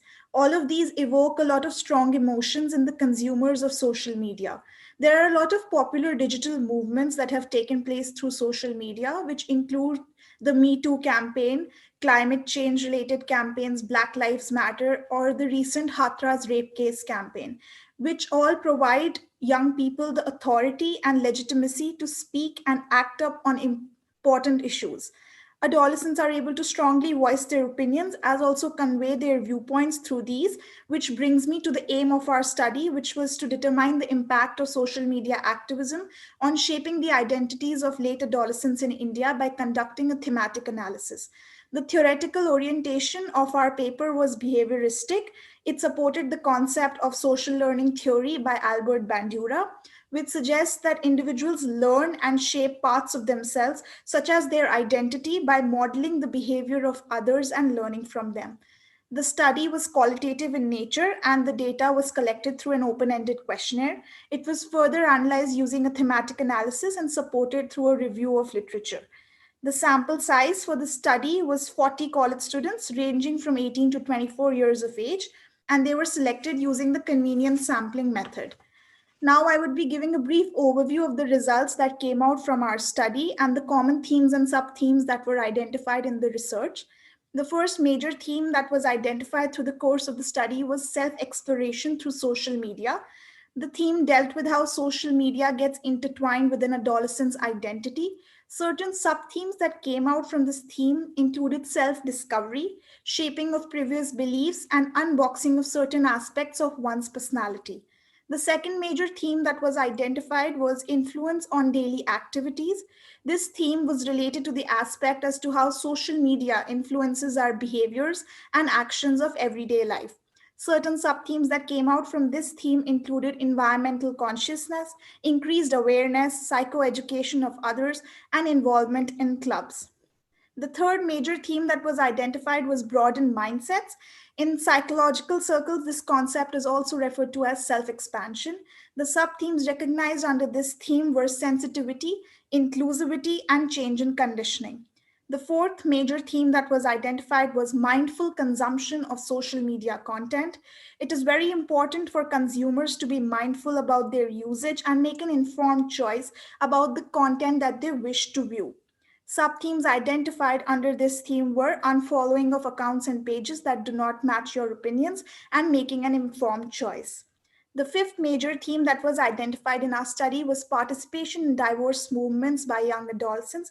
This theme included the social activism movements that respondents from the pool had mainly participated in, which included intergenerational feminism, mental health advocacy, environmental campaigns, and gender rights. The sixth major theme that could be identified was change in thoughts, feelings, and behaviors. The sub-themes under this were introspection, increased empathy, and signing of petitions. The seventh major theme that could be identified was self-empowerment through social media, and the sub-themes under this were voicing of opinions and increase in confidence of young adolescents. Lastly, the eighth major theme was compassion fatigue, and the sub-themes that were identified under this were hopelessness and feelings of anger and disgust. Thus, some of the major aspects that have been highlighted through this study are how adolescents explore parts of themselves through social media activism, how it influences their everyday activities and leads to broadened mindsets, self-empowerment, shift in thoughts, feelings, and behavior, and active participation in various movements. The fact that participation on social media influences the opinions that adolescents have on certain significant issues makes it necessary for them to choose the content that they wish to consume. From the themes that have been discussed, one can conclude that late adolescents have shaped aspects of their identity by being consumers of social media. And it is extremely important that the content that is available on social media is reviewed before being passed on from one source to another. It can also be concluded through the course of the study that social media activism has not only empowered adolescents to be vocal and confident about their opinions, but has also provided them with the opportunity to become vehicles of change and leaders of tomorrow. Thank you.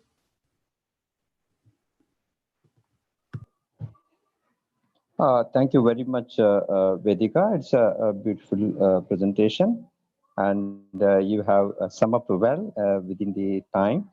And if any questions, we'll take up at the end of the session. Till then, you please be online. Thank you, Thank sir. you for that. Thank you.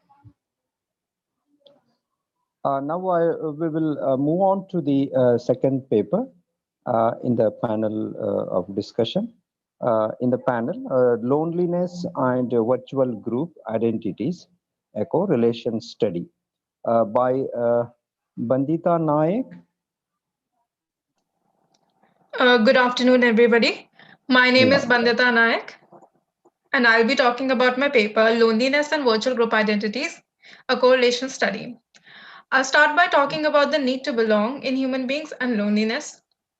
All human beings are naturally social animals, and as Abraham Maslow suggested, the need to belong is a basic human need, which is the desire for social acceptance and companionships in the individual. When this need is hindered or not fulfilled, it can lead a person to feel lonely. Now, loneliness may be seen to be the painful awareness that one's social relationships are less meaningful than their desire. They may feel distant from those around them, and this might make them want more human contact. Different people may use different methods to cope with it. People experiencing loneliness may search for more social contact to fulfill the need to belong, which may be done through real life interactions. And in today's modern world, where technology and social media is abundantly available, it may be also done through virtual platforms such as social media, online forums, online games, etc. While interacting online, people use their virtual or online identity, which is a concept that is used by users in social networks, where individuals create their social profile using certain names, pictures, descriptions, and other customization tools that they are then associated with. The virtual platform offers various virtual communities with which people can interact, socialize, and identify with. These communities can be used by an individual to express themselves, share their talents and identities, make friends, as is done by several famous YouTubers, social media influencers, and even artists, and those who follow them. The main purpose of our study was to find a correlation between loneliness and online social identification in youth, for which a sample of 62 individuals was taken from the Delhi NCR region. The sample's age group was 19 to 24. Our independent variable was online social identification, which was measured using the identity bubble reinforcement scale, and our independent variable was loneliness, which we measured using the UCLA loneliness scale developed by Russell, Pepler, and Ferguson in 1978. Upon analyzing our data, we found a negative correlation of minus 0.2510 between our variables, which indicates that when the identification with virtual social groups is high, then loneliness might decrease. This could be because they're able to fulfill the need to belong to some extent through social media platforms. They may be able to find online communities to integrate themselves in and identify with, which gives them a sense of socialization and belonging. Previous studies have also suggested that online communities and interactions offer people connectedness, companionships, as well as emotional support and social support, which could result in reduced loneliness. In the study, we also found that Instagram was the most preferred social media app for usage by our participants, which might have also played a role in them feeling less lonely, as is also suggested by a previous study done by Pittman and Reich in 2016, who found that loneliness may reduce, whereas happiness and life satisfaction may increase due to the usage of image-based social media. Well, there obviously exists some harms when it comes to engaging with social media and internet and in general, such as the risk of cyberbullying, exposure to harmful online content and groups, the risk of internet addiction, as well as depersonalization, which needs to be regulated by both the individual and by those who develop and monitor online activities. But our results may suggest some positives to it as well. Now, this result may be utilized as a coping mechanism for those experiencing loneliness and other mental health issues, given that there is a healthy balance between virtual and real life.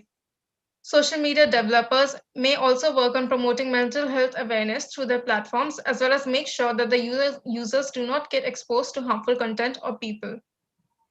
There were a few limitations to our studies as well, such as the sample was very small, which made it difficult to generalize the results. The population was not as diverse as desired, and the questionnaires were self-reported ones, which might have led to biasness in the answers. Furthermore, to end with, the research needs to be done on virtual identities, communities, and socialization to find more negatives and positives. And the study can be replicated on larger, more diverse populations, as well as to see how culture is cultivated in online platforms. Thank you. Thank you, Ms. Nayak, and very beautifully you have presented within the due course of time. And your paper really enlightens a lot of things, how loneliness is bringing into the different environment. And probably there is a lot of good questions may rise in this because it's a burning topic, and probably we'll take it up if any such question in the end of this session. Thanks for your presentation. Thank you, sir. Yeah, now we'll move on to the next presenter.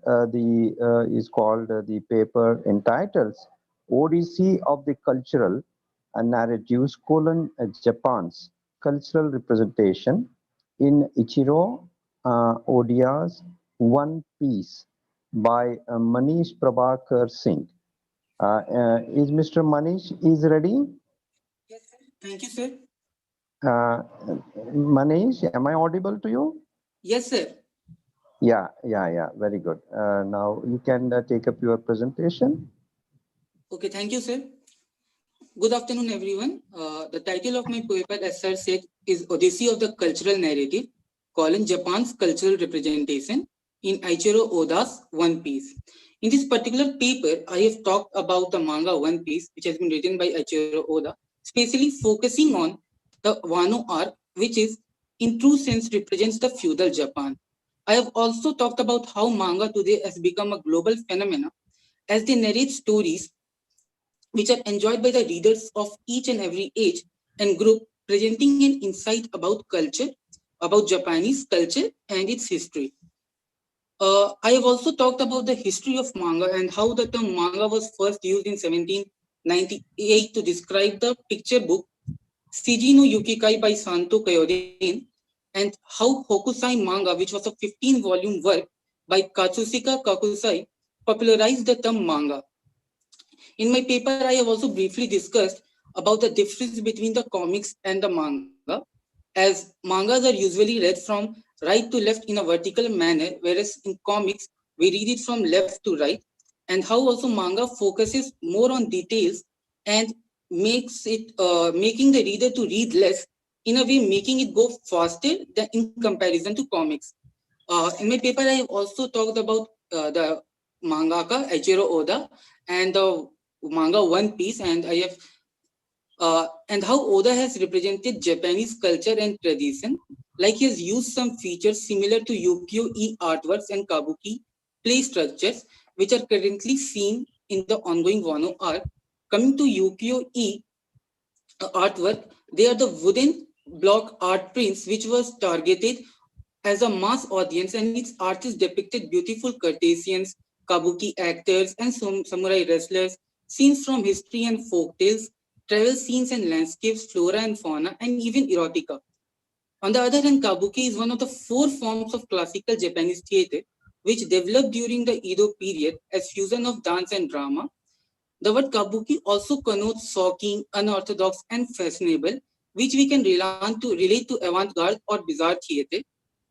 And both of these has influenced this particular manga, and Oda's love for Japanese art along with its culture, folklore, and myth can also be clearly seen in the ongoing Wano arc.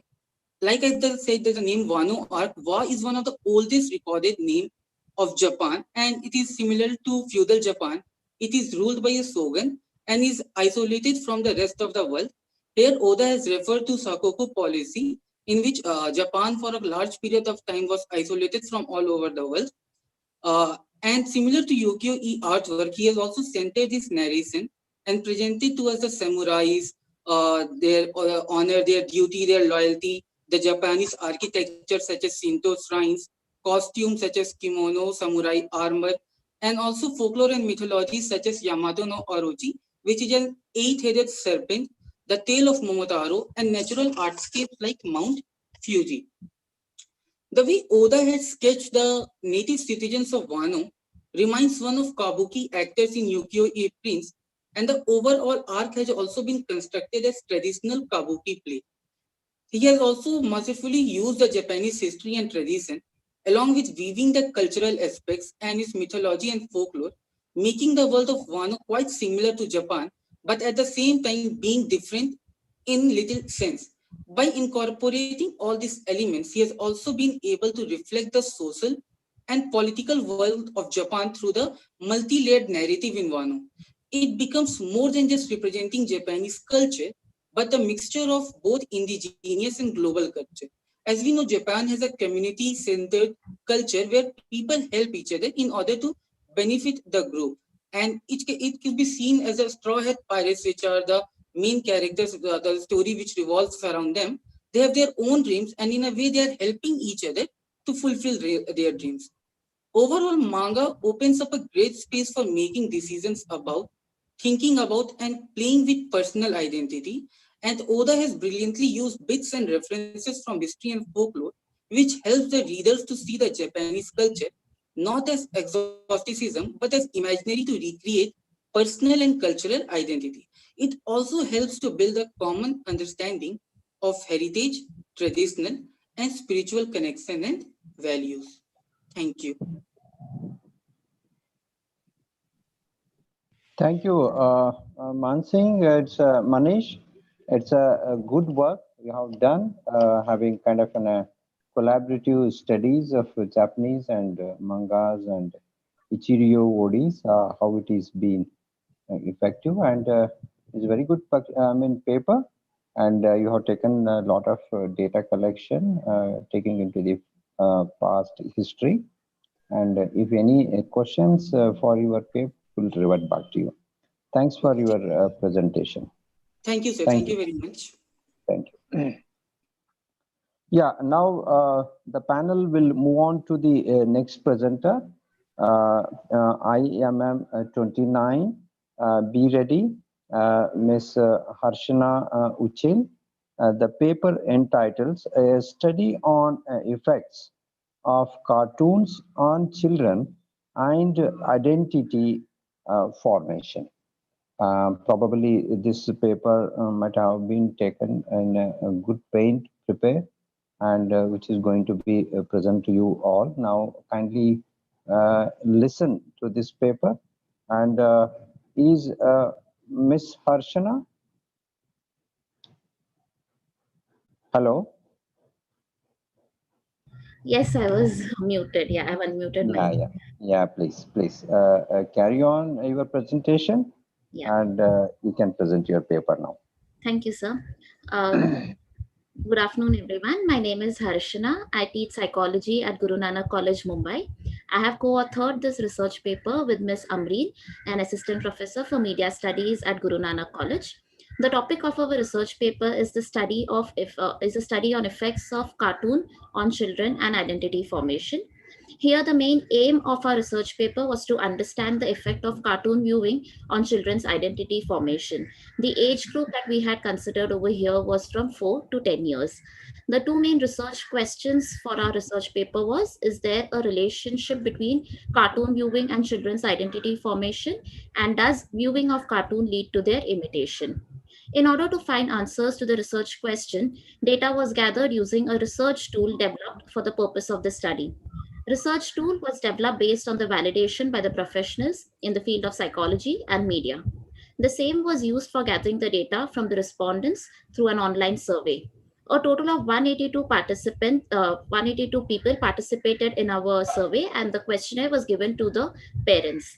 We used qualitative analysis in order to obtain the results for our survey. The current research study was based on the cultivation theory as proposed by George Gebner, which states that when people spend more time living in the television world, they are more likely to believe that the social reality aligns with the reality as portrayed on the television.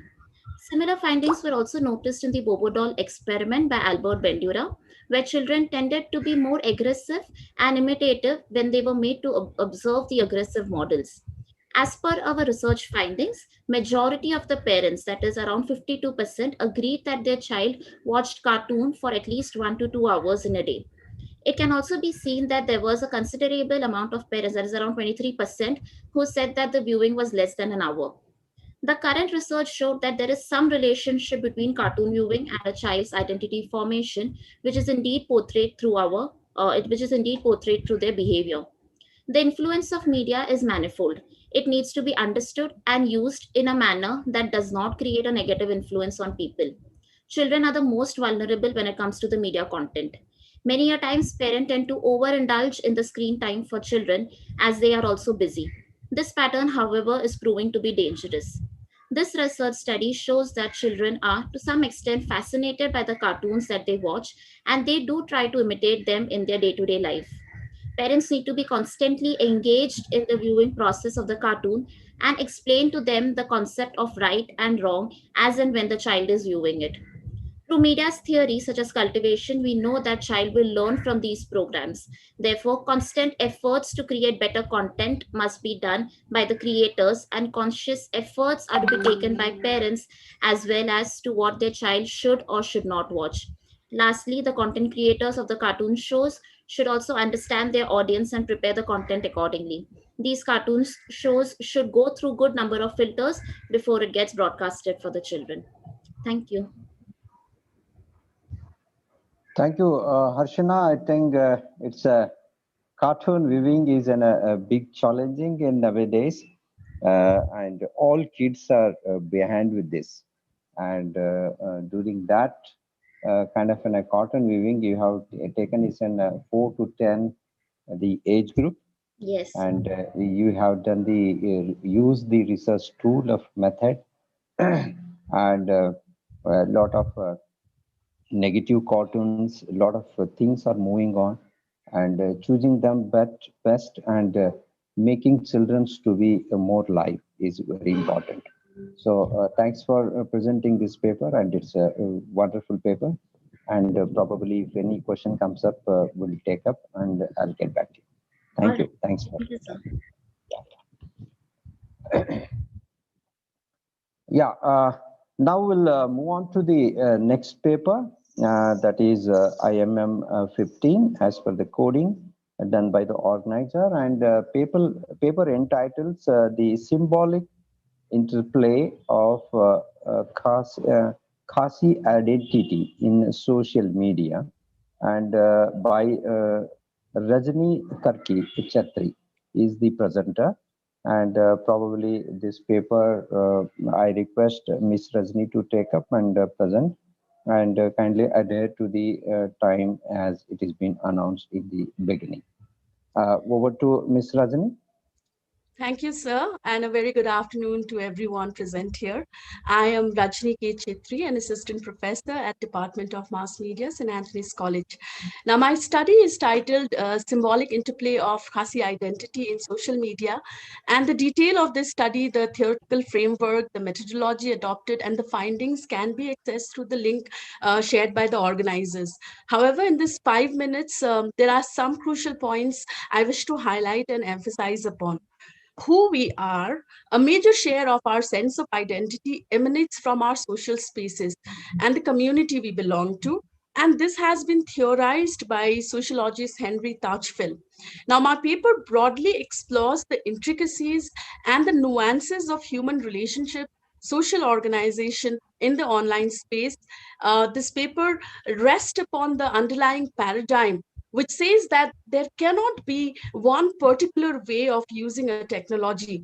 And there have been a range of scholars who are emerging, who have tried to understand the human-technology interrelationship in its specific context. So in doing this, it also tends to challenge and question the utopia that was built around the information communication technology, which placed it at the helm of development, empowerment, and was perceived to have a uniform kind of a homogenizing effect on all.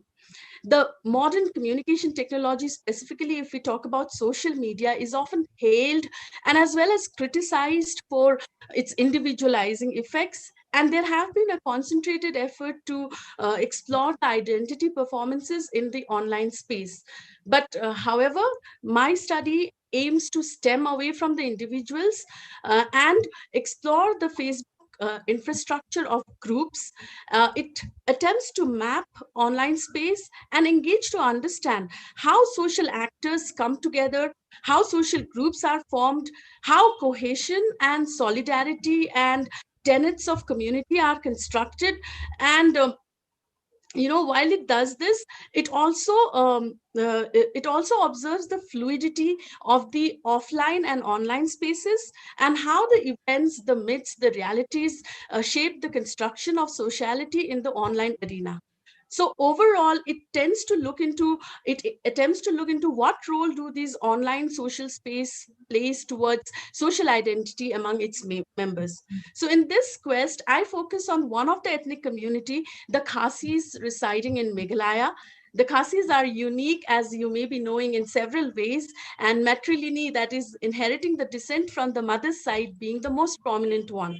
So for the tribes in Northeast, the land, the territorial demarcation, the geographical boundaries of the hills, the valleys, and the rivers have been a major identity marker, both socially as well as politically. So the issue of identity among the major tribes in Northeast, including the Khasis, have been deeply intertwined with this geographical space, that is the control over land and a complete ownership over all other allied resources. So the aspects of language, culture, custom, beliefs, and have been like the apparatuses to assert identity, mainly on the ethnic lines, drawing boundaries of us and them. So as I speak to you, there is a growing demand among the local indigenous communities comprising of the Khasi, Jaintia, and Garo on implementing inner line permit, ILP as it's popularly called, a boundary mechanism that establishes to check and restrict non-local or outsiders or perceived as others in the main discourse movement within a demarcated territory. So growing up in Meghalaya as a non-Khasi person and spending a considerable part of my life here, I've often been trapped in this contestation of us and them. And there's a perpetual quest that remains is, which side of the fence do I belong? Or rather, am I in or am I out? Which side of the fence am I assigned? So with this brief context, I would like to draw your attention to a private online interactional space on Facebook that has about 26,000 members, which is growing each day, belonging exclusively to the Khasi, Jaintia, and Garo ethnic community. Now, the Facebook design structure makes it very easy and convenient to create a distinctive and an exclusive social category, which is further strengthened through the various ethnic parameters.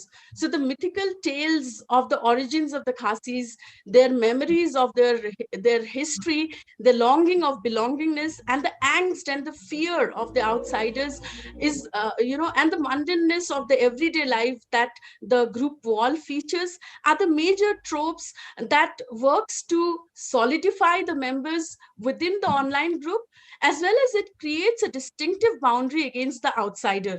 So the restrictive homogeneous online space is a public group, but at the same time, it is hidden. It functions undercover and it's restricted from the other Facebook profiles.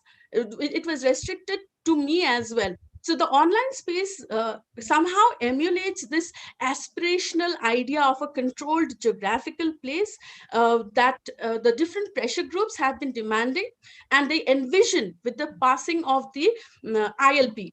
So in my conclusion, I would like to add that these online spaces, the Facebook groups, are rich data mines consisting of multimodal resources such as text, audio, video, images, and embedded links. And the online space is a collaborative canvas where the different members in the online group consistently engage in the process of entextualization and desemiotization of different cultural materials, as well as the myths and the oral narratives, which are arguably, that's what we have been concentrating on as the crucial resources for creating and maintaining a shared social cultural reality on online spaces. You can watch the detail of the presentations in the video that's been shared. Thank you so much. Thank you, Rajni, for your wonderful presentation on Khasi tribes and Northeast land especially, and how this online space is created, and different data offline space, and you have touched upon all the sorts of social media which is available, and make an enhancement. Now, probably, if any questions will take up and will revert back soon. Till then, please be online. And over to the organizers. Hello. Dr. Rupa? Yes, sir. Yeah, I think all 5 papers has been presented now. And if any questions from the audience side or from any of the students of journalism, mass communication, or anyone else who is part of this international virtual conference, you please, enlighten us if any such questions they have dropped in or raised their hand, so that we'll take up the questions and then we'll move on to the next steps. So you may move on. As I get the questions, I'll post it to you. Okay, then I'll just summarize, probably first I request to switch on all the videos of 5 paper presenters. I request all the 5 paper presenter, please switch on your videos, and would like to take a click of a photograph. Dr. Rupa? Yes, sir. Is it possible for this panel, can you take the one photograph with the all 5 paper presenters? Sure, sir. Yeah, please.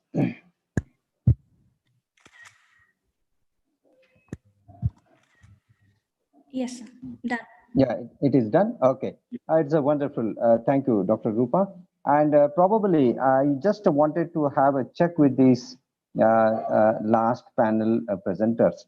So I didn't start as mentioned in the brochure. I started in between with the 3rd paper. Suddenly, that is Vedika. So, but just I wanted to check how our panel presenters are really so attentive to attend this international conference. But I found all are absolutely the fantastic. Take it to the right order. Actually, Miss Rajani is number 1 as a presenter, and number 2 is Harshana, and number 3 is Vedika, number 4 is Bandita, and number 5th is Manish. But even though I went into the cross order and could check, all are ready to present. This is so because online a lot of activities are going on here and there, but very serious attempt we are not finding. So it is my part of experience. But when I could see over here, it's all are very active, and even you call up in the last order, in the first order also, they could ready to present their thematic concept. Take it to the social media, and the lot of what I can say, the loneliness, distance, self-empowerment feeling, then Odissi culture, narrative, Japanese culture, and cartoons. Especially this is the wonderful paper from as I have gone through their presentation, and the creating the online space for the social identity, especially for the Khasi tribes community, and a lot of the what I can say, the gamut of the culture and the concept they have gathered and presented there well into the social media. Probably social media, as we could witness, it is taking different shapes into the kind of an channelization of the media, channelization of information, passing of the information. Either it may be the right information or into the it is not so relevant, or the wrong information, you can say. But it is happening continuously day on two by media, with so many things are happening. But when it comes to the realistic media, the people like you were there in between and bringing out when a very right information to the right users and the right time your delivery is making at large at a great extent. Take it to the any kind of a concept, what the mass media is doing a wonderful job, and through that only the truth, the fact finding, the necessity things are still alive, and this is how this social media is presently playing a very important role into the society. So this is my inputs to the panelists from sixth panel, and hope we have done the wonderful session. And once again, I would like to thank all five presenters. They have really very systematically they have presented, and all five papers are fantastic. And thanks to the organizer, I mean, choosing such a wonderful papers and making its brief gist of information passing on to the all learned professionals. And with these few words, thank you very much to the organizers for giving me an opportunity to chair this the last panel session, and hope I did the justice, and this conference is went on well. Thank you one and all. This is my brief input. Sir, sir, there is one question. If you can see the chat box. Yeah. One second. Yeah.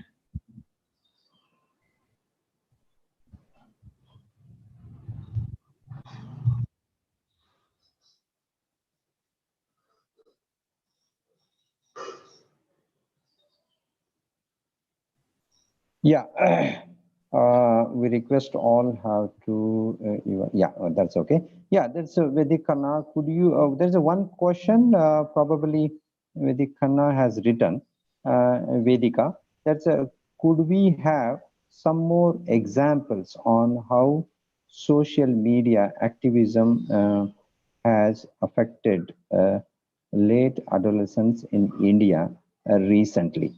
Rupa? Yes, sir. This is for Yeah. Vedika Khanna. The question is for Vedika.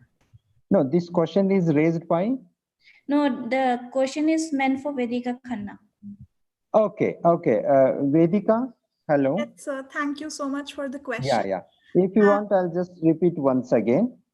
All right, yeah. Yeah, yeah. Could we have some more examples on how social media activism has affected late adolescents in India recently? All right, thank you, sir, for the question. So taking my own example, I come under the category of late adolescents in India, and talking about social media activism, I have been part of a lot of campaigns that have been taking place, and talking about the recent one that I was part of was related to mental health advocacy, wherein we were trying to destigmatize mental health and how the condition is in India.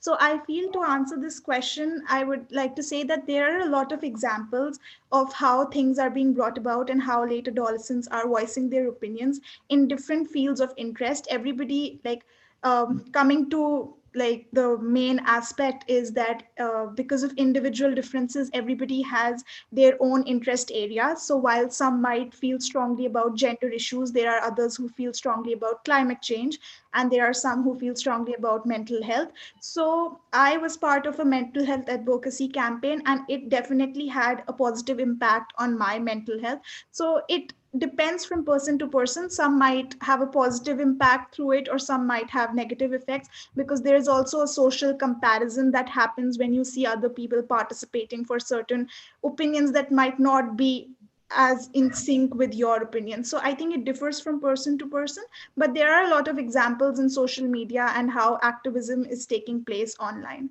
So yeah, I'd like to answer that.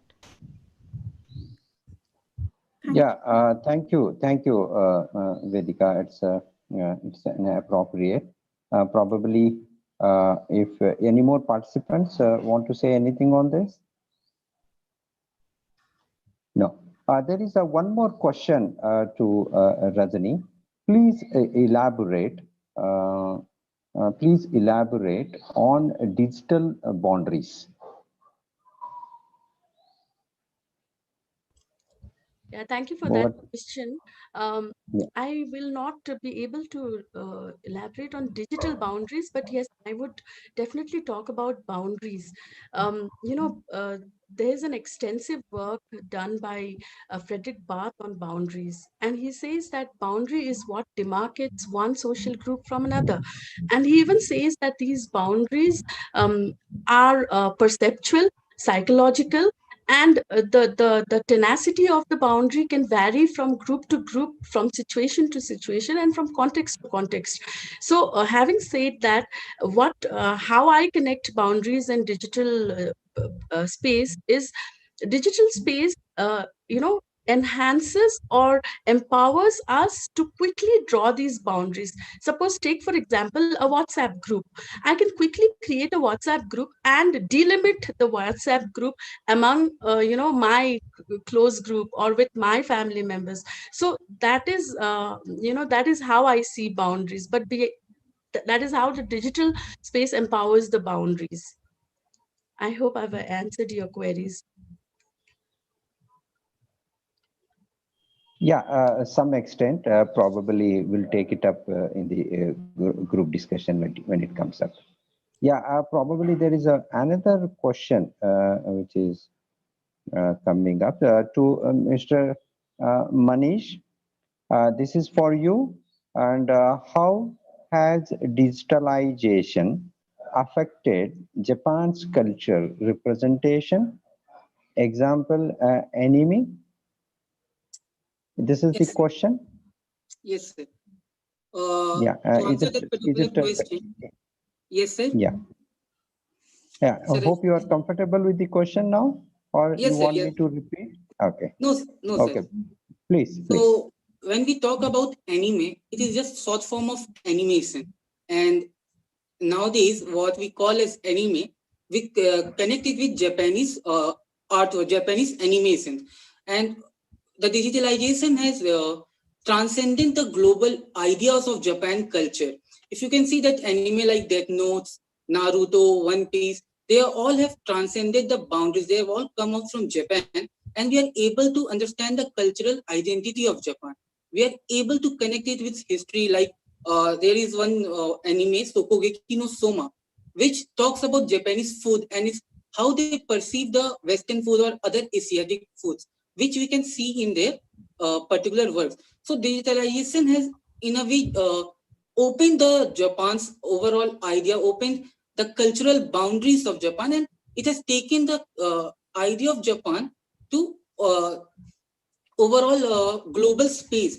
The mangas which were not known before, the people are now starting to read mangas, and even the learners for Japanese language has increased due to the effect of anime. I hope, sir, I was able to clear it. Yeah. Thank you, Manish. Yeah. Now, I think there is one more question to Bandita. So regarding what does belonging mean in a virtual space? Belonging means in virtual space means much similar to what it means in the real life. If to elaborate on it, I would like to use the example of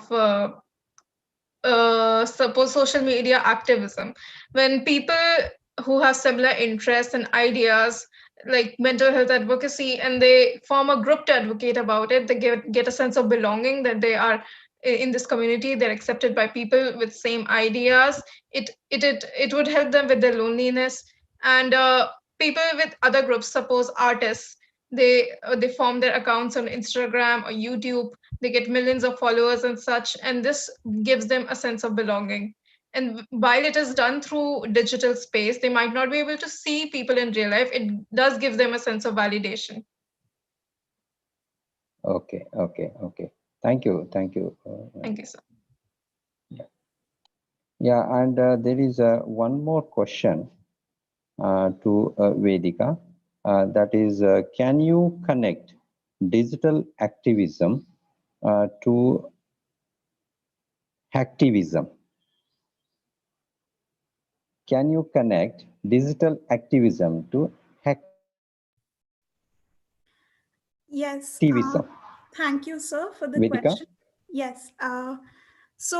Digital activism is basically talking about how people with common interests try to voice their opinions. They try to start campaigns, and they try to bring about social change through the medium of social media. Whereas hacktivism is basically when, based on certain opinions, people's accounts are hacked. So yes, there is a connection between both of them. Especially when I read this question, the first thing that comes in my mind is the issue of politics. With politics being such a controversial topic wherein people have contrasting opinions and where people do not agree on a lot of issues, as we can see, even with the farmers' protests that are happening, there are some individuals who are blaming the government for it, whereas some of them are not blaming. So when it comes to talking about opinions, people can be for the motion and people can be against the motion. So there are people who are not, so I feel that there are people who are not able to tolerate certain opinions that are not in sync with theirs. So that is where hacktivism comes in place. When digital activism is not taken in the right spirit, when people feel that their opinions are not being safeguarded, there might be people who are doing well in the area of hacktivism who might challenge and channelize their energies to hack the accounts of those individuals whom they do not agree with, or they may like to report certain opinions of theirs that they feel are not in sync with theirs. So that is how I would like to connect digital activism to hacktivism. Thank you for the question. Okay, thank you, Vedika. Yeah, I think there are two more questions. Yeah, one question is there to Bandita. In that sense, how do you correlate belonging to loneliness in the virtual space? Bandita, over to you. Yes. So what is loneliness? Loneliness is feeling like you're distant from others, you don't have meaningful relationships and such. So when you feel that you belong to some space, a community, or maybe a few people, you feel that you're accepted. This desire to feel close to people is fulfilled there. To give an example, I also actively engage in social media platforms, and I have friends who kind of are all over the globe, like from America, from Australia and such. And during these times, suppose these COVID times, there was immense amount of loneliness in me, and I was also struggling through some health issues. But I was not able to meet my friends or anyone to get that social support. And but I had a lot of friends through these online communities who I could share myself with, share my issues with, and this also helped me cope with my loneliness and other issues. Thank you. Okay. Thank you, Bandita. And probably there is one more question to Manish. What are the challenges now between the traditional art forms, example, kabuki, to the contemporary art forms in Japan? Over to Manish. Yes, sir. So I will say that more than the challenge, kabuki itself started in around 17th century. And if you look at the word meaning of kabuki, it is unorthodox. It is fashionable, bizarre, and we compare it with avant-garde or bizarre theater, which makes it much more experimental. So instead of saying that there is challenge between the traditional art form like kabuki and contemporary, kabuki itself evolves. And in the modern sense, the art forms, which in the Japan we can say, it is going through the same experimentation. There is effect after the post-war period of lot of influence from American art form also, which can be also seen in their traditional or contemporary art forms, especially in mangas. As we can say that the previous history of manga, it is quite different from the mangas after the post-war period. So we can say, I could say that there is more than challenge as kabuki itself evolves. The art form of Japan, the contemporary art form of Japan is itself also evolving. Yes, sir. Okay, thank you, Manish.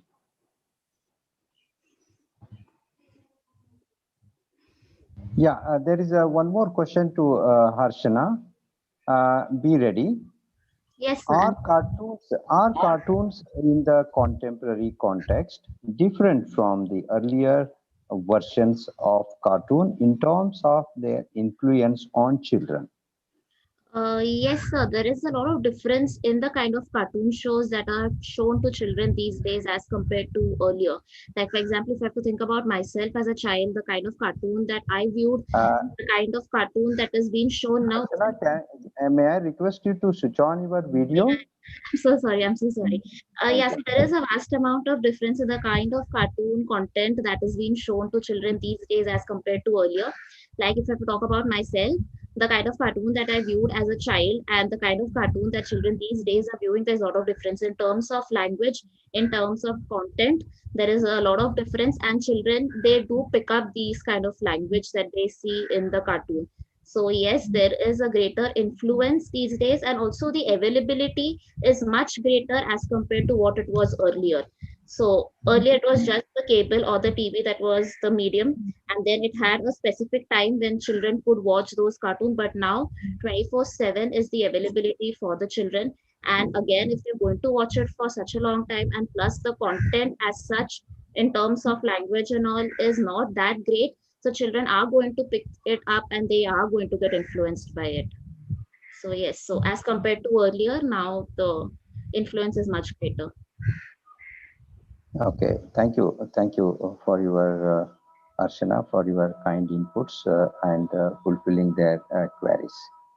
And let me check if any other questions. Yeah, there is no question. And now, Dr. Rupa. Yes, sir. Can we sum up? Yes, sir. Yes, sir. Thank you, sir. Yeah, I think I take this privilege to thank all the mass media professionals and distinguished participants, learned professionals, teachers of different institutions have made their best effort to join. And hope I feel this is a very good panel session. There is a lot of discussions, debates, and as well as the question raised in this panel. And I'm thankful to the organizer for choosing such a the wonderful paper in this panelist. And we have done our best during this session and answer to all the queries also. And hope this purpose of social media and communication, it may reach to the different young learners and to make them to understand a lot of things with this panelist. Thank you, and over to Dr. Rupa for the next communication. Thank you, Dr. Parashuram Kattimani, for sharing the sessions and the panelists. There was a very thoughtful discussions on the study and papers which throw lights on identity and identity formations among Khasi community in cartoon character, shaping identity in late adolescence, virtual identity, and Japan's cultural narratives and representations. And we have reached to the end of the conference and the last paper presentation panel discussion. Thank you all for joining us to this international virtual conference organized by the Department of Journalism and Mass Communication, Central University of Karnataka, Department of Mass Media, SVKM's Usha Praveen Gandhi College of Arts, Science and Commerce, and Department of Mass Media, St. Anthony's College, Shillong. Thank you all. We shall meet again today at 4:30 p.m. for our concluding ceremony. Until then, have a nice evening. Thank you all. Thank you, Rupa. Thank you very much.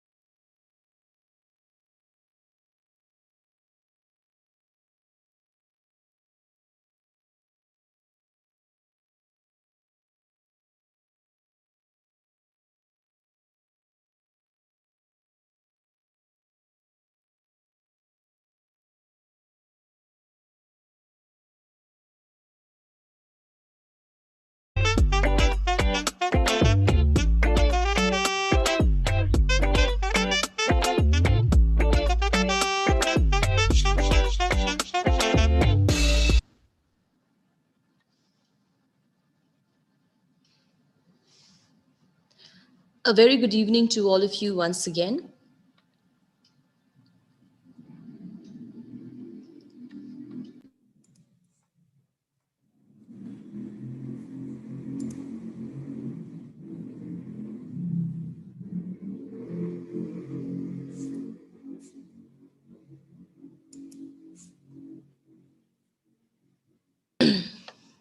A very good evening to you all once again. We have finally arrived the last day, the end of this 2-day conference on identity, myths, memories, communication, and cultural narratives. It has indeed been an extremely intensive 2 days of discussion and deliberation on the respective theme. We've had some amazing invited speakers, a wonderful keynote speaker who elaborated more on the topic for us. And we've also had a panel of extremely engaging presenters who brought forward their thoughts and ideas on the topic concerned. I guess all of us have indeed added much more to our plethora of knowledge on the subject matter at hand.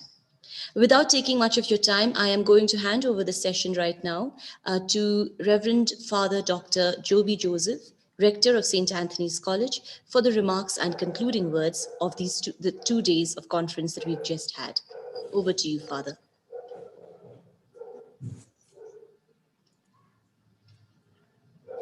Thank you, Professor Rose. As we come to the end of this 2-day international virtual conference on identity, myths, memories, communication, and cultural narratives, I hope I will be able to do justice in this concluding remarks and add to the 2-day event and cap it all. I remember seeing once a little picture with a little child looking at the world map and making a prayer to God. The prayer is this of the little child. God, I like the world that you made in different colors, sizes, but I don't like the lines that you drew separating each. Dear friends, at a time like this, when we had many restrictions and constraints beyond us, we were able to come over these boundaries, lines of separation, and to a common identity as in the theme of the event itself. We are grateful for these 2 wonderful days. We turn to God with gratitude for his guidance, blessings. We remember in a very particular way the 3 organizing institutions. Of course, there is a formal word of thanks, but I'd like to place on record their involvement, organizing, planning, and seeing to the detail. And we are at the completion of this wonderful event. The Department of Journalism and Mass Communication, Central University of Karnataka, Department of Mass Media, SVKMs, Usha Praveen Gandhi College of Arts, Science, and Commerce, Mumbai, and St. Anthony's College, the Department of Mass Media. We remember everyone behind making this 2 days event a success. What has gone before, what has been behind is what has made this day to a great end. We had a wonderful 2 days where we had sessions to the theme and keeping in the line of the event. We had a wonderful keynote, 5 invited talks, 245 participants, 50 papers, 49, 48 were presented out of the 98 that were received, processed, and reviewed. Inauguration, we had the heads of the 3 organizing institutions with us, and we remember them gratefully today. In the keynote, we had Professor Sangeeta Bhaga-Gupta, who summed up and gave us the talk on myths, expressions of the mobile human condition, belongings to the land and language. Her talk focusing on marginalization, migration, refugees, and identity. I think that set the tenor of this event.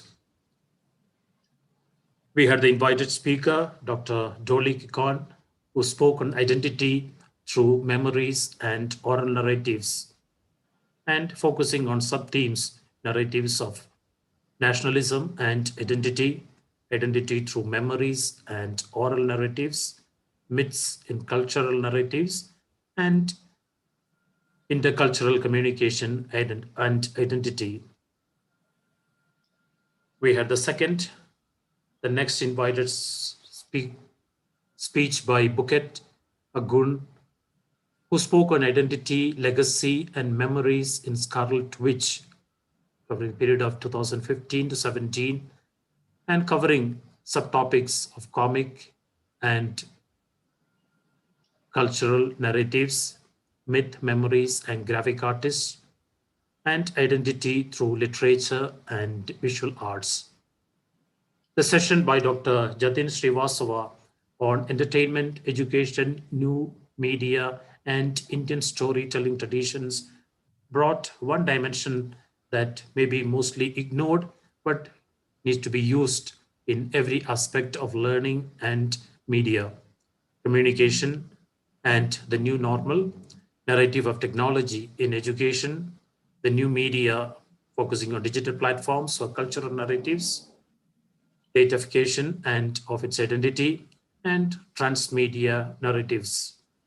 And the day's last of the invited talk by Dr. Deirdre McLaughlin was on culture after COVID-19, adapting, thriving, and making the model, covering subtopics of redefining and performing arts and the role of arts spaces post-COVID-19, exploring the identity and culture through theater. And I'm sure this paper, this talk, gave us also a focus what we would do once we come back to the normal, taking us forward. And we had a wonderful panel discussion where we had all of these invited resource persons chaired by Dr. Sangeeta Bhagagupta, very enlightening and sharing and guiding us in their own areas and enriching us. Dear friends, I'm sure these 2 days also, the paper presentations that we had gave us an added knowledge and to our own line of thinking, our own area of interest, and a world a little more richer in knowledge and wisdom in our own way. There are already questions asking, what would you be losing or missing the most once the world is back to the normal? I already saw a survey that is being conducted.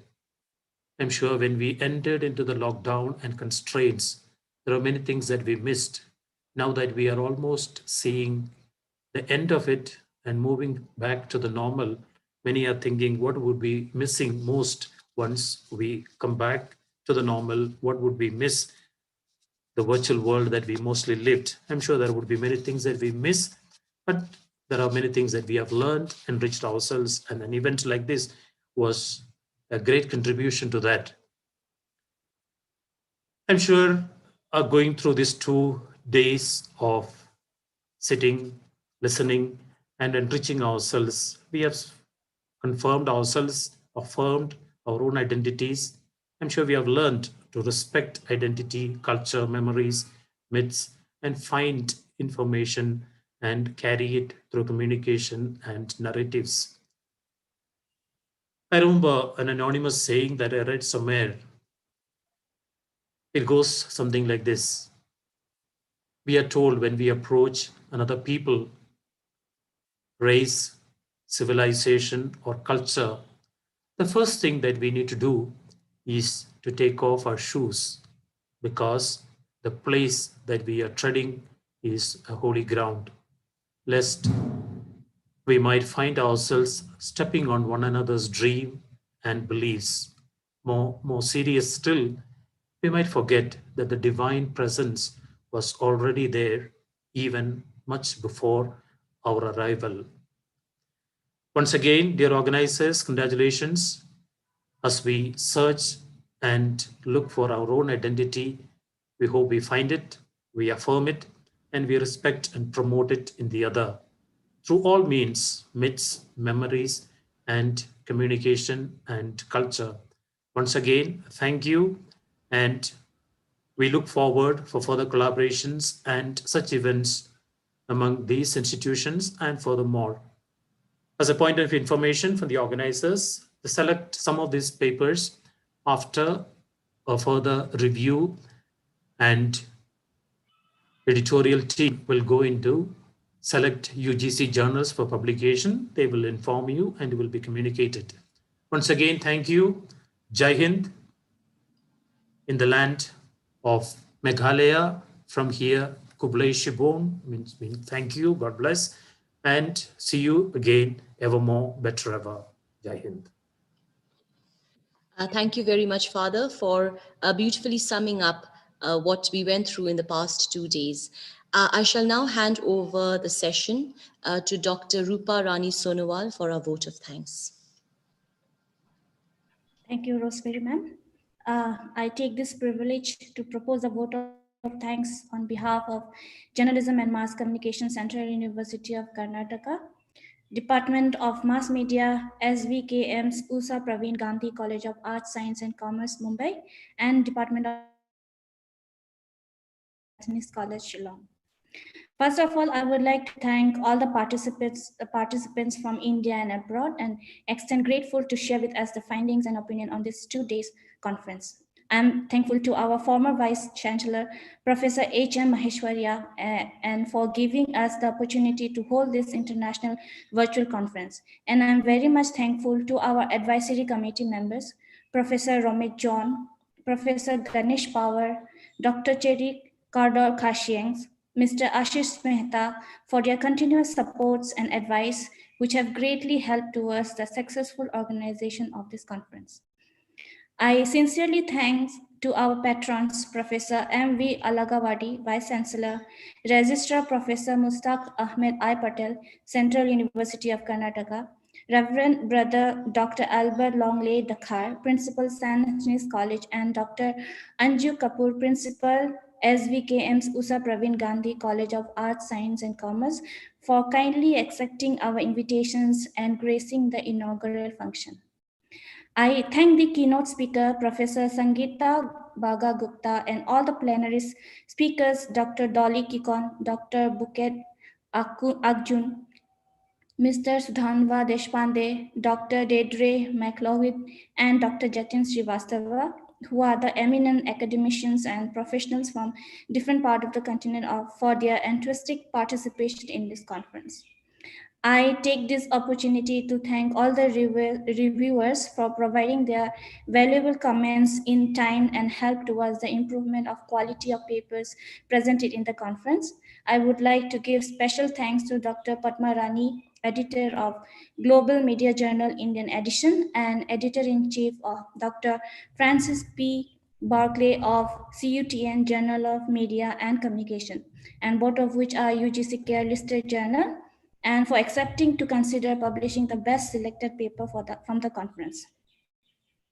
I also thank Professor Timothy Suba, Dr. K. Karthik, Professor Basava Ras as P. Donor, Reverend Father Dr. Joby Joseph, Dr. Parashuram Kattimani for sharing the paper presentation panel and taking time out of their busy schedule to read and listen to the author's views on the different topics of discussion. I would like to give my sincere thanks to Reverend Father Dr. Joby Joseph and his team with Nathaniel Nampui Majau, Bablu Rajak, Om Prakash Yadav, Dr. Ita Wanda Saibon, who rendered their technical expertise for smooth executions of the session. Last and not the least, I would like to thank my other two conveners, Dr. Machung Wangliu Kamai and Dr. Miss Rosemary Asoreri, who had helped to make this day a grand success with their hard work and dedication. I acknowledge the unwavering support received from principal, director, HOD, dean, and all the faculty and staff members of all the 3 institutes and university. My thanks also goes to all the people who are directly or indirectly involved in organizing this conference. I would like to acknowledge and thanks. Over to you, Madam Rosemary. Thank you very much, Dr. Rupa Rani Sonowal. A word of gratitude to you as well for being a part of this team and for working together towards achieving these 2 days of an intensive and wonderful sessions that we've actually had. We have now approached the end of our conference on identity, myths, memories, communication and cultural narratives. However, it is not really the end of the journey for us. My dear participants and presenters, we know that you've already worked very, very hard in bringing out 8,000 worded first drafts of your paper, but our journey still continues. It's not really the end for us here, because we will be in touch with you. We are yet to receive the final draft of your papers. And as already mentioned by both Dr. Rupa Rani Sonowal and Father Joby Joseph as well, we will be having select papers being published in UGC Care journals as mentioned by Dr. Rupa. And for that, we will be in touch with you again soon. And till then, it is a goodbye from all of us here, the team at IMCCN 2020, and we've really had 2 wonderful days of discussion and deliberation, and we hope that this is only the beginning of a journey towards more of such wonderful and intensive sessions in the future. Thank you very much once again to all, and a very good evening to you all. Before we end, I would like to request all to kindly stand for our national anthem. And before we present that, just to mention that it is the national anthem is by the Vandana Kohli Productions. Thank you.